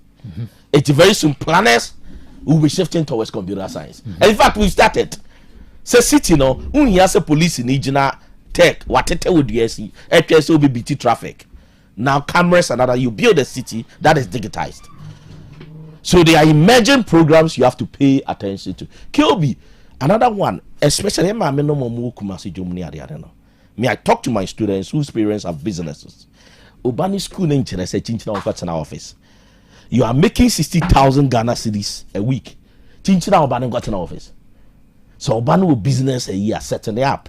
No move business to the next level. And most of my students say, "But okay, doc, I said, okay, but you don't have any business going to read your PhD. Go ahead, your money, manabra. But support my business, take it to the next level. It, for example, who your business be? Or mano, it should not necessarily be firstborn. This is controversial. But you'll be macado match there. A man could be 5. It be a lastborn no business talent, you know. What they come out firstborn or no, dear no, any business. Or be good business, you know. And this is the biggest mistakes of most parents, especially in Kumasi. Most businesses have collapsed. They say it's a firstborn must take over. What's a bear they take? Maybe I know Bano and a stronger. It's your ticket. My student, I know, say she's listening. I won't mention her name. But she will be first class planner. The papa say your man don't take you over the company. She's doing well. She's doing well. To kill me, what am I saying? I don't matter the go school to be better off. And yeah, so never na you know. Go school go senior subai bonnet. So normally I tell my student about first year. Now subai say we if now you know subai to say. In plan your friend the before and after analysis. Ube school say you be a better citizen, a better professional, a better human being. If you go school anyway now there is a problem with your education. You go school anyway na near my bonny and now when you oh yeah there is a problem with your education. So we go to school to become better and more efficient. It will be programs here very important. If you are not program be what you know university have names. And yet in China was our Batek. You know, we make that mistake. Maybe there is a good program. And I encountered my office. We will take us. I'm hearing the program. I said, no, the program you are getting in the other university is very strong. And it's in China, me Kobo life, tech na nipa war, Legon na nipa war, developing yourself go beyond life. Unim life born chairman me do that.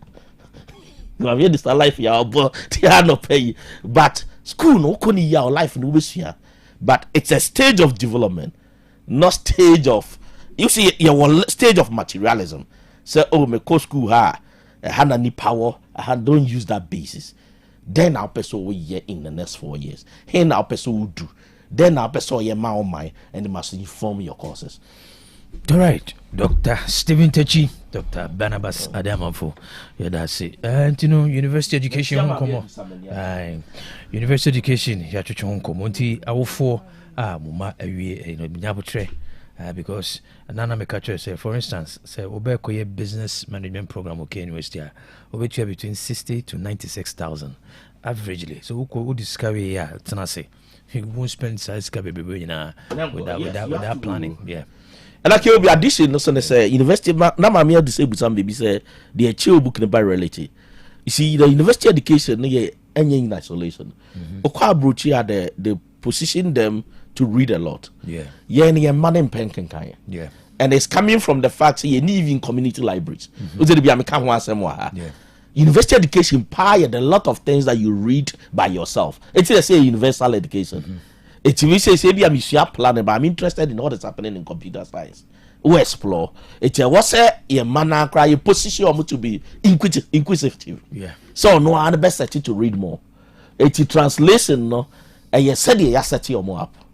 And I think me say God bless my father. Opposition every stage be no or book also kind outside where your curriculum. And I still give those books to my students because we JHS, but me do some read the Aquarian Gospel of Christ. Aquarian Gospel interesting. You never come myself. Me SHS that me shall say read the power of positive thinking and consciously creating circumstances. Now prepare me to the university already. We got read those books now. Under university down in the research. Yeah. The minds and normally ujina ho na ho lecture. Who are crow you prepared out. That student is able to pick it and become very successful easily. So I there's a lot of work I will feel so. Once a man, you make a I was sorry. I was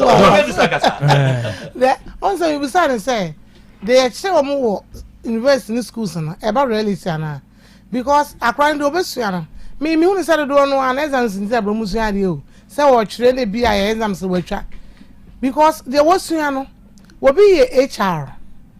And I never pardon a Juma Shannon, and you make us a power.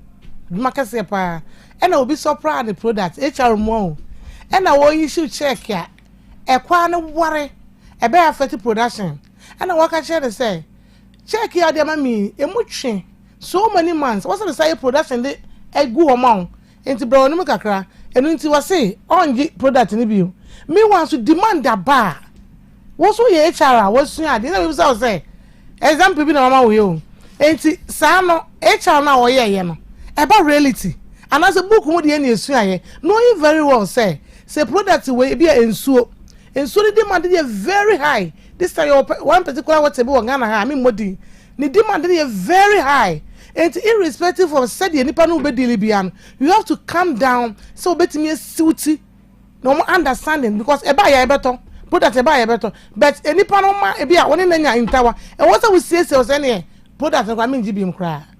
What's so HR in terms of say example ya ma just say book mu de no mo ko so aye no say HR the human resource one human resource a reality a book mu de na say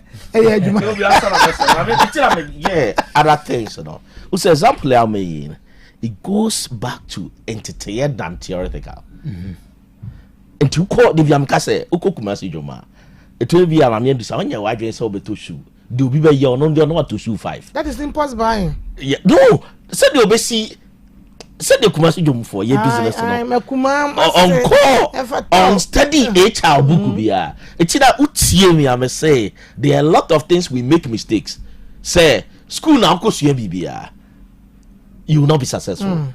There are things a shas if it's that me discuss the role of your parents in building us. So I got so go sua HR no ko human relations forget it.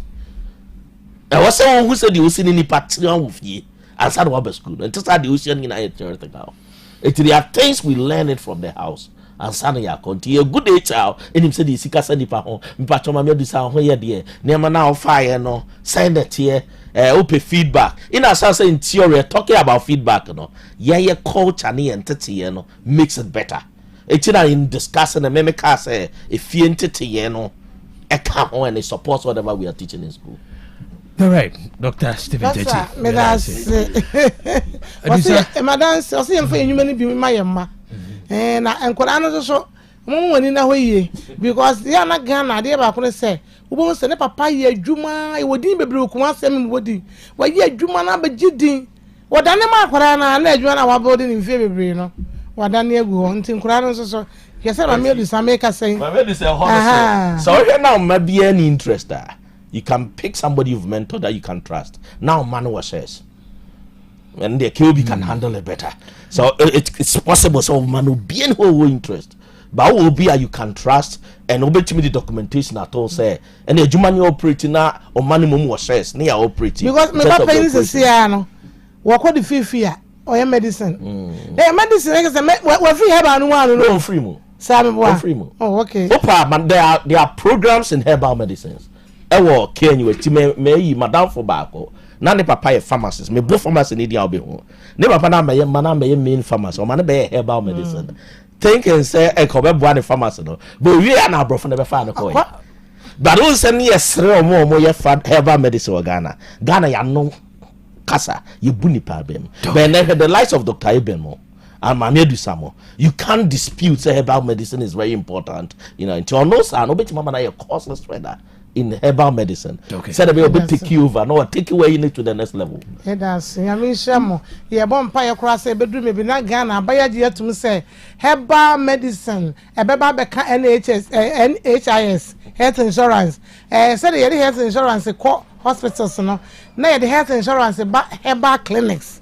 Yeah, nipa na choose say on pe chemical na say orthodox your budget to me say me pe herbal na herbal hospital na enipa no de insurance aba also obi wo a the system no on pese ade a enya organic ebe kan ho onipa bi o say call natural enti onom abofuduro kro na o dwene ho enti o pe herbal no beto oni sika so de beto kuta insurance enti so ba edusa herbal clinic a I say insurance ni timi boa no e ma ye timi ma na herbal medicine na ebe boa no oh and me be say my topic no because go China na ade a herbal no de o ma de o or hospital wo a wo mko herbal hospital insurance betimi afọ aba ne beboa enti bedru mebi no mo ayensa na herbal afọ ne yesu yemunye du anope ye na urade ase woyie na do ye wo hoda ka obi na ho ye de na won feme eh te de bia oba tese ma fi won feme afi opa odu nyina nyankopon ye da wase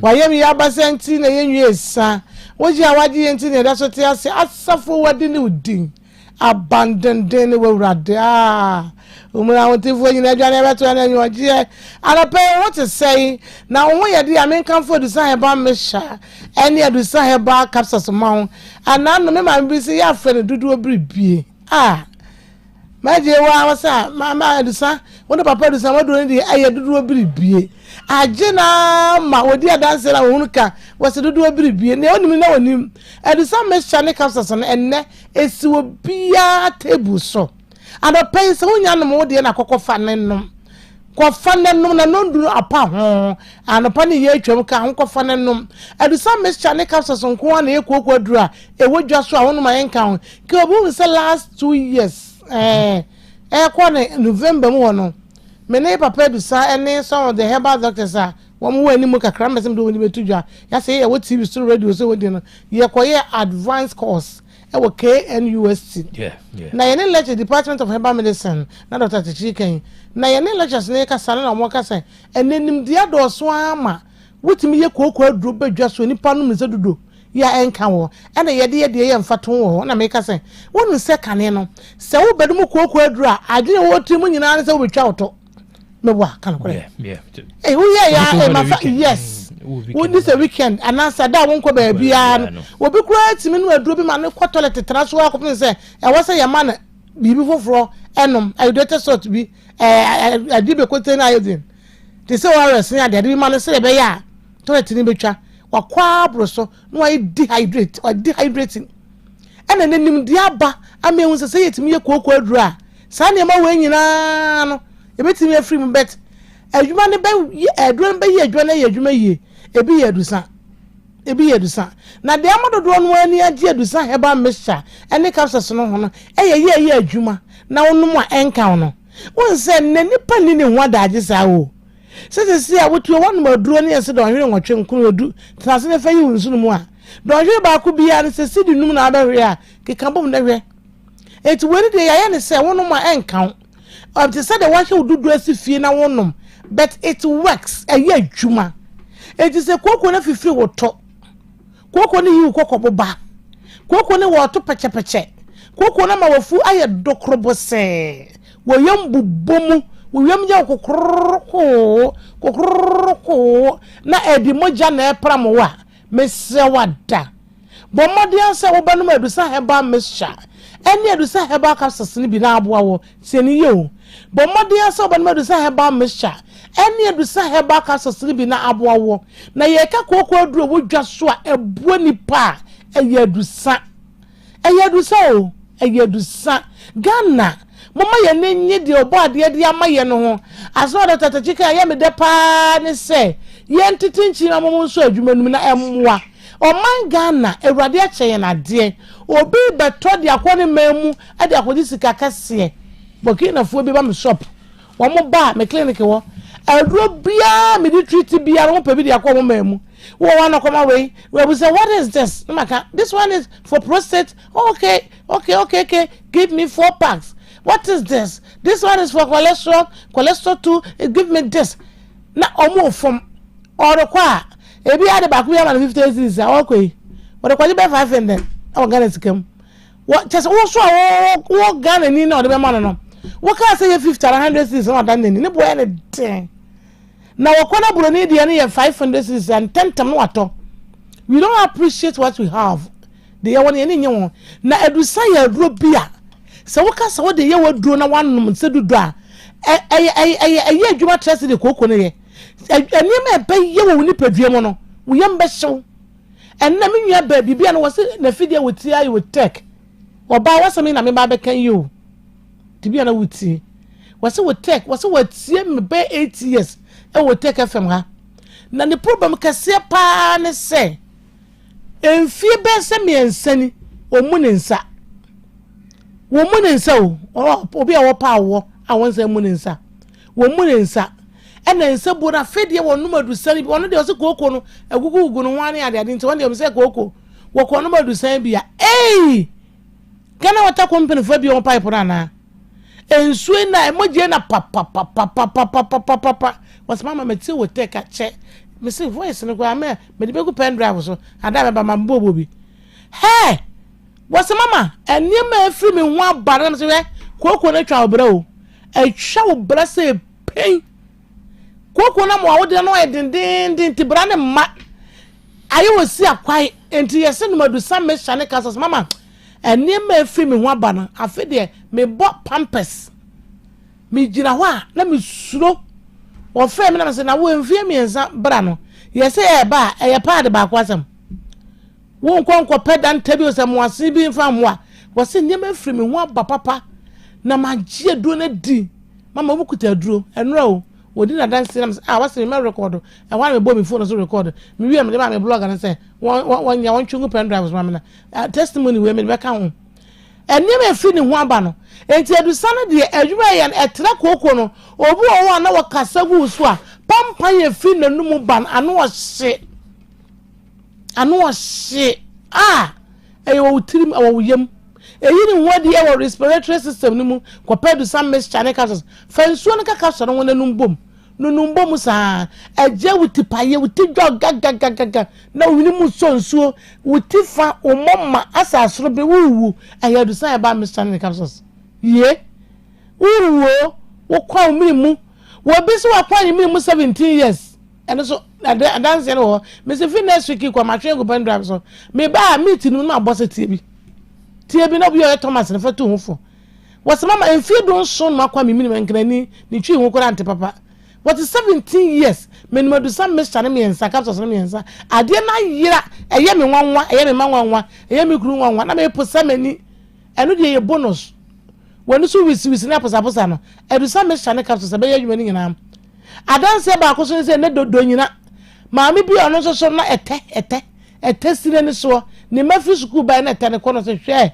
poso me ensa mo ko school nyina na do sana menom wo frɛ me se mama eduo no tu tena me se mesre mo me mpese me ne FD efo benya nkwanhia bia me nya already ntimi nko court medro no nyete eye kokwadru na de wo se sire no so ye tene pa cho ye koko ebia bibia be si woni so wo ko hospital ne ka cho se yete ana waje de na de eye ohen du me kana se ye o ya kakra e mo no so wisi fagidie ka ho na sha sese wo no madu sa he ba mesha en na du sa ba ka so na ye hwe se wo su nyankopon wote ase no won fa so mfa no nsan kama na me se Ghana mo maye ni so de urade de amaye me no ka se ko Fred Mense bi wo PFF Pharmacy bi wo kwale na kimisti heba ye dani heba mo nyina tontobi apidan keba Osons Chemist Coastal Pharmacy Dia Pharmacy Habme Pharmacy Arms heba Abepo Junction traffic light na se traffic ye first and third patasa kan arms obi ne kakraka ya mungu to mi mano ba bi eto duro bi Asas Pharmacy NNA patase PF Abrosana se ba bi eto duro Ghana ha kro bi awosu bia smart obo ase ba bi enu awo Ghana ha so pedusa mesha ni capsules unya bi nto wo ye bema eya ma mema sma kofem koko e beji utu aboso no ba betiti ni se de wo pe wo mu ade so ade bu ma kunu wate na ba so ba bro won na kunu no woni ahobrase wo be se be ma yido adi kire bro won no no wate ba so wodum ahobrase fo si ahantafo kwai wo kunu wa ye mra ni chese wanya be mo yare na aba to adu sama na manenom be ma so de tobi nom nenya ni die ne rade amamo sama na mo ye ewuranom mo wura ye ne nye wonu madu sam mechanic capsules ebo wo siesie wo kama wo ba ekuro wo ho aduro no kokoro do so wom dua mekọ wom ni nyina tu ya tukuro wati ase obi wo ho a ekuro wo no ho ka obi ekuro wo de boss wa no atwe to na me de me da na me ya sister fuse kasa do so ko pedu sali bitonom fa wo aduro e babo ma ho na mkuro nyina wu wotimi ne wukuna hia kama ade chere ni age wo yi akohoma no de bi aka ho enkwani ko school no ma ya no akofa wo mo ama nkofa praga na ko yi wo mawe wo so mi raso mafo wo maba me po adwuma me amekọ akofa nkola no na ni ji age no wonya nkola no ko anya mu bonus me so mo makwa na mu ko ne mo na yie oba papa feed your husband well with enough sex ate feed your husband well with enough sex ma ku ni wona na ho nto no na ye kama na ni beje ti se wo ya wo mu a to adusane bi no pa wi na kuro na enwu na ho nto na ma ya so den si e de beto adura no de be ko pray for me akode ekotuatua ho ne ma enimu aka de enimu kwa nkyere na yare ne wo ho na wo de nam me pa cho no adusane bi bɛma 20 wɔ mu no bia ɛboa ma wontiri yɛ den wogina yie sɛ bɛma kama bua ne to asente twetwe na yɛ ne yɛ nyina bɛboa bɛ yɛ brɛ na yɛ be ma memfa me telephone number ne ntodwa sɛ wonte bibia sɛ wopenkyire mu tie ne yo wopenkyire mu nte bibia sɛ wopɛ sɛ ɔbɛyɛ so yɛ kuma ase ne yɛwɔ so magazine ma kro do overhead na sɛ gina offensive road overhead na sɛ gina go filling station there no ne yɛwɔ wokɔ Accra yɛwɔ La Paz yɛbɛ Las Palmas sunya ne yɛwɔ New Town yɛne susu go di admission baabi yɛtɔ aduro bia kɔ Fedimens hɔ misti no aka obia ɛtɔ aduro kro bia so no wote me nka no kɔpɛ du sane bi tɔ yunum sɛ dodo na mu a 0500 0500 110 115 0500 115 0500 0500 110 115 115 115 0500 0500 110 115 115 and 055 055 700 700 98 98 24 24 055 055 700 700 98 98 24 24 the church way 055 055 700 700 98 98 25 25 055 055 700 700 98 98 25 25 and one year the sun number offer what do you say here ko bi the day at the sabana near rade offer with GDA any aduru abano so no dey resabro the kaji kwatana no na ya resama na wishi aba me dusa ana papa dusa la ka dusa ya ba ya jo so say ma dance ni God bless you too mama dusa Kobi ejuma also jeni anwa didi senior Kobi me say ene mama steady no Ghana hapa humpa me say so ma we kotoko bruni na ebe kuchi se blaster bruni na kuchi dia me say o ma we bruni eni so a yi da mena mkachiro ode obupa mfansa onwe yikura adwo boni ankasa mena mekachiro ma we enyi da ke obi mena meka na menka mo apomode mapade eno ane Hepa Plus mixture Pavi Plasmox Hepa Plus mixture etutu malaria na sekura sweet darling my beautiful baby Hepa Plus mixture ye busie ya no mama hoden aba busumi pini menti ase me do tie Hepa Plus mixture anya adwuma ebeye woni padua no mu no afie kura na ebeye onwanwa mo eduro ye ma general well-being abusua pomodin ho hia me yie esne bibia Entime manom pefia ha. She, oye, Hepa Plus husband.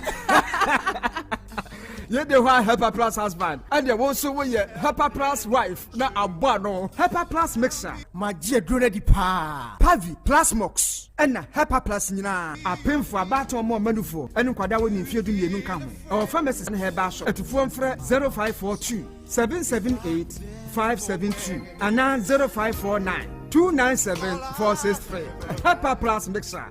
Mapobudra mapa. FDRG edweden krato ya. Nansei mi amidi ho danse pa se made hu na kofam. Ade ban mi o ewa chiro mi hu ni ye papa. Asa de ebo asi mani so. Mani ne so ye wisi. Eso ye mikusu. Mani prunsuo efemfeme ewowo me. Ensem sei na wo kadia. Ehia pa se Dr. Hwe ni be show. Bra by Grace Eye Clinic. Ma yemfa fidie nhwe wani no so. Enkosi wani na chi. Nye hwe se de nyoma sitie. By Grace Hospital esanso obia yehwe asomu ehwinimu ene eminimu metre ENT clinic etimu amota kwan mu minimu ana wasum tai kekau ne sentu de nyoma hudu awrewra wasum setakra yi wasum penti hairpins matches ene nyoma hudu awrewra wasum no Mr. Jai nebra ma ENT for ehwe wasum ne famawo da ben na hunu dentist emo hwe wanu mu ma wo ukaso obi hu no kokọ na chi bramienye scaling and polishing wanu mu nye hwam kama wo se na so abua bramiehwe ye de bi besi so ma ye fe anampo etu a yebesi foforo de amawo kaka bi jejo wo se yetu a yebetu enwema amaka nyina opesi ebefie behwewo a yebeba by Grace Hospital so okumase breman eben DVL office no bibia ni amienkasa 0244 97 68 05 Child likes my food,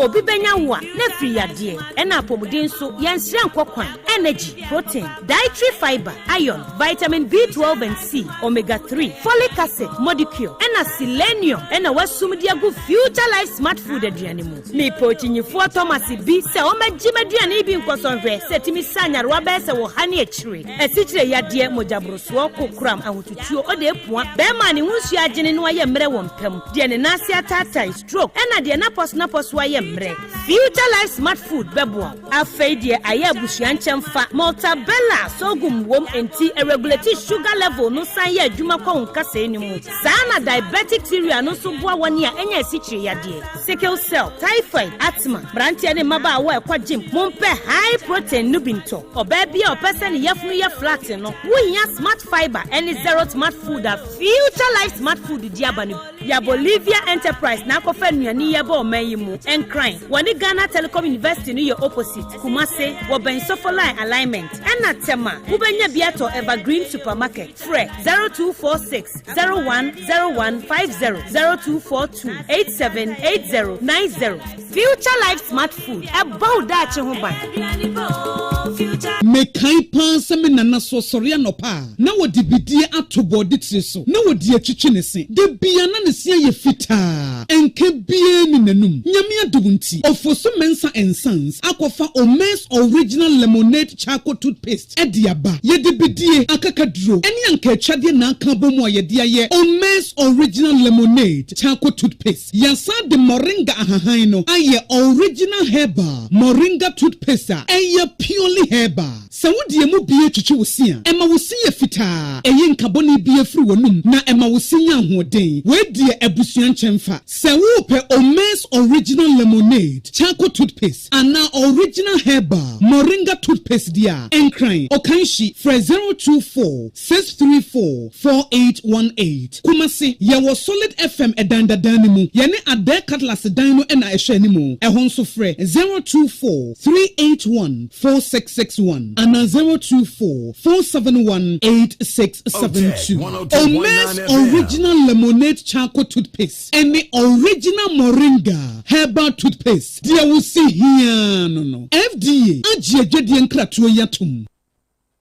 Kobi anopenyame enka mo bobieni asafo Kobi adeɛ baako a ama ɔman Ghana ɛyɛ nhunu yɛ ho anu nyinaa yɛ emra enye adwuma emra enye adwuma wɔ man mu esan sɛ emra no ɛkyi bi enchi binom enti deɛ meka anopeni sɛ sɛbisɛbi sɛ emra no ɛkyi wɔ hiani a yɛmfani no na ɛkyi wɔ sikani nso a yɛmfani no na yɛma emra no nyɛ adwuma sɛ emra no ɛyɛ adwuma deɛ a ebetumi aboa de nsakyerɛyɛ papa ɛde aba ɔman no na ma wɔn a wɔn di sika wɔn a ɛsɛ wɔn ma n'agya padeɛ no ɛtumi de foforo yɛ ɛtumi aba ɔman no ama nsesa kakra ɛtumi aba enti yɛma ɔman no mpanimfoɔ no ɔmo ma mmra ɛnyɛ adwuma na ntumi mu ɔman no kɛ obi nyame nka mo.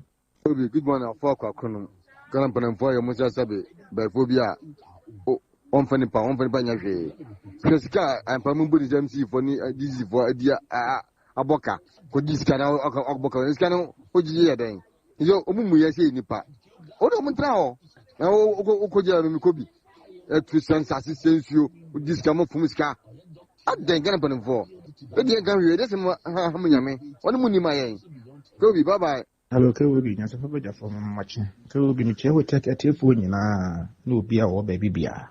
Kobi afa me da him kase fit ebu masi. Kobi, Ghana ha wo mu ekunye pa ya assembly. Wo mu edwuma assembly no. Wo mu kunye papa. Kobi, obi ti wo be 20 years ni ye ntanfa no nko baby adawo. Le bule pa ne krono ye mu boye wo ho no. Kobi, enye ketwa. Ghana ye nko enim nyina ya assembly no. Tememfo no ho no senke die ni hwe.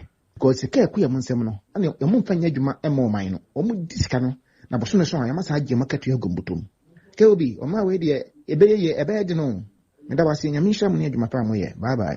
Good morning ke obi mama mo ne adwuma no penso ede nyam aseso ke obi we de anya politics ye kan se won't me de no se saa na asɛmneti ampa se wabo ma ye se yesu ni asase a so be it. See to meet a big fishes no kwan we should agili woma and kwani nyina bejera nsuo nyina ni beti yes ase ho beto mo na ye kwaye so be receive say ya na ye de ye hwehwe say it shouldn't end with want to me they should go further Virginia, I'm up for Otec 102.9 FM. Plantation for papa and for Robanti. Hey, Ghana Hapa, the man who says them Rawa, a man and tanker to Anqua, a check a scene me there. Papa Mahama, made they make catcher and say, Galam saying, and this is for this simple Musutu. It is a showing any who's a political issue now, yes, sir. For your general will be go for a papa virgin. Otec FM 102.9. Don't touch that dial. Dr. Ebenezer Ajima also Doc. Will be a Hepa Plus Pavine Plasmos one dance and so. Yamiadum a Srana Econaminda 1 year Juma or hospitals a hold on asi. In fact, Nipaya dia or Sahi Oshe Kosa Eba. Any feedback na ye nyanwa.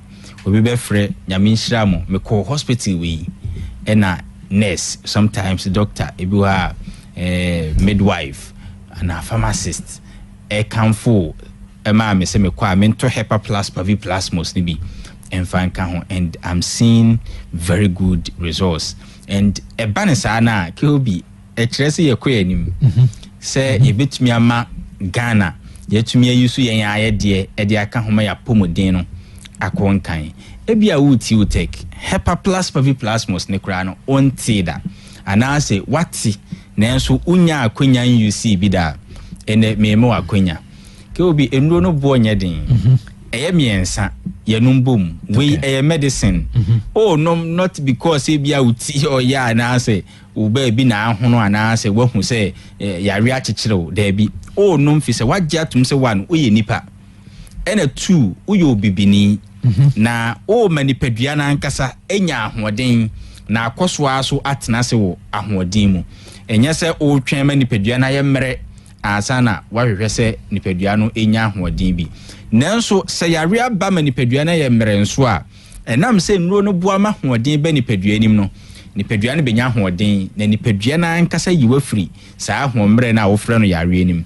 enti eye duru a meka ne se ye Ghana duru eye dido I say obia hyase na ye mabusua bia nya so mfaso we say eboa na bekoso so aboa de wa wutie betumi aye ne say ene obetumi akwaje wo Hepa Plus o Pavi ene o Plasmos ginin so ne to pa fa kofi uduru fi a de obia pese obetumi anom no mane nom ne yenkoso enjoy good health me personal lines abetumi afrɛ me ebia na opese obisa say me de me to ase kura asase atwetweme Doc na ansa ya na mensaim tititi misisi aya na ye ya doc me de infections tete me himfi ho pa doc me mema sem no enkoye sisi kura de afon doc me nante kakra bi a na me home ete me nipadua ni nya hoɔden amfaso bɛyi na metumi nya na mpo metumi afiri ɔhawe mu ana me personal line is 0542 77 85 72 0542 77 85 72 and 059 13 67 898 059 13 67 898 se owa manonia 0542 807 907 907 0542 807 907 kai say enro ne ye Hepa Plus Pavi and a Plasmos adanse ba na eba and obi bisa am say doc me ne madam fo bi na enomedro ye nyina ne different issues also no dware wi a na ne ho ekeka no na downfall ne de sebe menstrual issue eba oje ne ho enje kra and then bayi so acha within be 2 days no we and 2 days no so flow kra ye no aga say e flow ye however before say 2 days no de hen besa say no obe go through severe pain after 2 days no so ensign ma no pains are no den na all fam into ono de na odware an ho keka no enu nti na opɛ sɛ okɔhwɛsɛ ne well being ni gina yi a faso be free mu aba na damfo ne so sa sɛ o yusu bi o sɛ dog ma ho keka ne jai madam fo ne so boso me so ye no botumi abu ne sa for the first time 5 days one go through sa premenstrual ni postmenstrual sa pains na ayɛ ɔfam no, and this time so we flow sɛbesɛbe to the extent say tumi asesa ne ho bɛɛ 3 times in a day. Wow. Obi a ɔno no ɔndwen ho sɛbi o sɛ ɔbɛsesa because ade ne kora ɛmma yie ɛna nam pain na ɔnam mu nti ɔdadam ɔyɛ confined in a room a ɔntumi go about ne duties, but this time no sɛbi we flow for 5 days asan so tumi asesa ne ho, and obi say na ɛduro baako ɛna atumi ayɛ nneɛma mmienu say because ɔno no yɛ obi a ɔtai bisa questions say herbal deɛ nti a ɔnom herbal ne yɛ sɛ ɛduro baako tumi yɛ ABCD, but for ɔno ankasa so obɛhunu evidence ɛwɔ n'ani so sɛ ne how no nipadua na correct na downfo deɛ so ɛyɛ menstrual issue ne nso anya no results deɛ what is the secret ɛwɔ Hepa Plus Paviplasmos mu ada yɛ mmiɛnsa ne nti ana no answer me de ma no ni deɛ tie ne sɛ Hepa Plus Paviplasmos ɛka bom bɛyɛ adwuma baako pɛ ma nipadua no adwuma baako pɛ na no mmiɛnsa wei nyinaa ɛka bom abɛyɛ ɛne sɛ entagate wo problem no entagate wo yare na wo ɛno nti na wo bɛpɛ daabi ɛnyɛ aduro no interest area no aduro no goal nyinaa ne sɛ ma wo nipadua no nya ahoɔden sɛ nipadua no wellness ne gyina yie, immune system ne yɛ na adwuma yie, obrɛboɔ ɛyɛ deɛ obetumi ayɛ, o kidneys, o pancreas, nipadua no mu akwa ne nyinaa yɛ deɛ sɛ ɛyɛ a ɛyɛ nipadua na nkasa na hwehwɛ ne ho mu hwɛ sɛ ɛhe na ɔhawo na deɛ na metumi ayɛ deɛ correct efi sɛ nipadua na di nija ɛna onim sɛ deɛ esi hyehyɛ ne fa ɛne nti na obi nomyɛ no ne menstrual issue a correct also nomyɛ no wa ho keka no a correct no.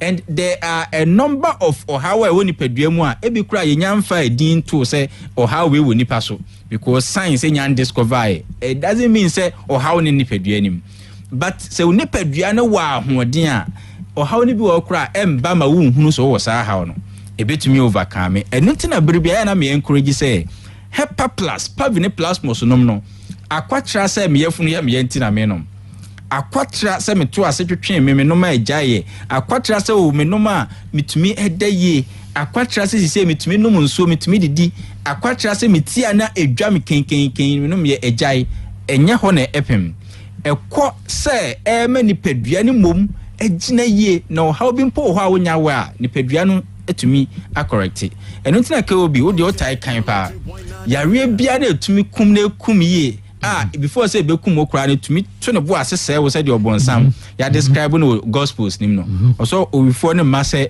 obonsam masse o ba baby bia ba so be wia ene ye one no asan kumo ne wakum awie kra no mo waye ne nya kam no asan say yie aja si obonsam no ba be wia ni padua no problem no asan so akum ni padua no o wia ni padua na yie no asan say no eninti yare bia na etumi yesa anema miensen ya maken no odi opa ahwe your friend say a silent killer opa asase bo silent killers no brebo yare hepatitis your friend say bi kidney problem your friend say bi akoma problem your friend say bi ni nyina internal.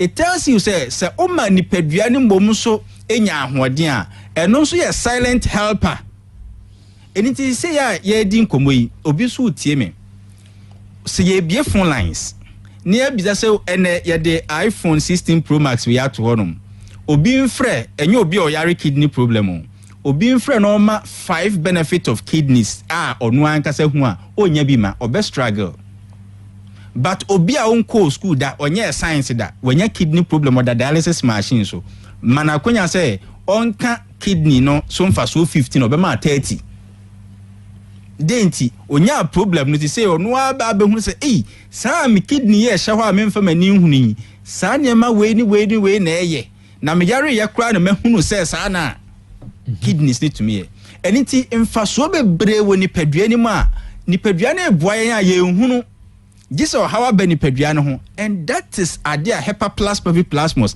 epese e fele gab no na eboa enisi ye twen hunu yare esese at all times o ma nipadua no nya hoden na ekoma wabra wadwen kra enkoso eniti Hepa Plus nom no ti say na be Ghana duro ebusua bia nya bi ni nso ne ntopaye na ma wabusua no nya so mfaso ke obi ne bo ne nsesan 60 Ghana cedis eniti ba bia wo tie me free bia no obetumi abodra drugstore ben wo ko gibi na hyase se ono nom 0542 77 85 72 0542 77 85 72 and 059 13 67 898 059 13 67 898 se owa manonia 0542 807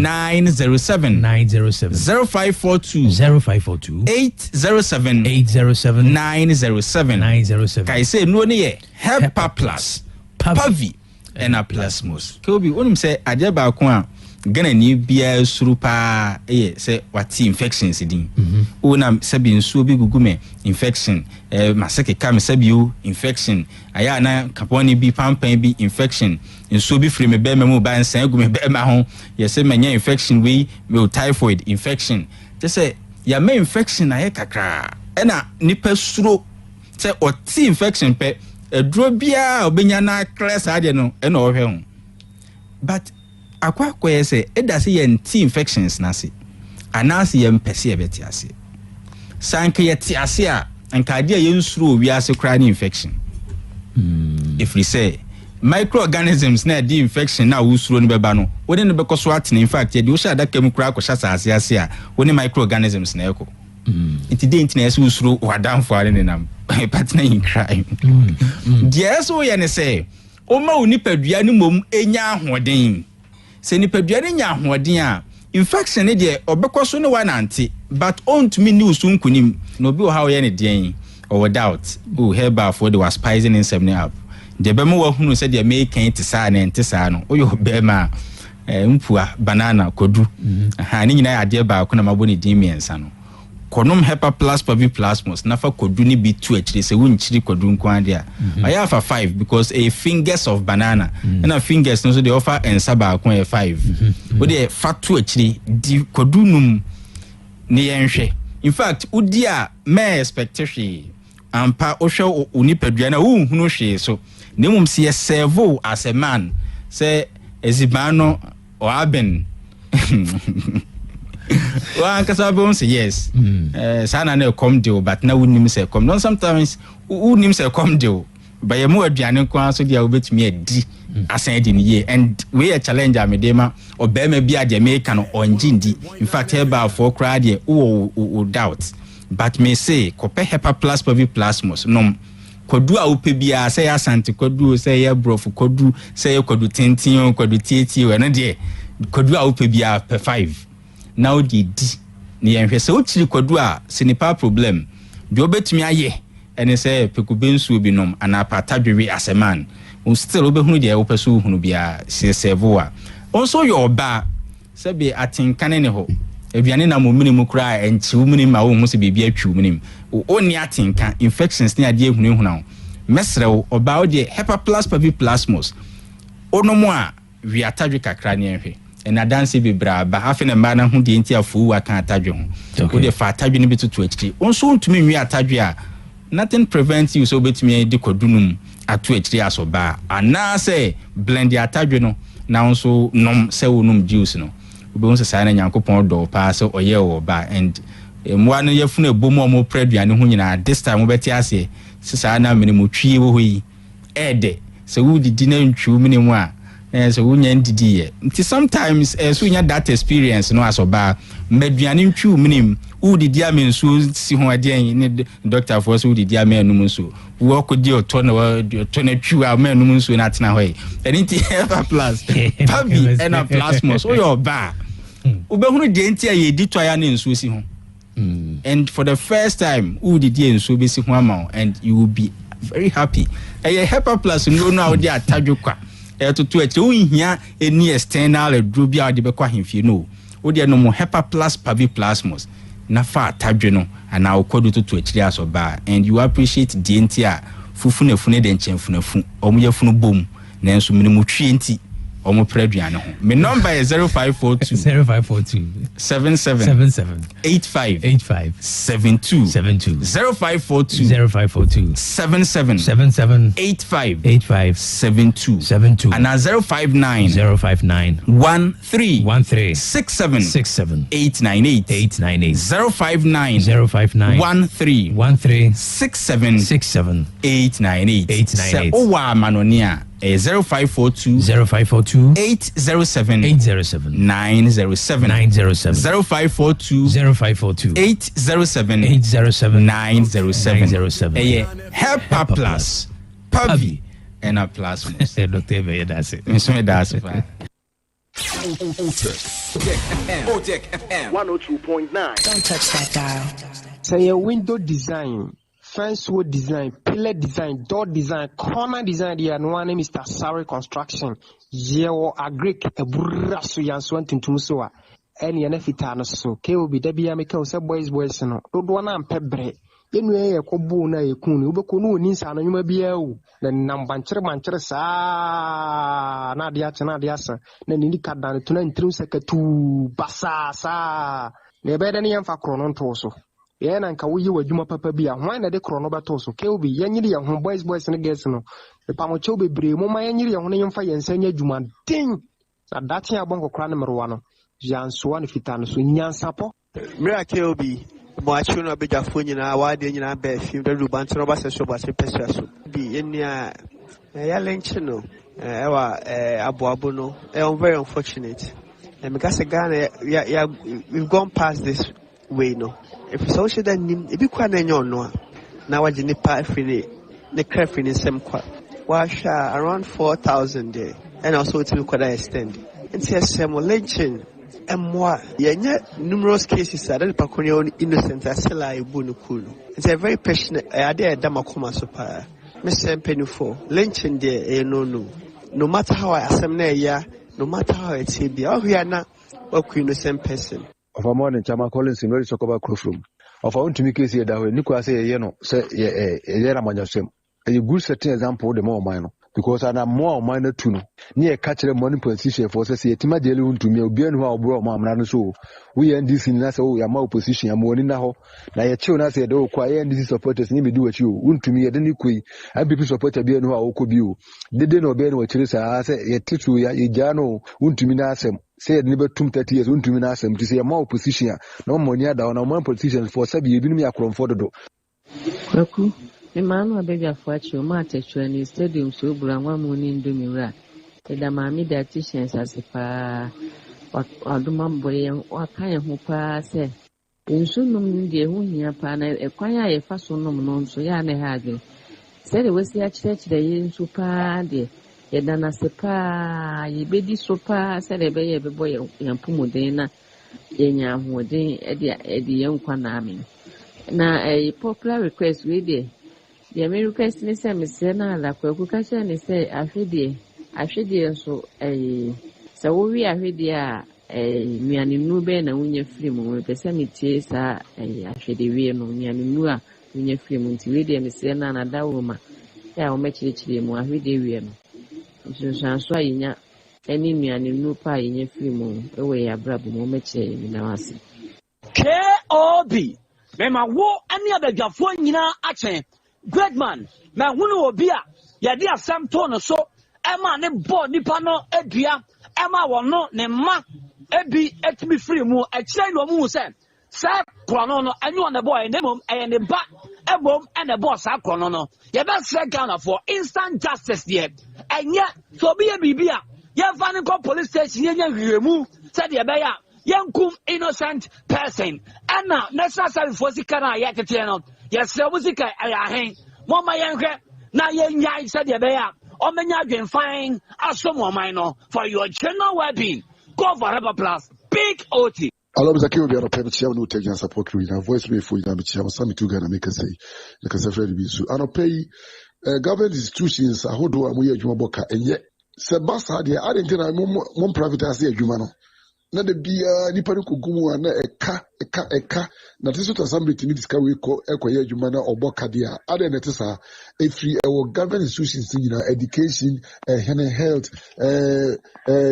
lands assemblies internal revenue no ko mo diska no kura ka so mu akontom ko boka enti enye ebeye na say mmoa mo privatize adwuma no na nko individuals no onye adwuma ni yi na mfa so mre o man no na obi aso wura adwuma mu a monye no ne wo ba phone nto na onyusu adwuma mu phone na mmoa Keobi, good morning. Pachali many emekasa free anomanye mpatasie. Keobi, ebu abaso bebre uteke for mubo ejuma pa edemaye. Na mame dietitian su yebeda na se bebre. Keobi medie ya na kuri mu emuye marewo. Se di enti ameka ni sa ni se yeye yanka se yejuma yehwe eye ni iye. Ba se yeye oman no ejuma obi enu a woku no ho ede do papa ede mo oman no na yeye ntite bia se yeye oman adwuma biele eze so no ensese ekosa because enyema bebre to sini wo yamamuo mu ni ye ne yama bebre mu eno na ama oman no edru ba bia edru ya yentumi nko ye nim tambia ya ria no Bajuba for quality Missani and the conference in the truth when Uncle Ponce, so then the dance were at say. Kobi, Ingurano, and Asugu Krumu, a man for trumpets. Yana Pesama Hamonka, send the videos, the pictures with Brea, but you can a bra, proper year. It is Abosuna Bosunia proper, the system penny for 1 papa and papa be and fire Mura Semno Amfa, so let's say Bosuna Bosumini Bepra. Sabi, a bayer proquaria, the Dia, see a bit direct near Sanso, Aquatic. Stramping for so much near Manguaquemo. I just a bit to bring one Abacas and Nansa, Yabia, and Prania, previous one, as you to run a woman. Kobe, a feminine Kujuba, because a free are the set, Ibe you come. Okay, Yadamas, any papa, Moyabua, Asantman. You say, Asma Bay, Efa unto me. Ye palace abbey, Omodia de Biamica, Omodia Omonia political motivated. Mobile on Becca Assembly City. Maka say Yenfa enye ejuma. Because say anopadi enka. Ibenya company phone nyina community will take because hona abegafo no omuka asama abebua oman na boa obibia o oman mu. The way ebesi plan no man nyina no will take money show so ye kanu. Nyansapo so no mukan no yesano obanyansafo. Good morning, Obi. Say the entry Masoko Saka Kwake Obi, my memoir was one of your phone. Sama won't me some of the also a phantom chairman and Cabiansa, so be asked to see the Wokano. A Blepana, Obi BC and Cabino. There's a word in a better. I don't say Obi, so Maquama Panes, no, at so much from one. Now, yes, we're 20 years, no more Cassambina, as I say a boa. Then to me in Cabia, Obiani, a yapapa, then they do take a boy and bonnet dear. The attorney say, National Service, oh, Diana, I also know. If you ask them, Casaro, if you ask them, you know, I have to see mine. So they are Metacano. Who was a woman yet? What's up a movie? One catches up a Kinsika. Maybe you may offer for trade and a service. Almost as a real cry, who at Mama Bayo. Now what you know, Obia says, sister, say, Thomas the Paru and not your pay cassette, the Babes 70,000. When I walk with the woman. Toby, good morning. I'm some folk could do, no from controversial. Kobe, a blank table at the concern here. Your friend Natibongo, with Timo Papa. Kobe, si Kadija Basa, say, Sassy Stacy, Jessica Dijan, the Intrasua, Emwa, the Abanzi Sana, Flossy Biano, over Cassin. Abusuafo yɛn to aso a ya yɛ deɛ clear pack natural mineral water abodwo nsuo anɔpa bia yɛ kanfo ɛde ma bɔmɔden sɛ onsa bɛka bi na sɛ dietitian ɔne yɛ ka nsuo ho sɛ de ɛsɛ nom nsuo na yɛtena ha nsuo anɔpa bia yɛ kanfo ma yɛ clear pack natural mineral water onum a ɔhaw bia ni akyiri ɛsan sɛ samasoro yɛ complemented wakɔ asase mu na watwem nsuo no de afa bɛfo kwan so mfie du ne akyiri ne wɔn anom clear pack ɛhunu sɛ clear pack ɛda nso sɛ wopɛ ama dispenser bottle na sasha won sabeka bi se wodi dwuma bia na ohia nso dia se fo se woji awade woyɛ yie wodi wa woda nsɔre mu konhyia mu na muhia nsu a ɛno ane clear park natural mineral water ɛno nti sukufoɔ ne financial institutions ne nnwumakuo sɛ mopɛ one time delivery a ɛno ɛbɛyɛ ama one on would dunqua no one for niche little angel ventures on the bamboo sports in the din share mu mansoda tano pora kini ben ventures when you do two name asante mantimo then is a mass royal company limited casa 0244 041913 0244 041913 and 0558 001765 0558 001765 the fearsome 3 HEPA plus pavi and a plus more sekoswaka will say ne infections no adosum tibomodin say nipadua no vital organs no benya pomodin and infections no DSC wo nipadua mse ne be yade encounter wonti we enya yade poti binti no HEPA plus for general well-being Tibora Pharmacy, Heba, and a chemical shops biano 60 cities on Sabekani in Abbey, so open in Sue, and also open a topaye on Sabeti Mekabi. The Biachero super song who service no person, the doctor, or personal doctor na Upemunchri more Fred, Dr. Ebenezer at 0542 778572, 0542 778572, and 0591367898, 0591367898. So who am on a name, no here bia, and over to do details. Your address. And also email before 0542 807 907 0542 807 907. Because work house Pomodin Mapadi and one HEPA plus Pavi and a Plasmos. Abapamo shopping Ghana's biggest online shop for quality products. And ebre adane ntu pese udidwa wa be for kwanso pese oba ha ho se wo kuchinchine ya pedrop ya kopene matwawe o se o convenience ehia tenafie jojo ho nani omu endidwa de hu ya o smartphone ko Play Store and as App Store no so na hwehwe Abapamo app no abapa ABAPA mall MALL. Download the two phones on a bit me call one website or www.abapamo.com. So when you do her a dear bia wodo pesoto no yesi obenye bu fira so dum niam so kosi eniem ya didi dwuma wo jade ntade ne mpaboa enkonwa de siesie dem mpa dining set ni nyina on sabe kan bi ewo abapa asoe se wo pe washing machine eno eye portable obetimi de akoba bia ne bo no so ada form eye 399 Ghana cedi obenye bi wo se wo so ni smartphone na de ne yama fa homa no ne frɛ na chichi ma de kra wo pe no ka chiro na eni wo no eni dwama ne 0593 386 133 0593 386 133 and at 0593 391 848 0593 391 848 ono wotafo ene ne mfa frem wo so di wani betimi a kyerɛ mu tafo 3 miles Sakasaka Park no so wana abapa showroom wo na se upeso to ade wa abapa na osika nso na sika no fu se wo nche wo ne basabasa eno o ma akonya o be twitwa kakra ano boa na ode adekra bro eno ye payment by installment na bia wo betena ne abapa bedudwa wo bia wo memu bia no adekro no de bebro onye otaku anasesimpoa eno eye 24-hour delivery service so de bebro na se wo pe live band over the weekend say bia wo ye wo ji awade anasa so de mu ye crusade anasa dwumadie bia wudie a wo be here live band na me say live band e ba ko pe krumwa eno ane HEPA plus live band HEPA plus live band me say nema ne mienu pe bomodin so be hwe sound quality over live band up hwe sound quality no instruments ne sound bia eno a ding and afi nsenkubofo no so no enwum bia no ebe eni dwumadin be ko no eno so be bo ama say high life hip hop reggae dancehall gospel ni nyina no wasua 0593 386 133 0593 386 133 and 0593 391 848 0593 391 848 Adusa Heba Center na wajiso madansi nie mami adusa se menka wo so obi osisi eyo ya pa koko na age unipedo na boso be ma wa yemre wa bada blujo ono ahotutu wo so na afei ani dane hawo eno de ohia no ye adusa Heba mixture any capsules no Heba mixture no ni a cap ne buaso no uhwe ema na de anom capsules no mienu anopa mienu nwumre ebetu ase na emom se malaria fever na tete wo dia ohia adusa malahab sounds no ni mato ontimi ni di na afei onamre ewo so a na so ohia adusa malahab hye no so waposo yo ya na afei sasabro ewo so ho na mani sansan bia no wo hia adusan heba ointment baby 200 bia no benya bia to nemu so open do to kuma se ko Freddy Mens Colenac Osons Pharmacy Costa Pharmacy Dani Heba and afei PFA Pharmacy ya de bi ewo so afonichi adusan heba center and the clinic or Swami Magazine Macro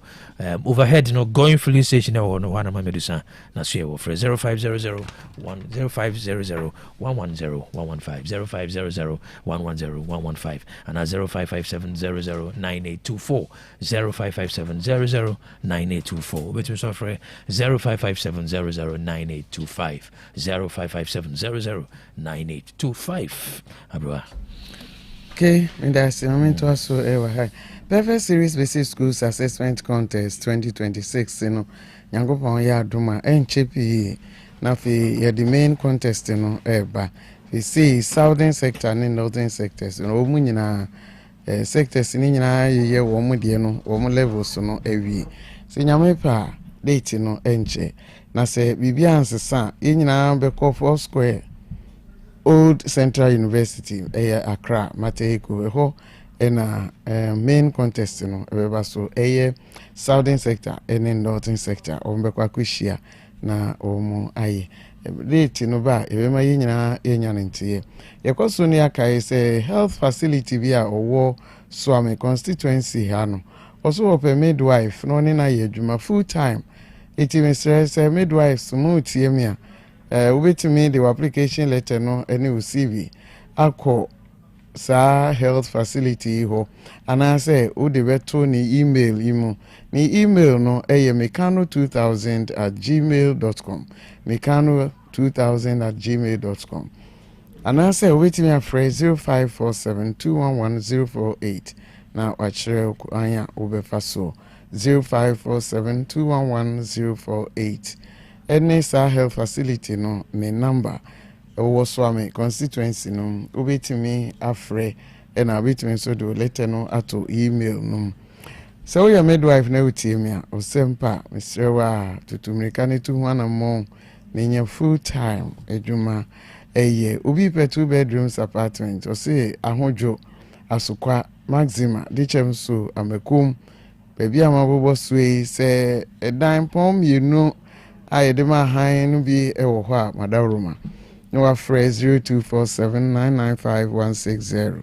0247995160 asukwa amekum ahojo maxima ene dichem so say ibi da baby a esrema na mafre na be de ho amanebo no amaye brother Gideon we dey nye agriculture made agriculture made kuri bi da ho no ma bro Mr. no wafre na we dey ho amanebo no amaye 2 bedrooms apartment Vivian papa Adamfo Gideon